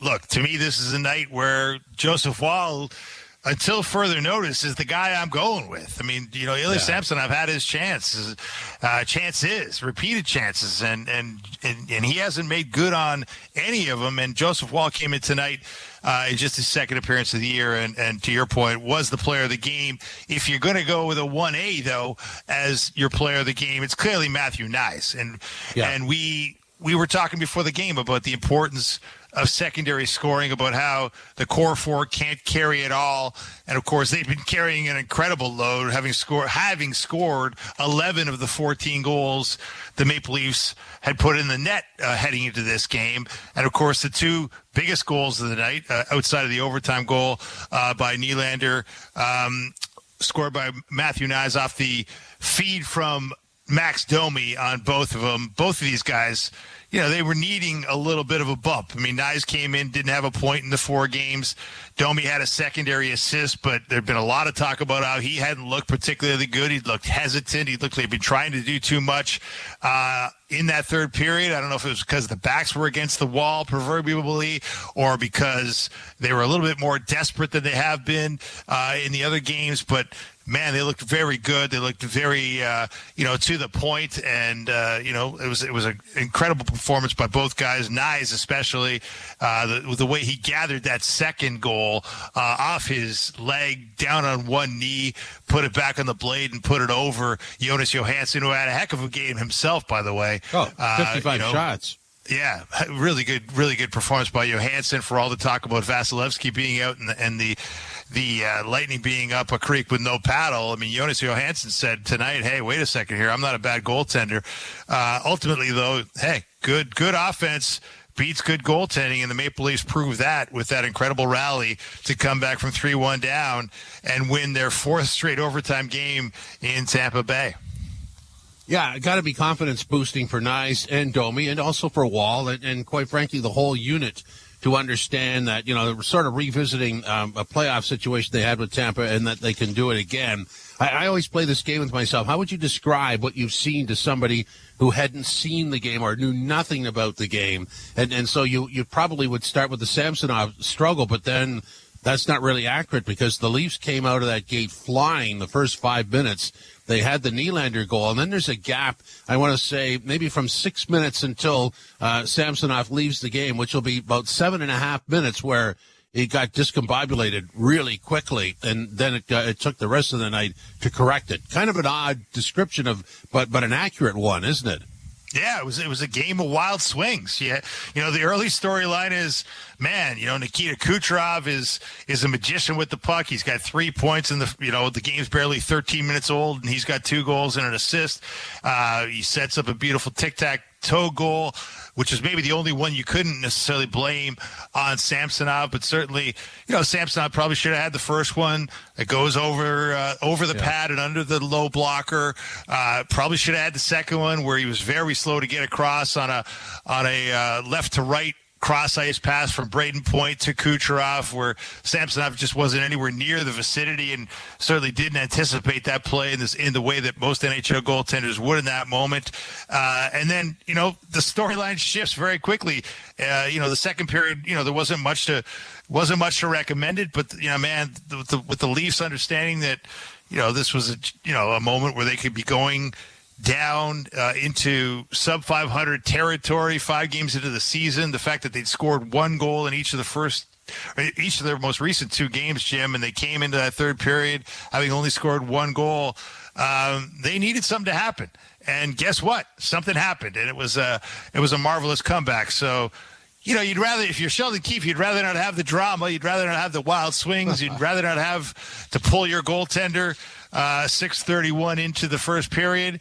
But maybe it's, as you said to Ralphie, maybe this is a game that, you come back and look back on when you think about this season, or maybe the opening few months of this season, because where it could have gone pretty badly for the Maple Leafs, they put their foot down and said, no, this doesn't go any further. We're going to get this done. Well, sometimes the chemistry is formed out of necessity because it had to happen. And, if there's more Domi-Nyes connection going forward, that's good news. I mean, those 2 goals are, 2:22 apart. And midway through the third period. So literally they're running out of time to do something, and they do it. And that leads to, without a doubt, the TSN moment of the game. Moment of the game. Knocked it down. Klingberg gets it out. Lightning will go back. Klingberg gets it back in over the line for Nylander, closing in a goal. Scores! John Tavares off the bench, set up by Willie. The Leafs win it in overtime.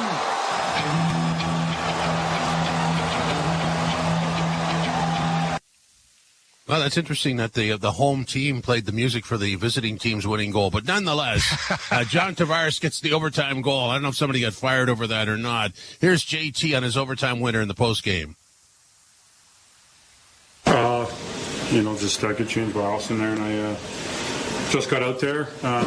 It was fresh, and the puck turned over towards us. I think it was Klinger, sent it up to Willie, so just driving the back post. Considering the circumstances, what do you make of Joseph Woll's work in relief here? Yeah, I thought he was great. Came in, made some big saves. Always, great hockey games between us and them, and momentum swings and when they push and create opportunities and keep it within striking distance because we were getting chances. We just weren't able to finish until obviously late in the third. So good job by him coming in and shutting the door. Matthews had his chances early this season. It's got to feel good for him. What have you seen from him early this season? He's been unbelievable. So just because they haven't gone in the last couple of games doesn't mean he's still making the impact, the controlling play, and the game going through him. I mean, he's getting plenty of looks. So it's a long year, and just keep playing his game. What did you like about how the team navigated this one for the longest time? This game didn't look like it was going to go your way. Yeah, just got to stay with it and play full 60. And I think the group just staying together, staying with it one shift at a time, not trying to feel sorry for ourselves, and also not trying to look too far ahead, just trying to play shift to shift. And felt good about a lot of parts of our game. And when we had to defend, we did. We talked about Waller, made some big saves when needed, and stuck with it and found a way. What's the feeling like when Nyes is kind of rolling that way in the third? He gets the one, and then he continues to build on that momentum for the second. Well, I think it's everyone. I think Max had a hell of a game, made a couple great plays, and Nyes finishing them off. Obviously, you see the touch and soft hands and his ability to pick the corners, and we talked about trying to get the puck up throughout the night, and he was able to do that, especially on the second one, which is not an easy play there. So to be able to do that all in one motion is impressive. So we know what his potential is and the impact that he can make, and he's just scratching the surface. So we're excited, obviously, what he's brought to the team thus far and what's ahead for him. John Tavares postgame, talking about possibilities, and certainly the way Nye scored both those goals. I mean, that's a big moment for the kid, to say the very least, Dave. Oh, without a doubt. I mean, it was a huge moment for a lot of different reasons. Not only because, hey, you never forget your first regular season NHL goal, even though it was nice that he got his first NHL goal in the playoffs last year against Florida. It's a special moment for that reason, for sure, but it's a special moment because it was a moment. Like, it was a moment of necessity. This wasn't just, getting the 5th goal in a 5-1 win. This was a moment where the Maple Leafs really needed a contribution from somebody that was not named Matthews or Marner or Tavares or Nylander.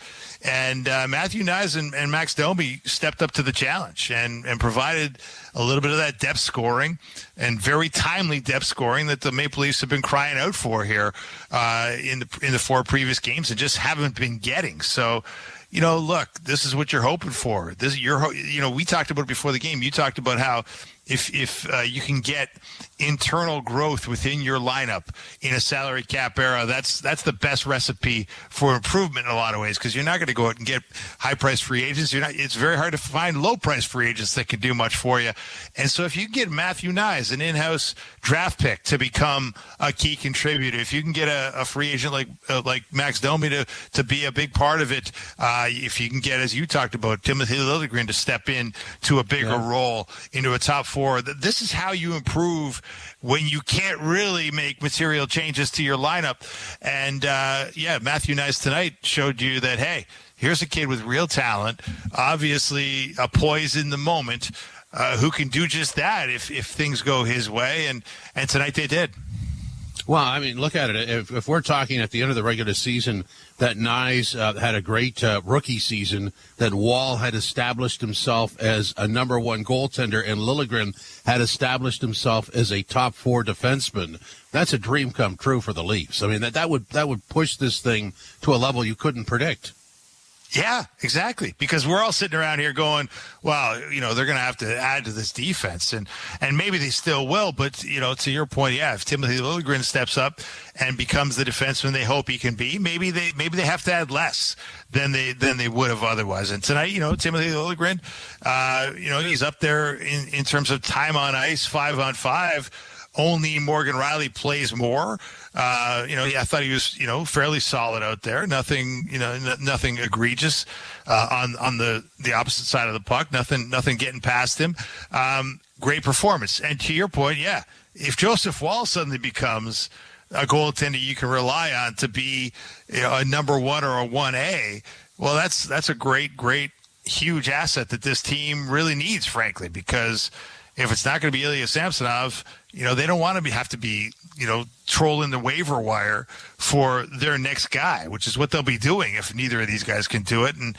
And look, this is not a great situation for Ilya Samsonov to be this bad this early. I mean, we talked about before the game, his goals saved above average were way below average. They were in the -5 region, which was as bad as it gets in the NHL. Tonight, they're only going to plummet further after allowing 3 goals on 4 shots.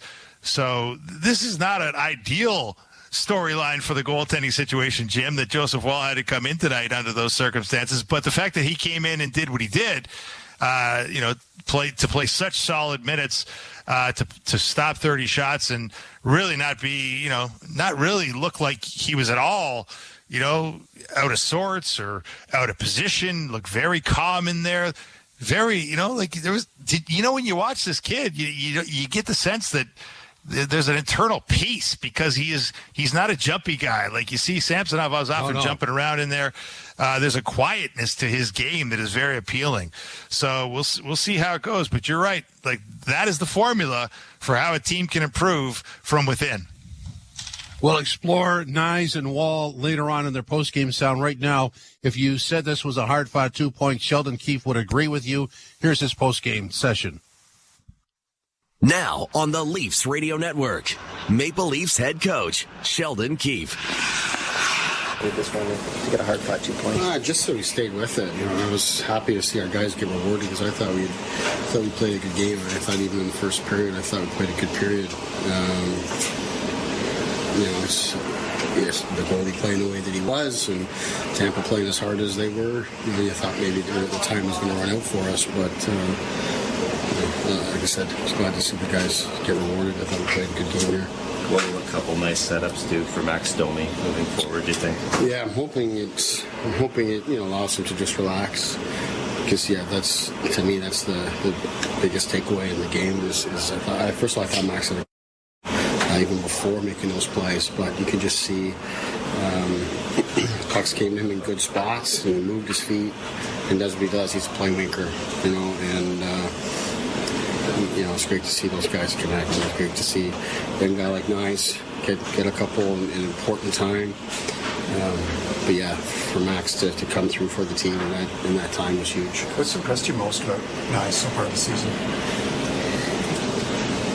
I think just the fact that he hasn't got down on himself. I don't think it's probably hasn't gone the way that he would want it to. We got a lot of guys probably in that boat, but he hasn't gotten down on himself. He's just kind of stayed with it, pretty even keel. And nothing like our game today, just kind of staying with it and not getting too high or too low or anything like that. And when this moment comes, be ready for it, and he was. What do you make of how Wall was able to kind of step in and just give everything? Yeah, outstanding. I mean, these are not easy times, right? To come into a game like that, and really, there's no margin for error, and for him to stand his ground the way that he did.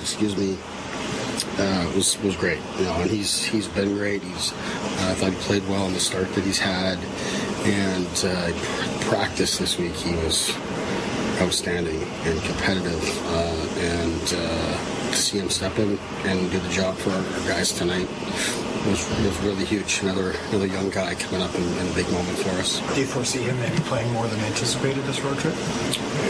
Well, we'll see. I mean, he was scheduled to play in Washington anyways, but so he's definitely going to go next game, and we'll just keep building and stacking up good days. That's been the message to him, and to me, he took advantage of every practice shot and rep that he had all week, and looked great. I think kind of sent a message to the group that he's hungry. And because of that work, he was ready for tonight, even though he wasn't supposed to play. So that's a great sign for a young player, and really happy for him. And I guess the hope would be that then he pushes Samsonov a little bit too. Well, he's pushing. That's it. That's what you want. You want everybody pushing one another, and that's what we've got. What went into the goalie switch decision there? I know the puck's going in. It's still relatively early. Can you kind of take us through that thought process? Yeah, you can't let it in 3 goals and 4 shots. That's it. Nice. First of all, I think it was coming out of the commercial break there. You went to that line like in the O-zones. Were you seeing signs of that once you made the switch there? That it was...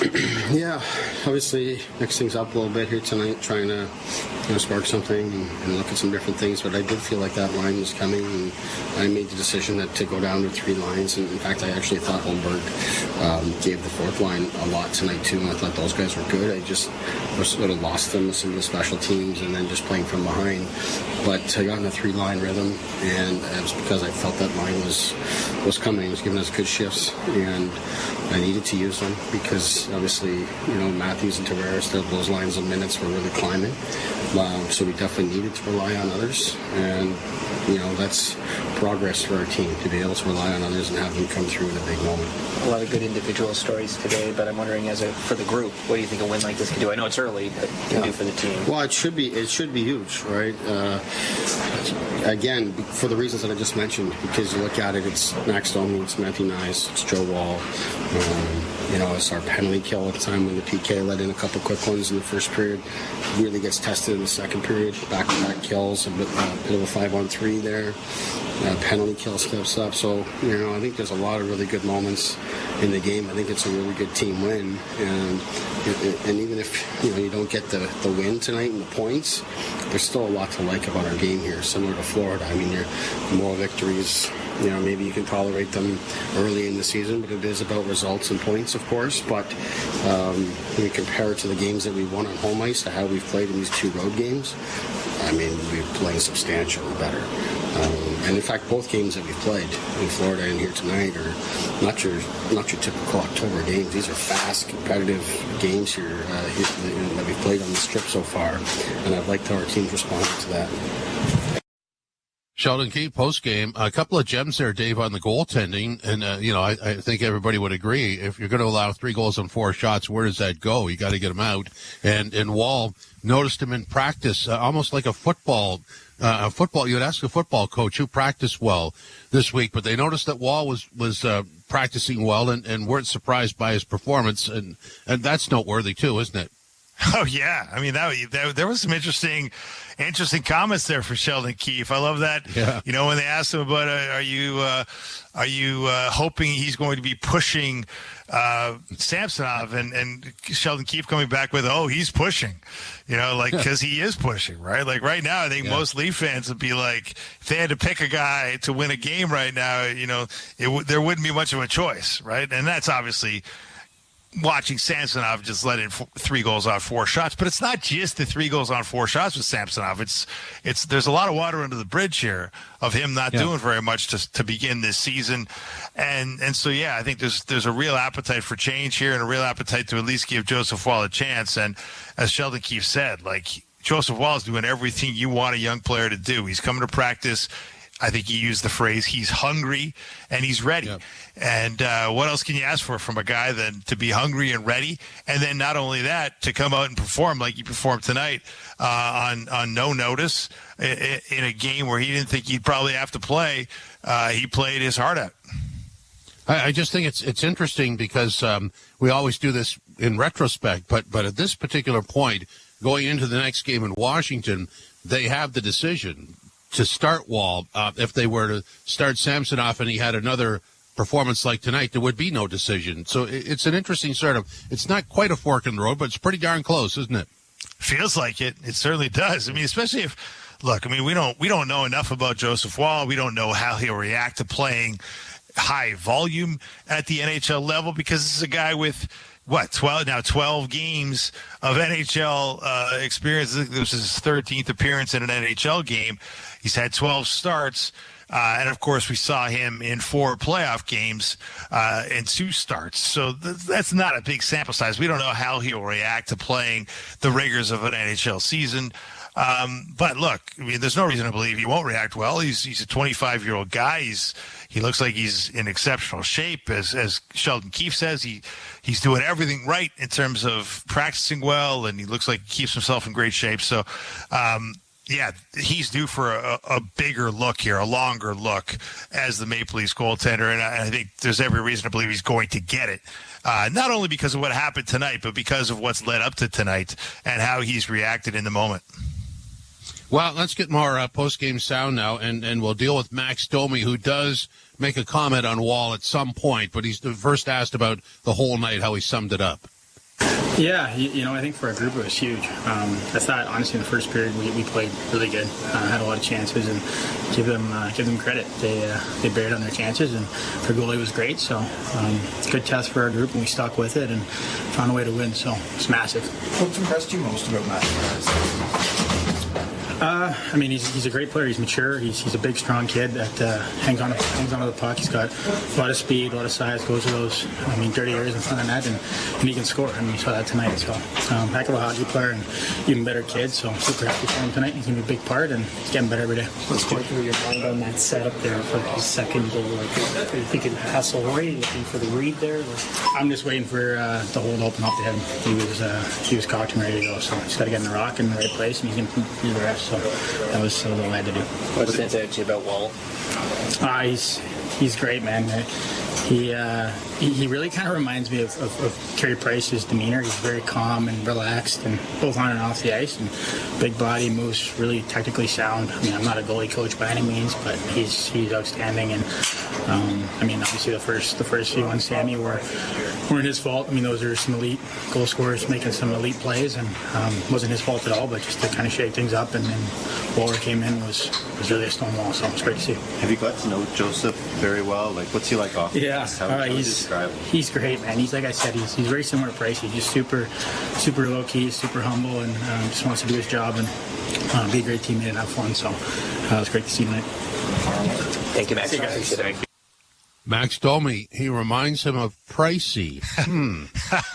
Yeah, let's not set the bar too high, Jim. Let's just compare him to the greatest Canadian goaltender of the last generation. Okay. No, let's not expect too much here, Max. But yeah, Joseph Woll, the next Carey Price. But I mean, if you did like a mental visual of how those two guys looked when they're standing in the crease and there's all kinds of action around them, they have an economy of moves. They're not very active. either one of those two guys. And I'm not saying that the Wall becomes Carey Price, but there is that similarity, isn't there?